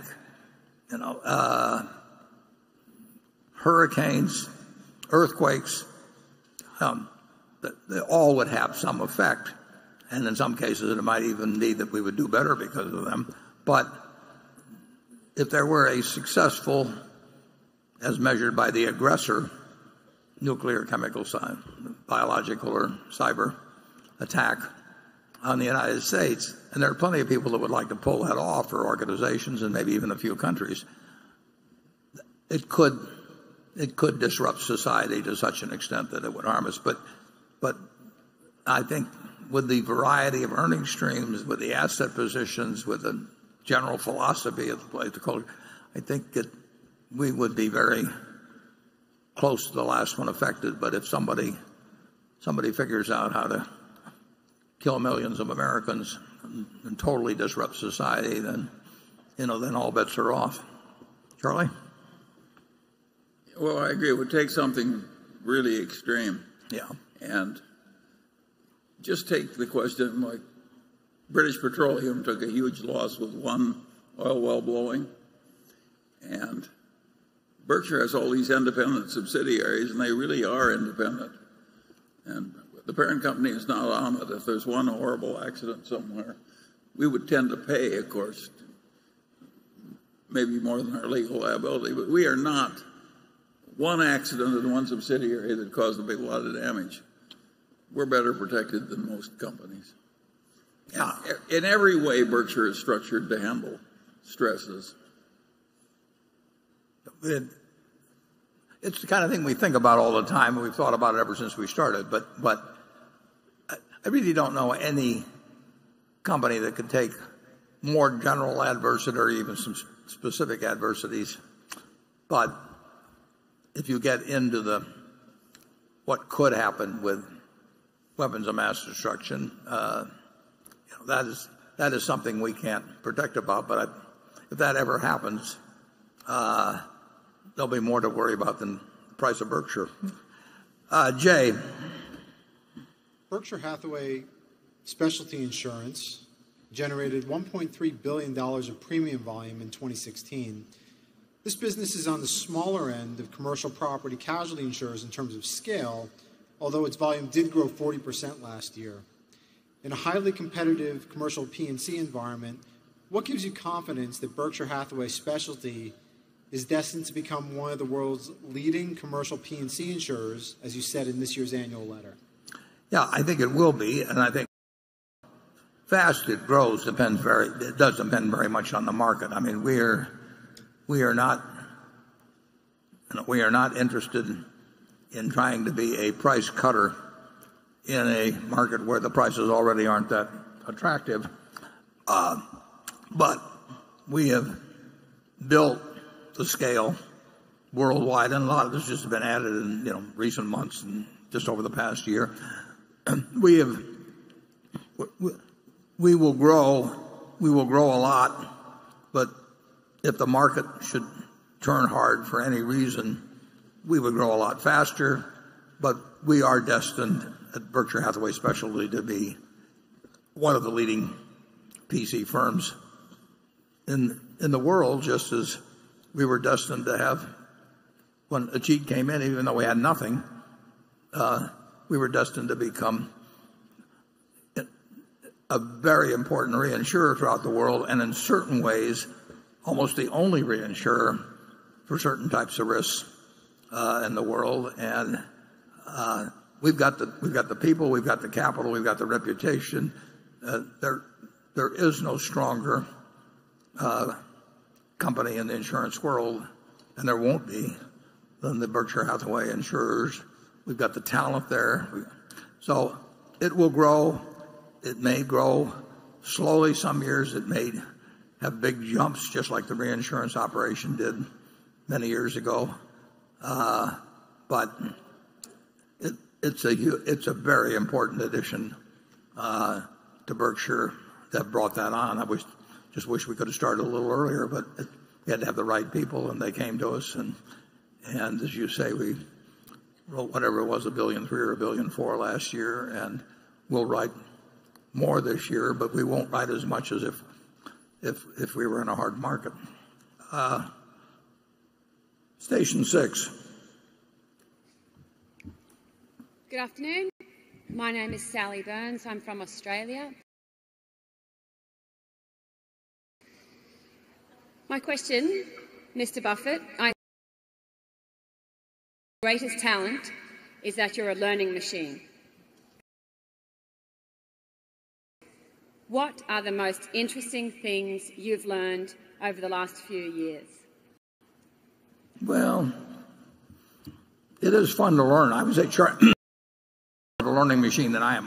I'm a specialized one, and he's he does as well as I do in my specialty, and then he's got a much more general absorption rate than I have about what's going on in the world. But it's a world that gets more fascinating all the time, and a lot of fun can occur when you learn you were wrong on something. That's when you really learn that the old ideas really weren't so correct, and you have to adapt a new ones, and that of course is difficult. I don't know that I would pick out. Well, I think actually what's going on in America is terribly, terribly interesting. And politically, all kinds of things, but just the way the world's unfolding. It's moving fast. I do enjoy trying to figure out not only what's going to happen, but what's even happening now. But I don't think I've got any special insights that would be useful to you. But maybe Charlie does. Well,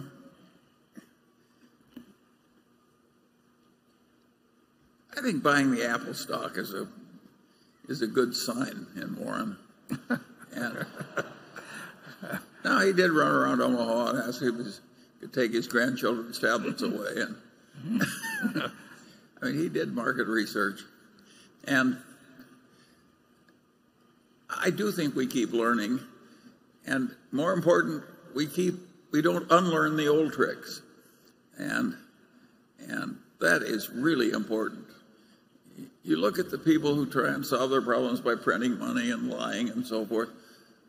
Take Puerto Rico. Who would have guessed that a territory of the United States would be in bankruptcy? Well, I would have predicted it because they behaved like idiots. We did not buy any Puerto Rico bonds. No. And if you go to Europe, you look at the government bond portfolios we're required to hold in Europe. There's not only no Greek bonds, they're the bonds of nobody but Germany. Just everywhere you look in Berkshire, somebody is being sensible. And that is a great pleasure. And to combine that with being very opportunistic, so that when something comes along, like a panic, it's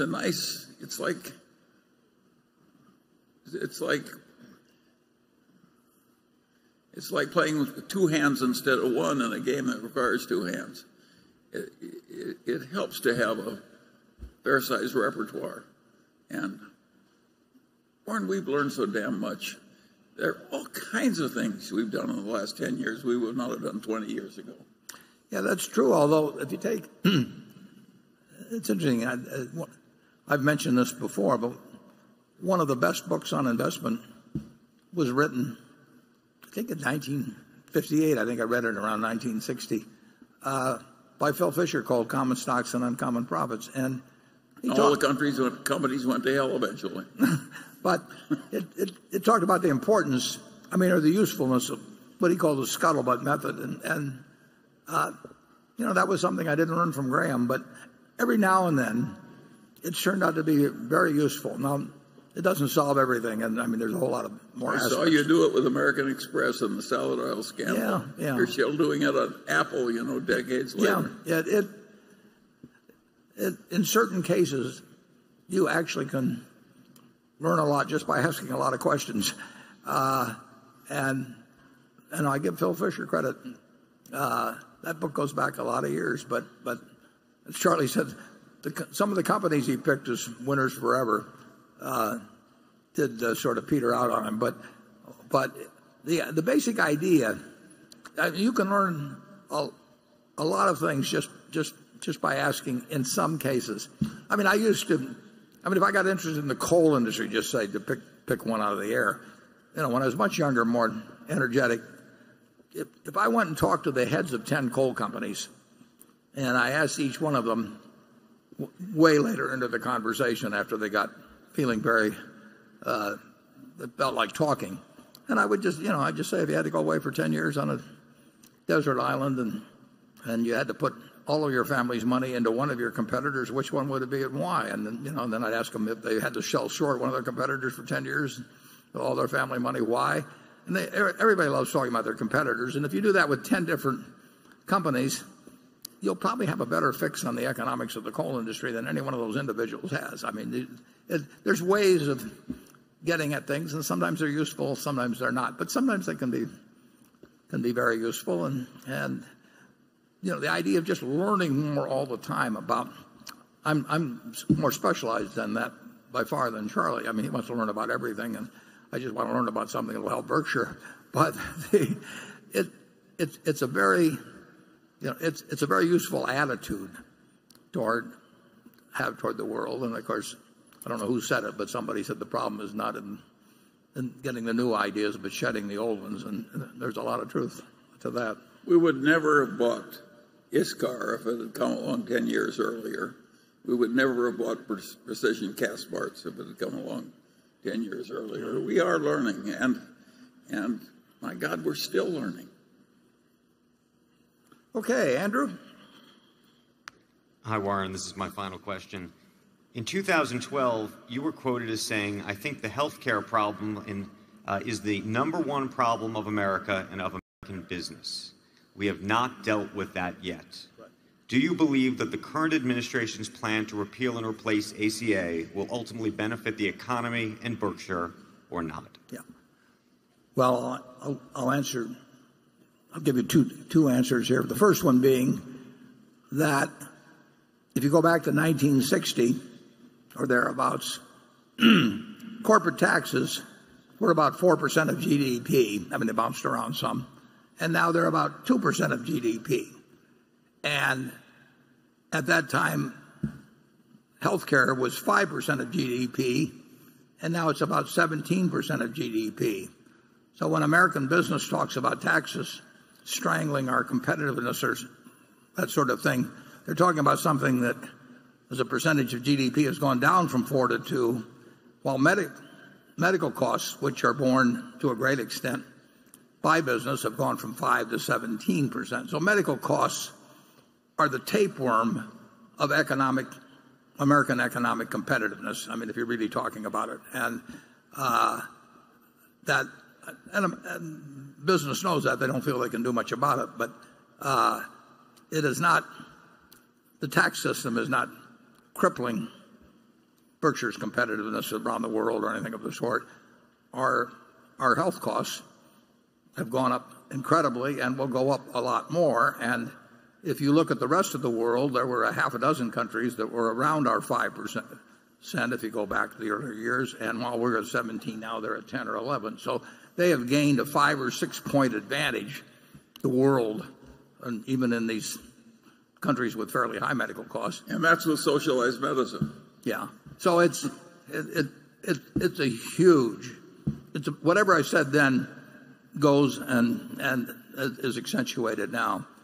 And that isn't a problem. I mean, that is a problem the society is having trouble with and is going to have more trouble with.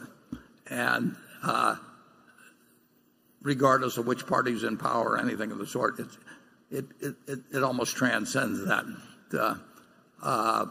In terms of the new act that was passed a couple days ago versus the Obama administration act, it's a very interesting thing.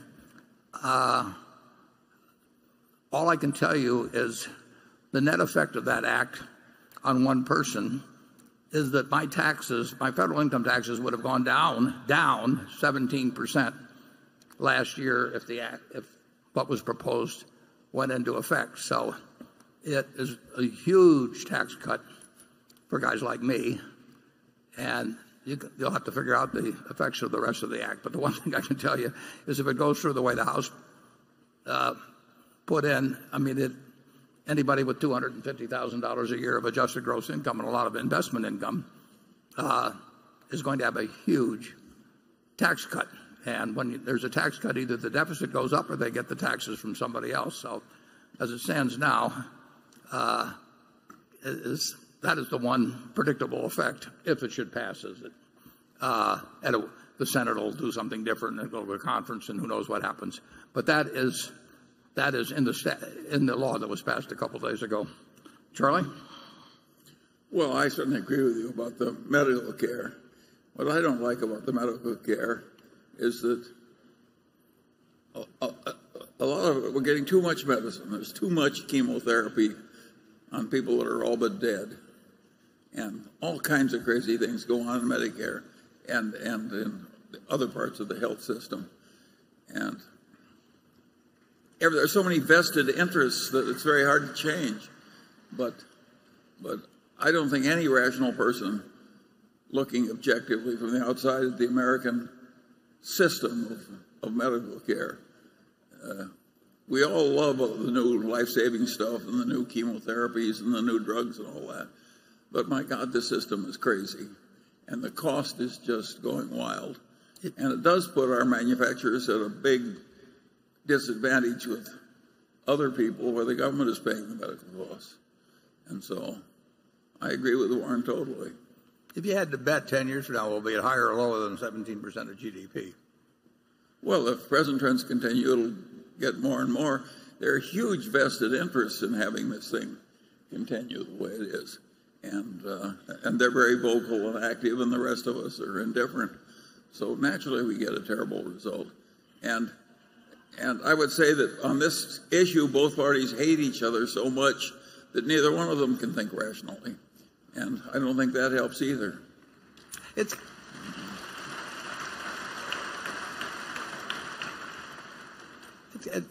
is kind of interesting that, with the federal government spends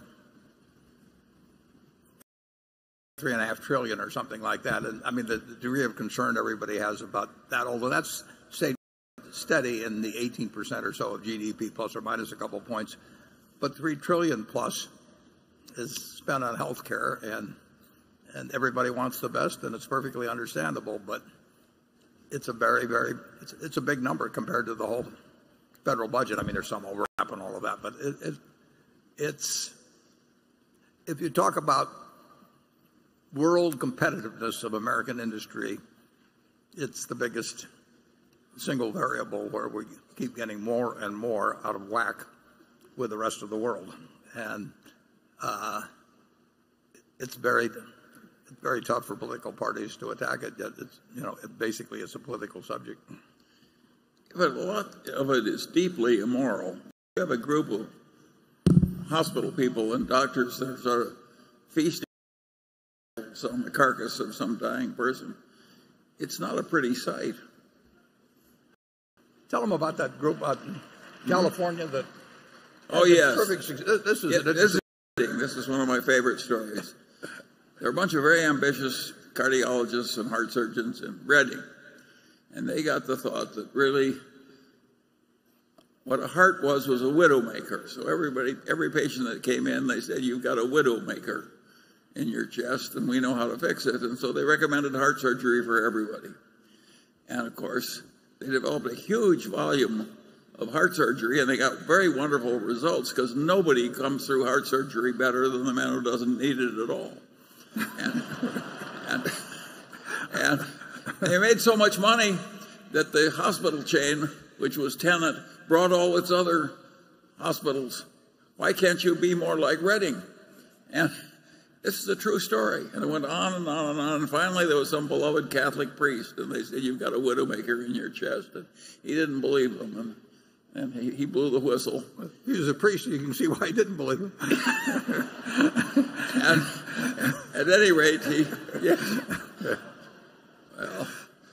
well, when you get a routine, you just keep using it, The heart is a widowmaker, it's a widowmaker. Later, I met one of the doctors who threw these people out of the medical profession, and I said to him, in the end, did they think they were doing anything wrong? He said, "No, Charlie. They thought that what they were doing was good for people." That is why it's so hard to fix these things. The delusion that comes into people as they make money and get more successful by doing god-awful things should never be underestimated. And there's a lot of that goes on, and you get onto such gross craziness. And you think little Wells Fargo looks like innocence, had a little trouble with this incentive system, but when the heart surgery rate was 20 times normal, you'd think you'd notice if you're running a hospital, but they didn't notice. They wanted the other hospitals to be more like it. They had a terrific success ratio. Okay, Greg. Yeah. Thank you, Warren. As you look forward and taking into consideration some of the headwinds facing the U.S.-based utilities, including weaker electricity demand growth as increasing energy efficiency impacts demand, distributed generation, which hits vertically integrated utilities doubly hard as they face both declining energy sales revenue and increased network costs to support reliable delivery, and third, higher interest rates, which would increase borrowing costs. What are the key attributes that Berkshire Energy would be looking for in future acquisition candidates? Excuse me. I'm sorry. I'm sorry. In particular, are there advantages or disadvantages attached to, say, transmission assets relative to generation assets that would make you favor one over the other? Yeah, well, generation assets, you can say, have inherently more risk because that some of them are going to be stranded or, and obsoleted. Now, the question is how they get stranded and all that sort of thing. On the other hand, more of the capital investment is in the generating assets, so that tends to be where a good. We like the utility business okay. Electricity demand is not increasing like it was, as you point out. They're going to be stranded assets. If they're stranded because of rank foolishness, they will probably be less inclined, or the utility commissions will be less inclined to let you figure that in your rate base as you go forward, as opposed to things where societal demands are just changing. But we still think the utility business is a very decent asset. The prices are very high, but that's what happens in a low interest rate environment. I'd be surprised if 10 years from now we don't have significantly more money in not only wind and solar, but we'll probably own more utility systems than we own now. We're a buyer of choice with many utility commissions. In fact, if we can put up the slide, there's a slide which shows something about our pricing to other utilities. And Greg Abel and his group have done an extraordinary job. They've done it in safety. They've done it in reliability. They've done it in price. They've done it in renewables. It's hard to imagine a better run operation than exists at Mid-American Energy. And people want us with that record, people want us to come to their state in many cases. But when prices get to the level they have, I mean, some utilities have sold at extraordinary prices, and we can't pay them and have it make sense for Berkshire shareholders. But just because we can't do it this year doesn't mean it won't happen next year or the year after. So I think we'll get a chance. And our utilities are not normal. The way Greg has run those things, they're so much better run in every way than normal utilities. They're better regarded by the paying customers. They're better regarded by the regulators. They have better safety records. It just everything about it is way the hell better. And it's a pleasure to be associated with people like that and to have assets of that quality. And it's a lot safer. If somebody asked Berkshire to build a $50 billion nuclear plant, we wouldn't do it. Yeah, I mean, we have public power here in Nebraska. I mean, it's been sort of the pride of Nebraska for many decades. There are no privately held utility systems and totally public power. And, you know, those utilities have no requirements for earnings on equity. They can borrow at tax-exempt rates. We have to borrow at taxable rates. And Nebraska, the wind selling electricity across the river for prices than exist in Nebraska. So it was lucky when we got involved in it. I thank Walter Scott for introducing me to it almost 17 or 18 years ago or so. And but I don't think the utility business putting together a portfolio of stocks, I don't think in that group now. But I love the fact. But it's different, radically different, and better. Station 7. My name is Grant Misterly from Berkshire since I was a kid. $1,000 a share. Unfortunately, I was an adult, and I'm here with my daughters, Mabel, who's 7, and Willa, who's letter every year. And I love the and C's, BNSF that kind of teach investment information in the back. I noticed that one company, McLean, controls a portion of Berkshire's revenue, and to a lesser extent, earnings in the annual report.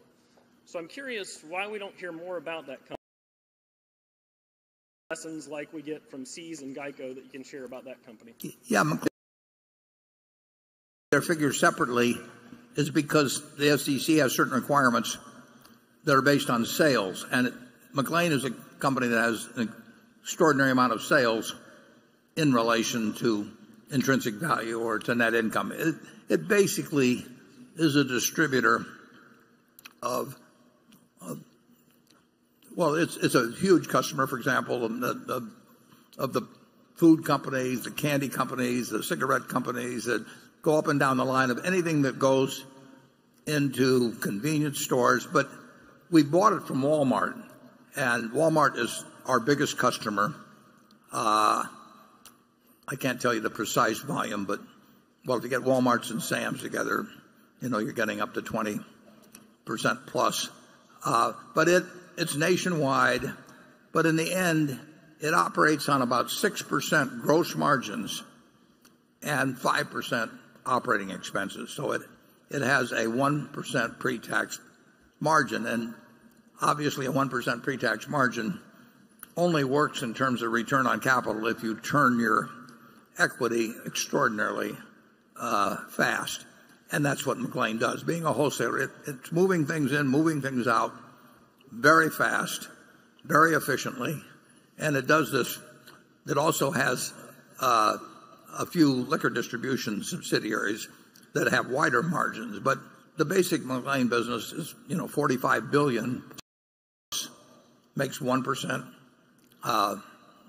pre-tax on sales, but the return on capital is very decent. But it sort of has an outsized appearance simply because of this huge volume of sales that go through it. Grady Rozier, who runs it, is exceptional. He was there when we bought it from Walmart, whatever it was, a dozen years ago. And I've been there once.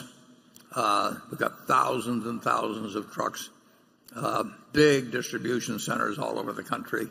It is a major factor in moving goods at wholesale. I mean, if you're Mars Candy or something of the sort, I mean, we'll be the biggest customer. But that pretty well describes the business. It's a business that earns good returns in relation to invested capital and in relation to our purchase price. But every tenth of a cent is important in the business. And moving your receivables exceptionally fast, and consequently you have payables moving big time. So the sales are 30 times receivables, 30 times payables. You've got and maybe 35 or so times inventory. I mean, this is a business that's moving a lot of goods, but in terms of it's an important subsidiary, but not as remotely as important as would be indicated by the sales. It's still very important, making the kind of money that shows up in the 10K. Charlie? You said it all. That was an interesting thing. Walmart wanted to sell it. They came to see us, and we made a deal. The CFO came. We talked for a while.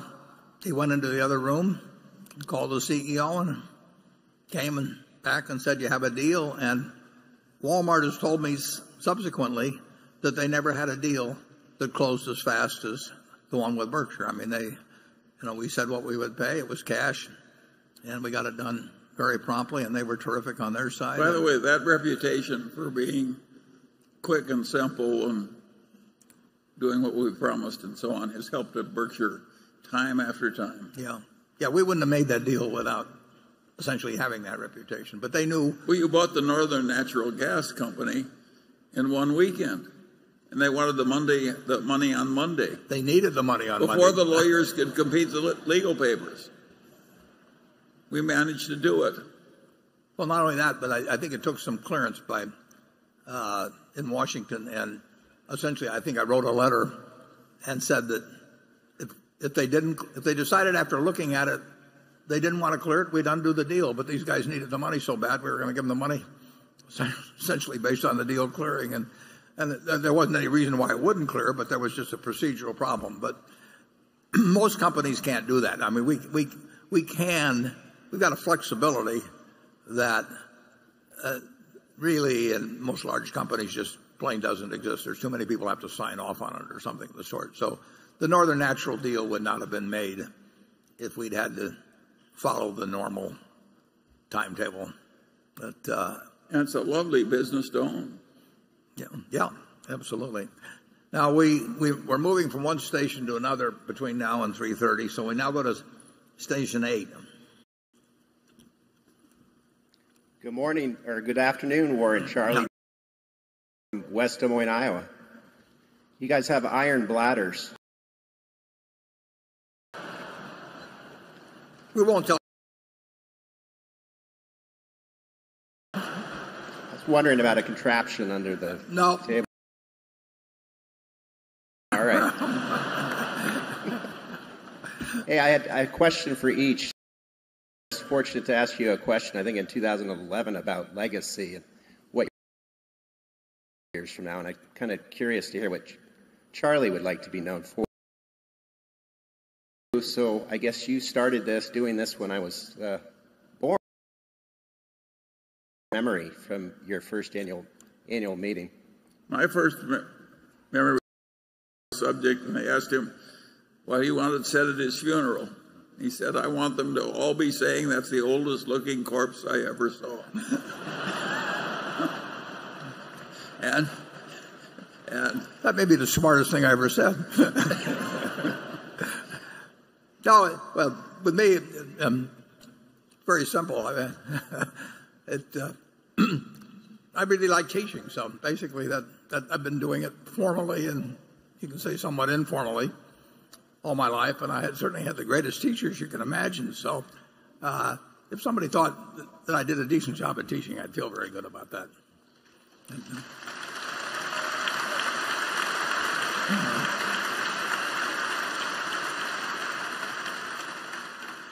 Yeah, to make the teaching endurable, it has to have a bit of wiseassery in it.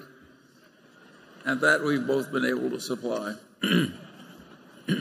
And for those of you who are old-time basketball fans, I might mention that on Wilt Chamberlain's tomb it was reputed that it was going to say, "At last I sleep alone." Okay, station 9. Good afternoon, Mr. Meng and Mr. Buffett. My name is Ji Wenyan. I'm come from China. It's my first time to come to this meeting, and I think I'm very lucky to have a chance to ask question. We're glad to have you. Thank you. Everyone has personal dreams, and at different ages, maybe dreams will come differently. And what's your dream now? Charlie, we'll let you go. I didn't quite hear that. Well, what's your dream now? She says, my dream.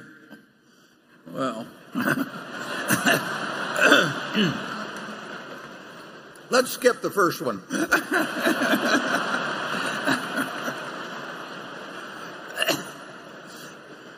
Sometime when I'm especially wishful, I think, oh, to be 90 again.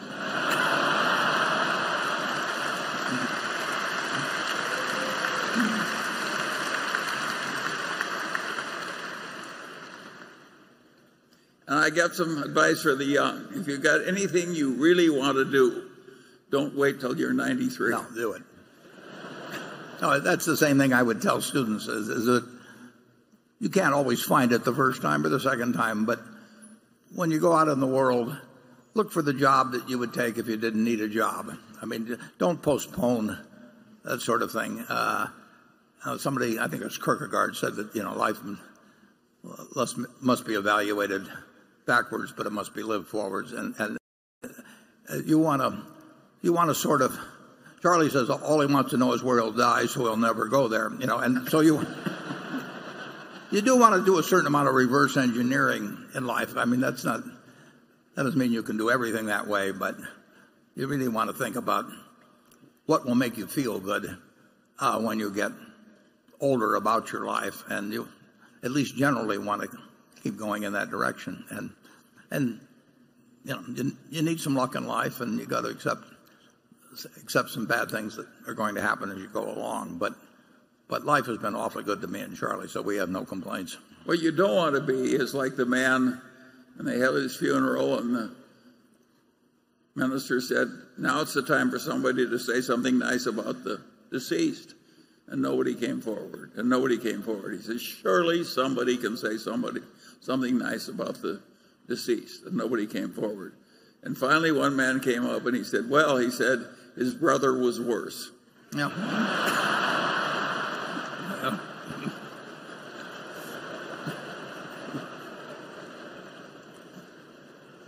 Okay, we'll move to station 10 and see if we can improve on it. Hi. My name is Andy Li Junling from Royal Valley Innovation Capital from Shanghai. This is my 6th year from Shanghai to here. I have to say to you too, Warren and Charlie, you are highly respected and deeply loved by millions and millions or even billions globally.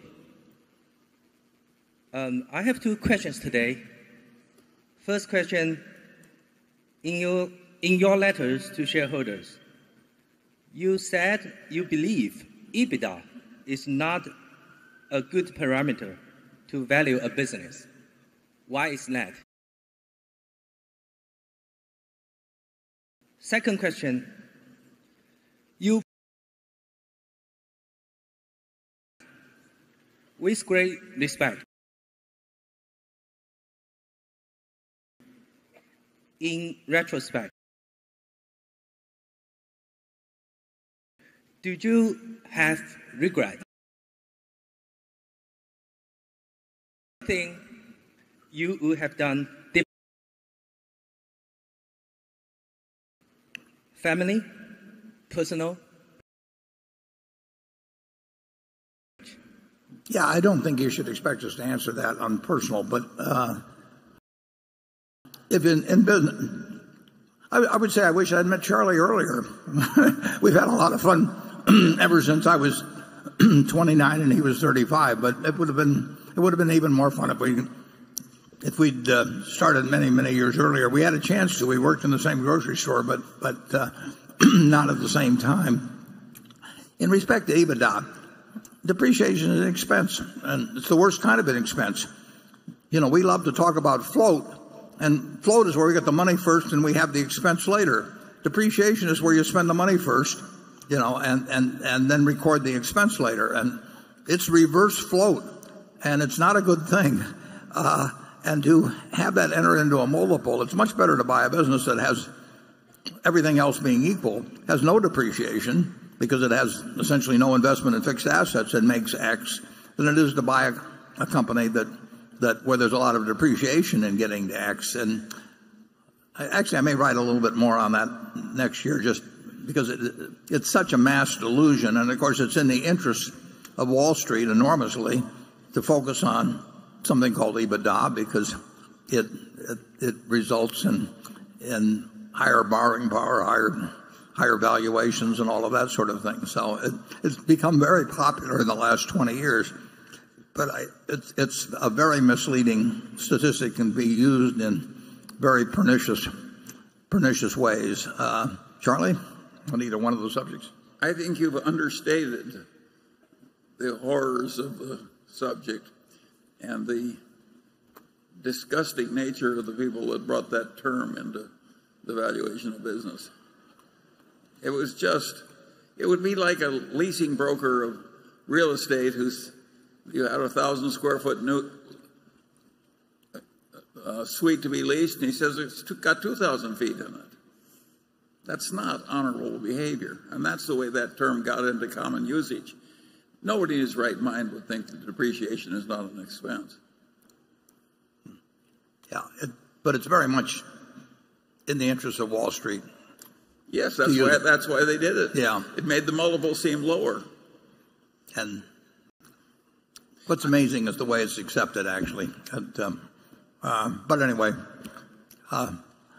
it just illustrates how people use language, you know, and sell concepts that work to their own use. And 2 and 20 has the same sort of thing. I mean, the number of people, the amount of money that's overperformed after paying 2 and 20 compared to the expenses that have been incurred, I will assure you, makes for an indictment of that particular arrangement.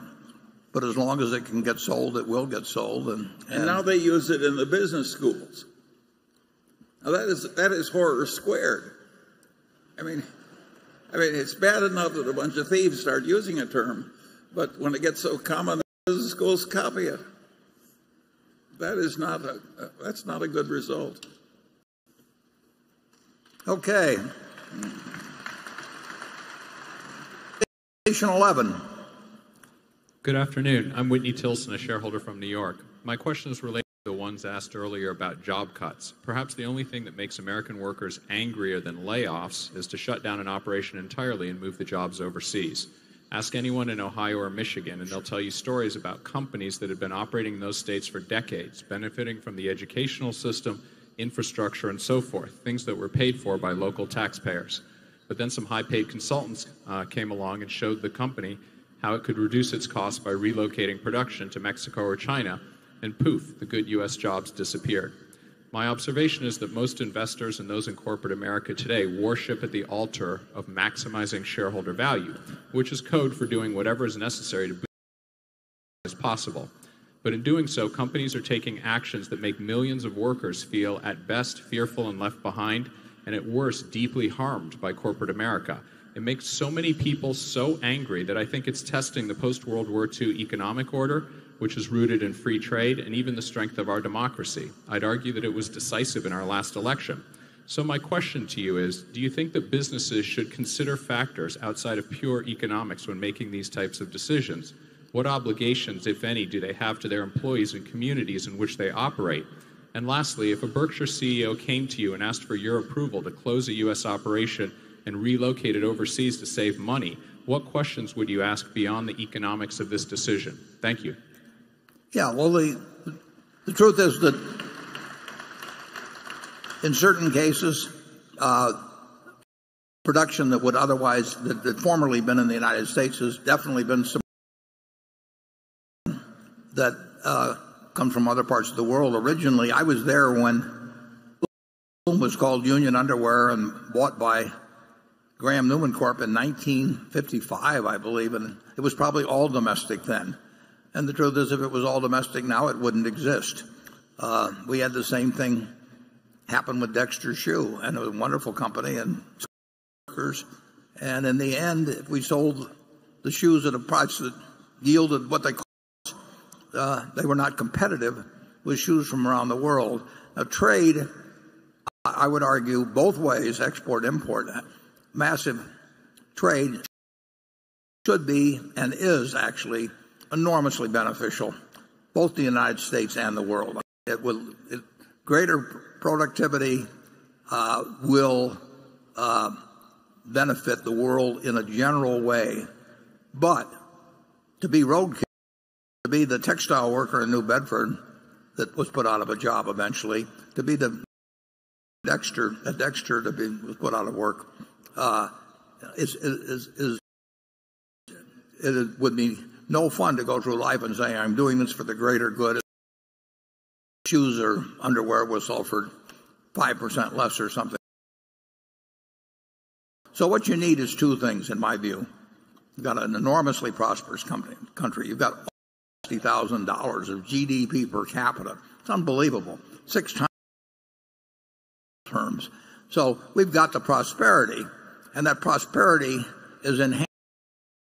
We were only exporting 5% of our GDP back in 1970, and that was 12% or something like that. Now, we are doing what we do best.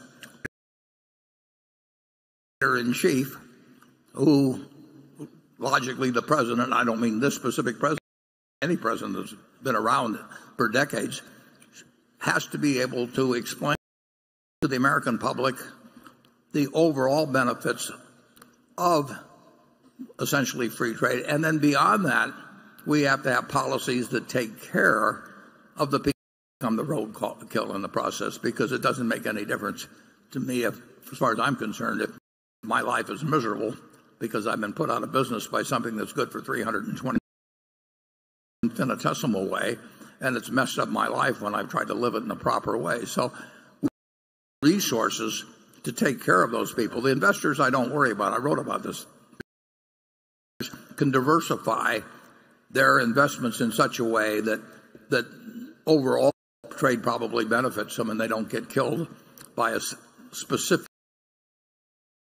But the worker, in many cases, can't do that. You're not going to retrain some 55-year-old worker who may not even speak English in our textile mill or something. I mean, if they get destroyed by something that's good for society, they get destroyed, unless government puts in some policies that takes care of people like that. And we've got a rich society that can do that, and we've got a society that will benefit by free trade, and I think we ought to try to hit both objectives of making sure that there is not roadkill, and that at the same time we get 320 get the benefits of free trade.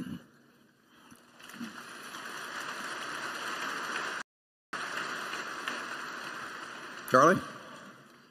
Well, I don't quite have unemployment insurance for that exact reason, but The capitalist system is always going to hurt some people as it modifies and improves. There's no way to avoid it. Yeah, well, capitalism is brutal to capital. And like I say, you can diversify those results. Capitalism is brutal. That have the bad luck to be skilled or have developed their skills for decades. But a very rich society can actually, if it's beneficial to society overall, it can take just, the new tax, the bill that was passed reduces my taxes, by 17%, and is that the government or anything of the sort? I wouldn't start spending the money. No, but that was the will. I mean, no, I agree. I don't think. Who knows what happens with the bill? That happened, and I don't think that. I think if you polled 1,000 people in all shopping center as to whether my tax bill had been cut by some very large sum, many people would have the faintest idea what happened there in terms of the coverage of it and all of that. We do have. It's probably more like $57,000 or $58,000. A family of four, $230,000. But nobody should be rogue in this sort of remember society. what Bismarck said? There are two things that nobody should have to watch. One is the making of sausage, and the other is the making of legislation. Yeah. Well, I would say this: somebody ought to watch. Anyway, we'll reconvene at 3:45 to have a formal formal shareholders meeting, and that may take a while. So you're welcome to stay and watch the shop, and I might even have a small preference of that. But go ahead, do whatever you wish. Okay.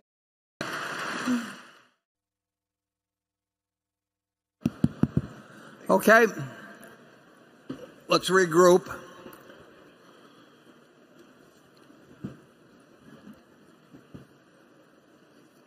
You'll all take your seats. We'll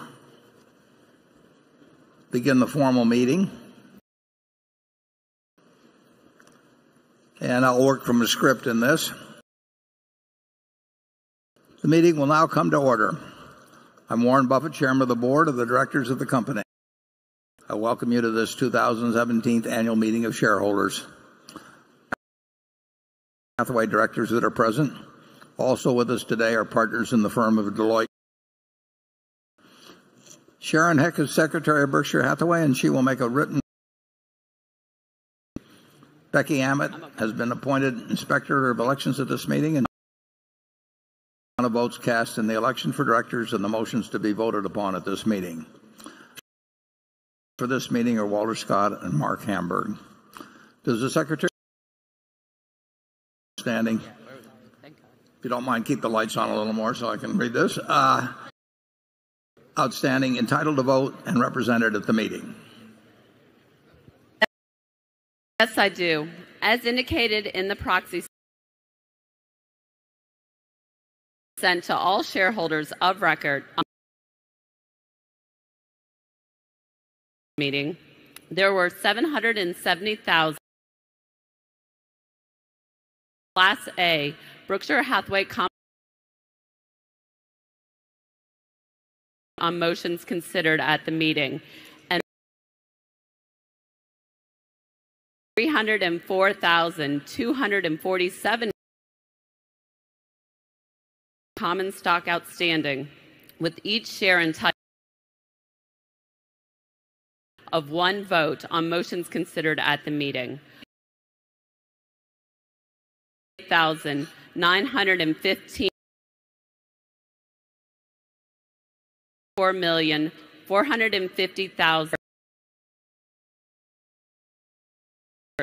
are represented at this meeting by 5th. Thank you, Sharon. We will therefore directly proceed with the meeting. The first item of business will be a reading of the minutes of the last meeting of shareholders. I recognize Mr. Walter Scott, who will place a motion before the meeting. I move that the reading of the minutes of the last meeting of shareholders be dispensed with and the minutes be approved. Do I hear a second?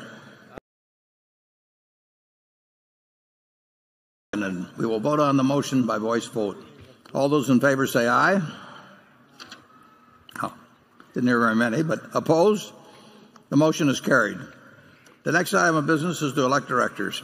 If a shareholder is present who did not send in a proxy or who wishes to withdraw a proxy previously sent in, you may vote in person on the election of directors and other matters to be considered at this meeting.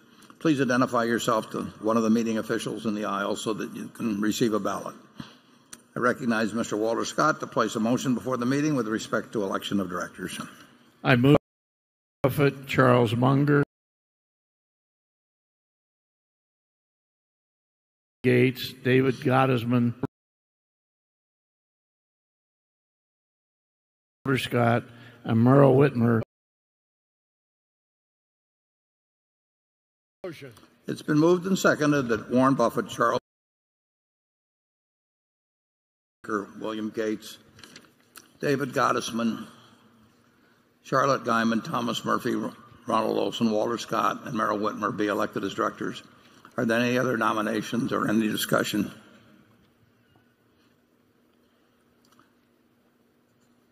The nominations are ready to be acted upon. If there are any shareholders voting in person, they should now mark their ballots on the election of directors and deliver their ballot to one of the meeting officials in the aisles. Ms. Hammack, when you are ready, you may give your report. My report is ready. Through last Friday afternoon, 5 votes for each nominee. All Class A and Class of the precise count of the votes. Thank you, Ms. Hammack. Warren Buffett, Charles Munger, Howard Buffett, Stephen Burke, Susan Decker, William Gates, David Gottesman, Charlotte Guyman, Thomas Murphy, Ronald Olson, Walter Scott, and Merrill Whitmer have been elected as directors. The next item on the agenda is an advisory vote on the compensation of Berkshire Hathaway's executive officers. I recognize Mr. Walter Scott to place a motion before the meeting at this time. I move that the members of the company approve executive directors as SK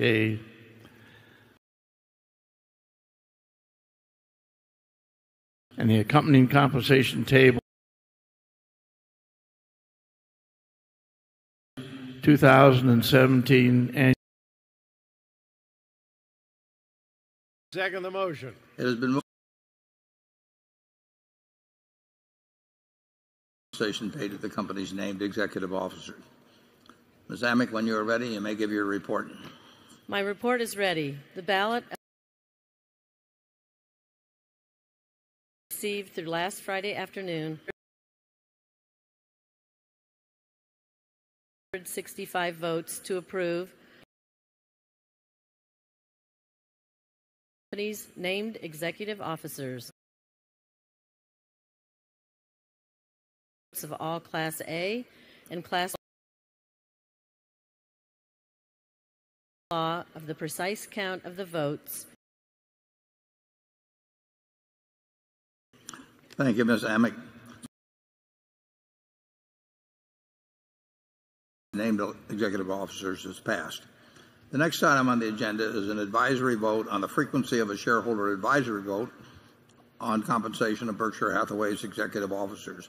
I recognize Mr. Walter Scott to place a motion before the meeting on this item.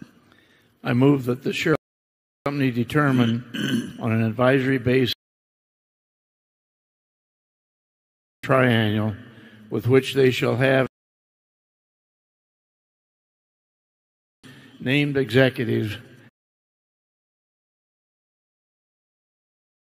annual meeting proxy statement.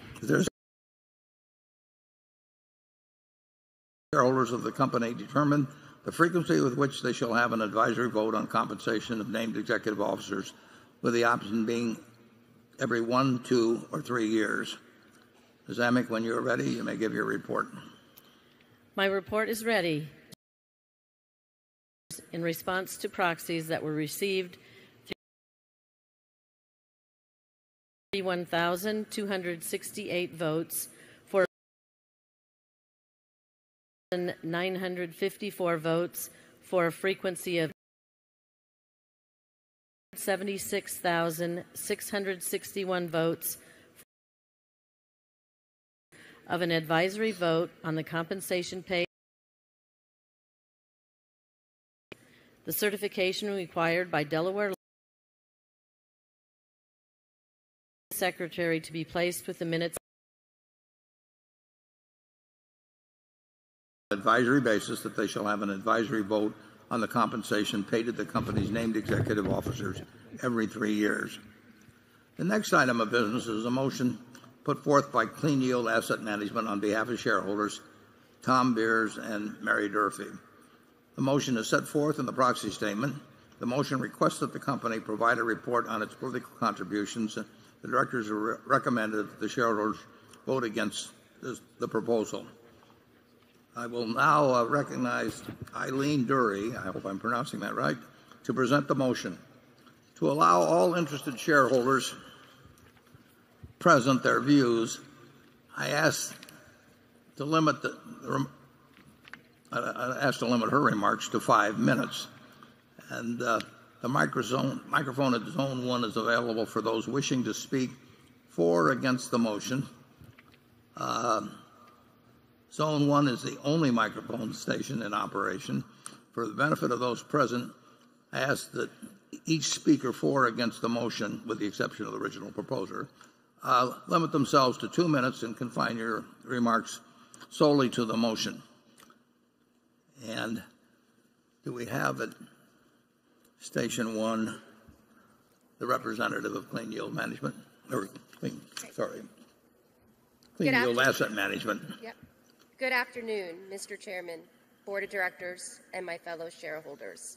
My name is Eileen Dury, and I have been asked to read the following statement by the filers of this proposal, Tom Beers and Mary Durfee. Our proposal, number 4 on the proxy ballot, calls on Berkshire Hathaway to fully disclose the extent of its political spending. Why do we ask for this? Corporate political spending is a controversial activity that must be carefully managed and overseen at the most senior levels of management. Mismanagement or misjudgment around political contributions can bring reputation damage, political risks, and legal consequences. In recent years, at the urging of shareholders and other stakeholders, scores of companies have adopted stronger disclosure and better oversight of political contributions. Best practices in this area include full disclosure of direct and indirect political contributions, descriptions of policies and procedures to ensure full legal compliance, and a commitment to board oversight. But our company's policies in this area are so non-existent or hidden that they have earned it a score of 0 for 6 years running on the leading rating system for corporate political disclosure and accountability, the CPA-Zicklin Index. In contrast, 56% of the S&P make public a detailed policy governing political expenditures from corporate funds. Peers such as GE, Travelers, Unum, CSX, and Norfolk Southern disclose political spending. In contrast, all we know about Berkshire's political spending is contained in the 2-paragraph response to our proposal in this year's proxy statement, which seeks to reassure us that Berkshire's political spending is small relative to its size. But management's statement raises more questions than it answers. It says nothing, for example, about whether Berkshire gives to third-party-like trade associations and 501c4s, which are leading sources of dark money contributions that are nearly impossible to trace. Since 2012, over $670 million in dark money was spent in the U.S. elections with no disclosure of who the underlying donors were. But our company is a large and complicated enterprise. Berkshire Hathaway ranks number 4 in the Fortune 500, At a time when the trend among large companies is to be more open about their political spending and their policies regarding dark money vehicles, it doesn't behoove or benefit Berkshire Hathaway to be so secretive if it has nothing to hide. If you agree, please vote in favor of proposal number 4. Thank you. Are there other people that wish to speak on the motion? Not that I know of. Okay. Thank you. I will tell you that, to my knowledge, in 52 years, Berkshire Hathaway, at the parent company level, has not made a political contribution. I personally disagree strongly with the Citizens United decision, which was a 5-4 vote, and I think that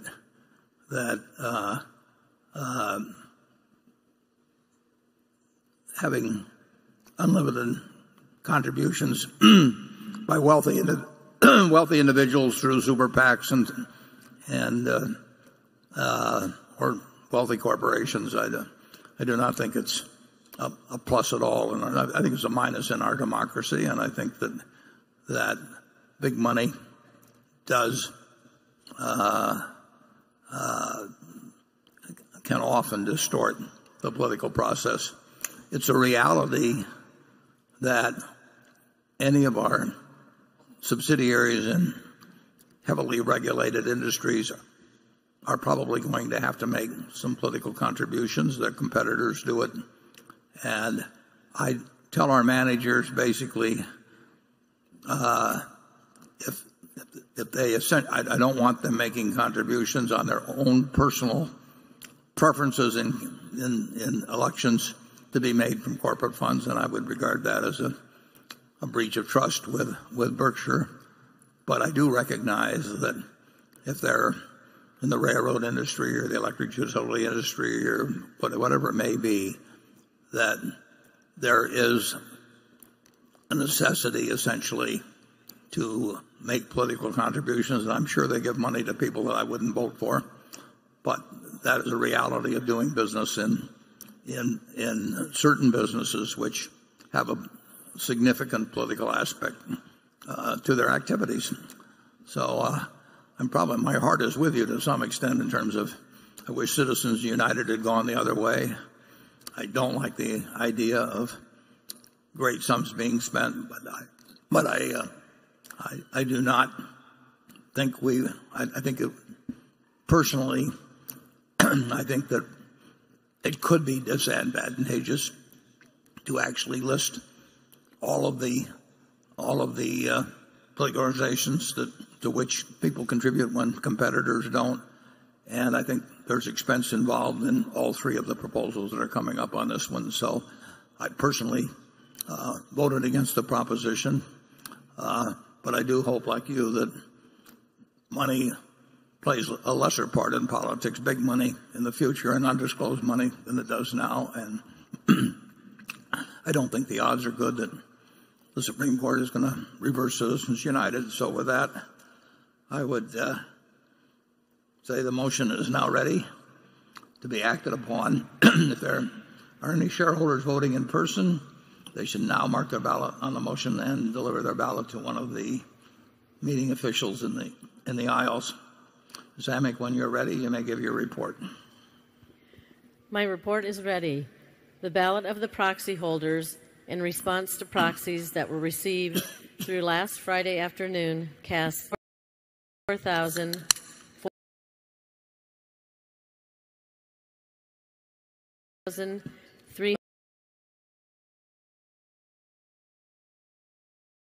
Motion exceeds a majority. Properly cast on the matter.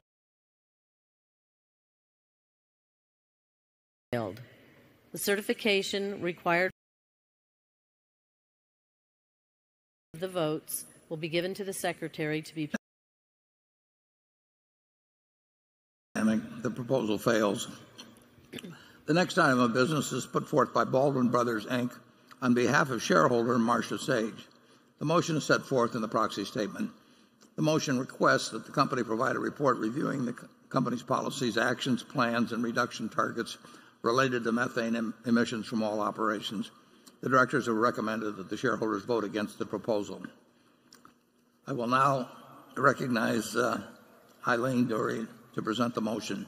To allow all interested shareholders to present their views, I ask her to limit her remarks to 5 minutes. Microphone at Zone 1 is available for those wishing to speak for or against the motion. Zone 1 is the only microphone station in operation.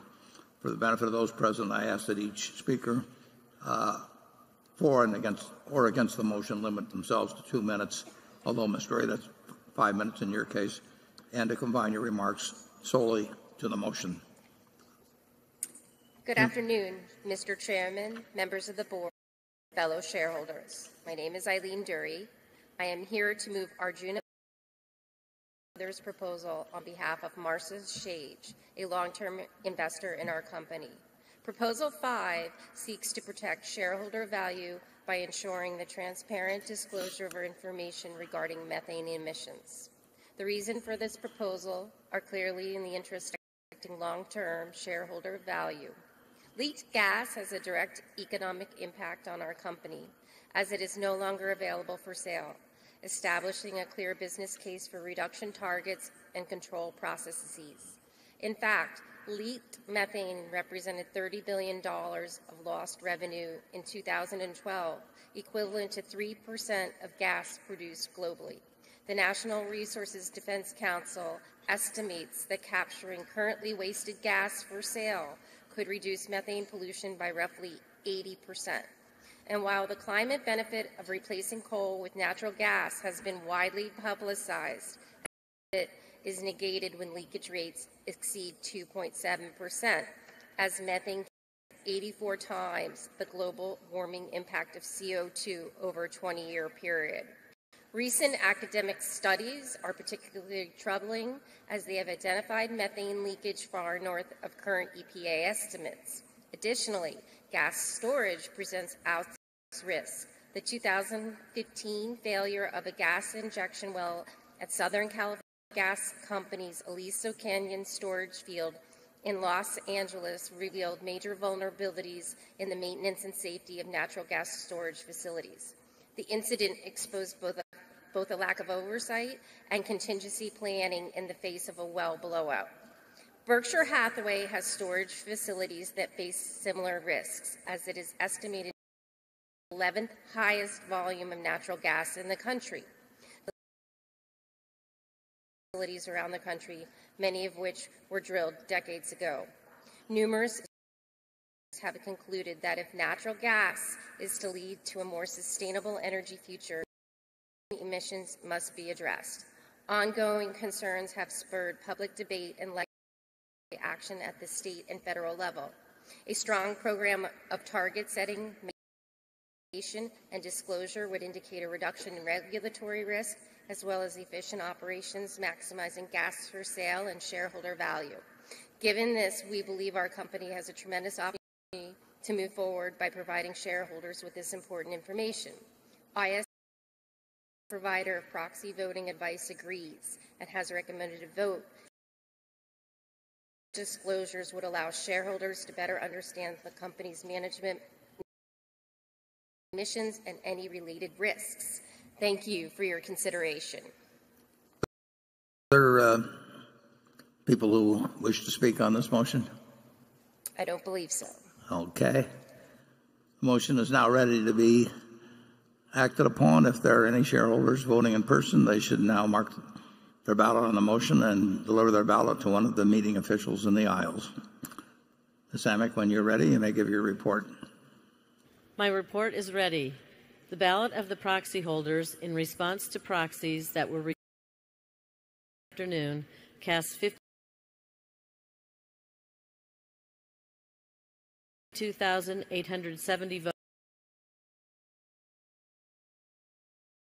Exceeds a majority of the number of votes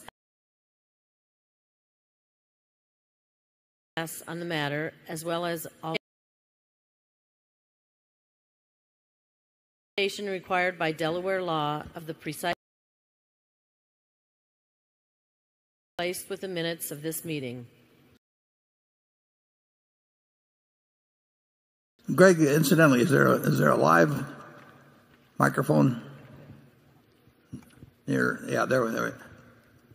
Might talk a little bit about the methane situation.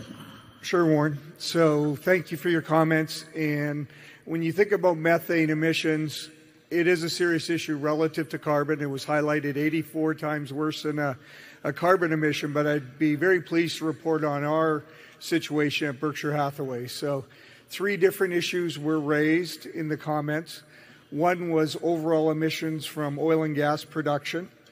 So the first thing I would just highlight is that we do not own any oil and gas producing assets.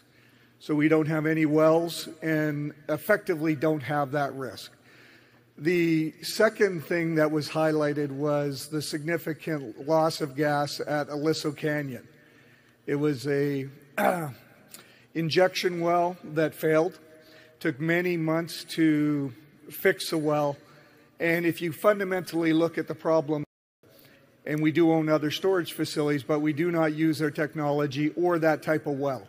All of our wells are cased to the top, which creates a very different risk and literally can be mitigated within hours.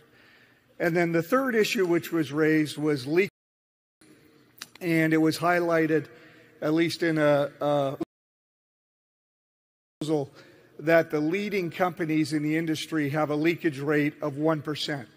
Or they've put together programs to achieve a leakage rate of 1%. And I'm happy to report when we look at our leakage rate from our pipelines, we're at 0.53 of 1%. So basically half of the leading companies in the industry. So with that, obviously support the recommendation of the shareholders. Thank you. Thanks, Greg. You've heard the vote, and the proposal fails. The next item of business is a motion put forth by a shareholder, the Nebraska Peace Foundation. The motion is set forth in the proxy statement. The motion requests that the company divest of its holdings in companies involved in the extracting, processing, or burning of fossil fuels. The directors have recommended that the shareholders vote against the proposal. I will now recognize Mark Vecina to present the motion. And again, to allow all interested shareholders to present their views, I ask him to limit his remarks to 5 minutes. And the microphone, Zone 1 is available for those wishing to speak for or against the motion. Zone 1 is the only microphone station in operation, and for the benefit of those present, subsequent speakers, I ask that they limit themselves to 2 minutes and confine your remarks solely to the motion. With that, if you'll proceed. Thank you. My name is Mark Vecina. We're here to present our proposal asking to divest of its carbon-based assets. A period of time we believe is last year we were here with a proposal that Berkshire Hathaway evaluate and report on the impact of climate change on their insurance companies. We were approached by a number of shareholders who suggested we were, and they suggested the real question is divestiture. So we thought about it. We came back to ask for divestiture of the carbon-based assets. We recognize that for a public company that's involved in investing in other companies, divestiture challenges from those of university endowments, pension, public foundations such as the Bill and Melinda Gates Foundation, organizations which have divested or have implemented divestiture plans. However, we believe that the necessity involves more than just a social or ethical or even moral question. It also involves financial risk, as recommendation to the insurance companies that they regulated that they investigate and report on the climate change risk to these companies. Pointed out that financial risk of holding these carbon-based assets was real, unpredictable. Things like technology changes, investor sentiment changes, pose risks towards the financial value of assets in this type of investment. So we are proposing, as I said, divestiture of all carbon-based assets over 12 years. I'm going to be followed by 3 prominent American climate scientists: Frank Lemire of the Winnebago tribe of Nebraska, Miller, Creighton University theologian. Thank you for giving it to make our case for this proposal. Thank you, and we'll proceed to the next speaker, please.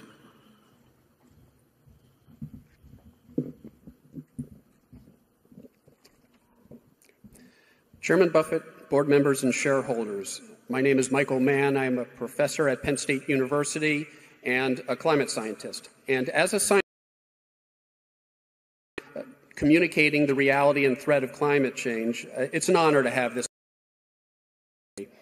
Warren Buffett, known as the Wizard of Omaha, is an inspiration to many, a simple view of work ethic, self-made success, and the great reward that comes with foresight.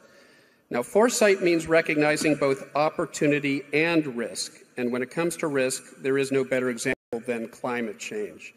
I recently co-authored an article in the journal Scientific Reports, for example, demonstrating that climate change played a key role in the onslaught of unprecedented, devastating droughts, floods, and heat waves in recent years. And the impacts we're seeing now are just the veritable tip of the iceberg. Carbon emissions must be brought down dramatically within the next few years if we are to avert the worst impacts of climate change. Mr. Buffett coined the term Noah's Law in his 2015 shareholder letter to describe the risk posed by climate change, stating, "If there is only a 1% chance the planet is heading toward a truly major disaster and delay means passing a point of no return, inaction now is foolhardy." Well, I couldn't agree more. And the science tells us that we are heading toward disaster in the absence of reductions in greenhouse gas emissions. Board member Bill Gates demonstrated bold leadership a year ago when the Bill and Melinda Gates Foundation announced it was divesting of fossil fuel holdings. Were Mr. Buffett to follow suit, it would send a profound message to the rest of the global business community, a message that we can both mitigate risk and seize opportunity in the form of massive growth in clean energy technology by tackling this problem now head-on before it's too late. Thank you. Thank you. And I believe there's another speaker, or maybe 2. If you'll identify yourself, please. My name is Richard Somerville. I'm a climate scientist and a professor at the University of California, San Diego. Chairman Buffett, board, and shareholders, the world is warming. It is due to human activities. It is getting worse. The observational evidence is overwhelming. All the warmest years globally are recent years. We see the weather changing. We see more severe floods and droughts. Sea level rise is accelerating. Ice sheets and glaciers are shrinking worldwide. Climate change will become more and more serious unless emissions of heat-trapping gases and particles are quickly and drastically reduced. The climate is human behavior. Everything depends on what humanity does now. We have our hands on a thermostat that controls the climate of our children and grandchildren. In 2015, the world agreed in Paris on how much warming can safely be allowed. The Paris target was enforced. The science shows that to meet the target, emissions need to be reduced drastically. Through dithering and procrastinating lead to catastrophe. Alleviating climate change is cheap compared to coping with the damage that unmitigated climate change will cause. Doing nothing about climate change means that sea level will become so high that coastal cities must eventually be abandoned. We caused this problem, we can solve it. And polls show that most strong actions to limit climate change. The forces driving clean energy are powerful. The market is turning against fossil fuels. The prices of solar and wind energy are dropping. They can already compete without subsidies. Vehicle electrification is happening fast. Clean energy provides jobs and economic progress and prosperity do not require emitting heat-trapping gases. Buffett are rightly admired and respected worldwide, helping the world confront climate change and their legacy. We owe it to our children and I believe there's one more speaker.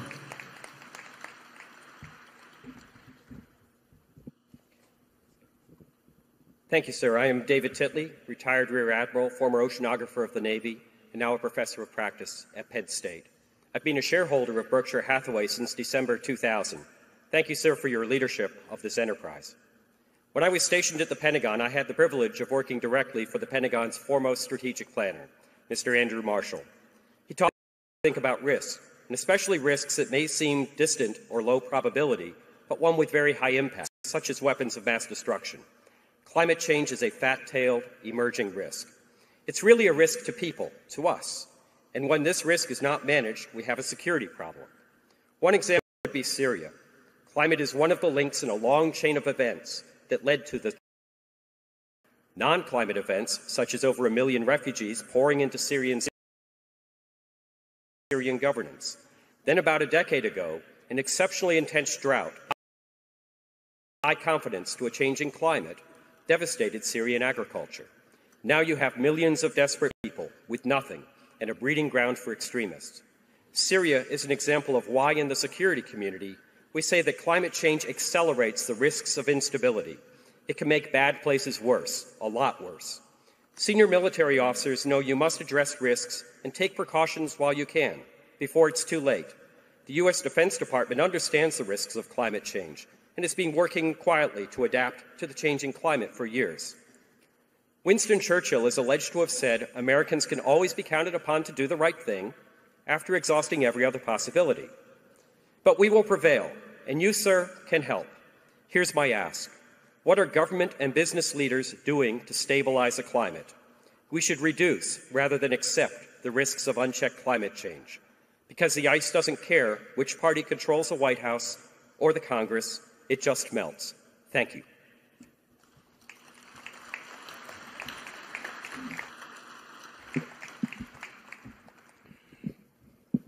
I am Frank Lemire, the Bear Clan of the Winnebago tribe of Nebraska. It was the indigenous people of this continent who first consecrated the ground on which we live and grow, who offered up prayers and petitions asking that we be allowed to live and to provide a way for the generation. In exchange for the blessings given by the Creator, our forebears agreed to be good stewards of the land. The stewardship of our Mother Earth, who provides for us, has now changed, but the covenant remains the same. Let there be no mistake about that. If we continue to disrespect our Earth Mother, those things given us, bountiful harvests, protection for the elements, and good clean water, will surely be taken from us. Our elders speak of this. It has been foretold. On Christmas Eve, my son came from Standing Rock to visit us for 1 hour. His mother and I worried about him. How is it there? Why did you go? I asked. He said, it is dangerous, Dad, but someone has to protect our water. I nodded and said, Aho, that is good. He is a water protector. I stand on his shoulders. Many Wichoni, the protectors, proclaim water is life. Bearing that in mind, I am told that this waterway flowing south from Standing Rock and passing just a short walk from here would be fouled by any kind of breach in the Dakota Access Pipeline. My sense in my years tells me that this will happen. Millions would be poisoned. I am further told that this collective body holds a 15% interest in an oil company that is a 25% shareholder in the Dakota Access Pipeline. I would ask that you walk away from that investment. Stand with Mother Earth today. I'm a Winnebago Indian. The Missouri River brought us here. when we had no place to go. We stand with our Mother Earth now as she stood with us. Think about that. Mini Wichoni, water is life. Peanut Gigi, thank you. Thank you.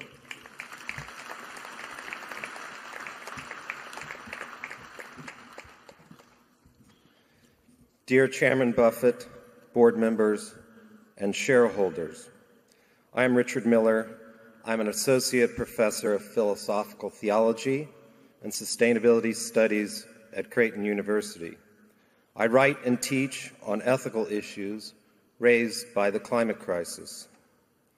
As a rationale for voting no on the divestment resolution, the board maintained that Berkshire should not limit its universe of potential investments based upon complex social and moral issues, and that following state and federal laws was sufficient to meet your obligations. There is not only an overwhelming consensus in the scientific community about the reality and dangers of climate change, but there is also an overwhelming consensus among all major ethical theories that one is not morally justified to use increased profit as a rationale for doing harm to others. By continuing to invest in and thus promote the extracting, processing, and burning of fossil fuels, Berkshire is doing harm to people around the world and creating conditions that will threaten future generations. While one is not morally justified to use increased profits as a rationale for doing harm to others, one cannot also opt out of ethical considerations by appealing to moral complexity. When you're doing harm to others, especially at this scale, there is no neutral space. Nor can you simply appeal to the fact that Berkshire is following state and federal laws, when those laws are themselves unethical and that they allow the United States to violate the human rights of people around the world and set in motion catastrophic future for young people. The consensus among ethical theories will in due time become self-evident to the average person, analogous to the way slavery as an evil is self-evident today. Indeed, the recognition of the immorality of investing in fossil fuels is rapidly gaining ground as more and more institutions divest their fossil fuel holdings. Mr. Buffett, you're standing on an ethical house of cards, and it is only a matter of time before it comes tumbling down. Like the thousands gathered here and the millions on live stream, I admire your considerable achievements, but I am afraid that if you do not change course very soon, history will not judge you kindly. Thank you for your time. Okay, thank you. The motion is now voting in person. They should now mark their ballots on the motion and deliver their ballot to one of the meeting officials in the aisles. Ms. Amick, when you're ready, you may give your report. My report is ready. The ballot of the proxy holders in response to through last Friday afternoon casts 7,594,044 votes against the motion exceeds a majority of the number of shares properly cast on the matter as failed. The certification required by votes will be given to the Secretary to be placed with the minutes of this. The proposal fails, and I move the meeting be adjourned. It has now been made and seconded. We will vote by voice. Any discussion? If not, all in favor say aye. All opposed say no. The meeting is adjourned. Thank you all for coming, and come again next year.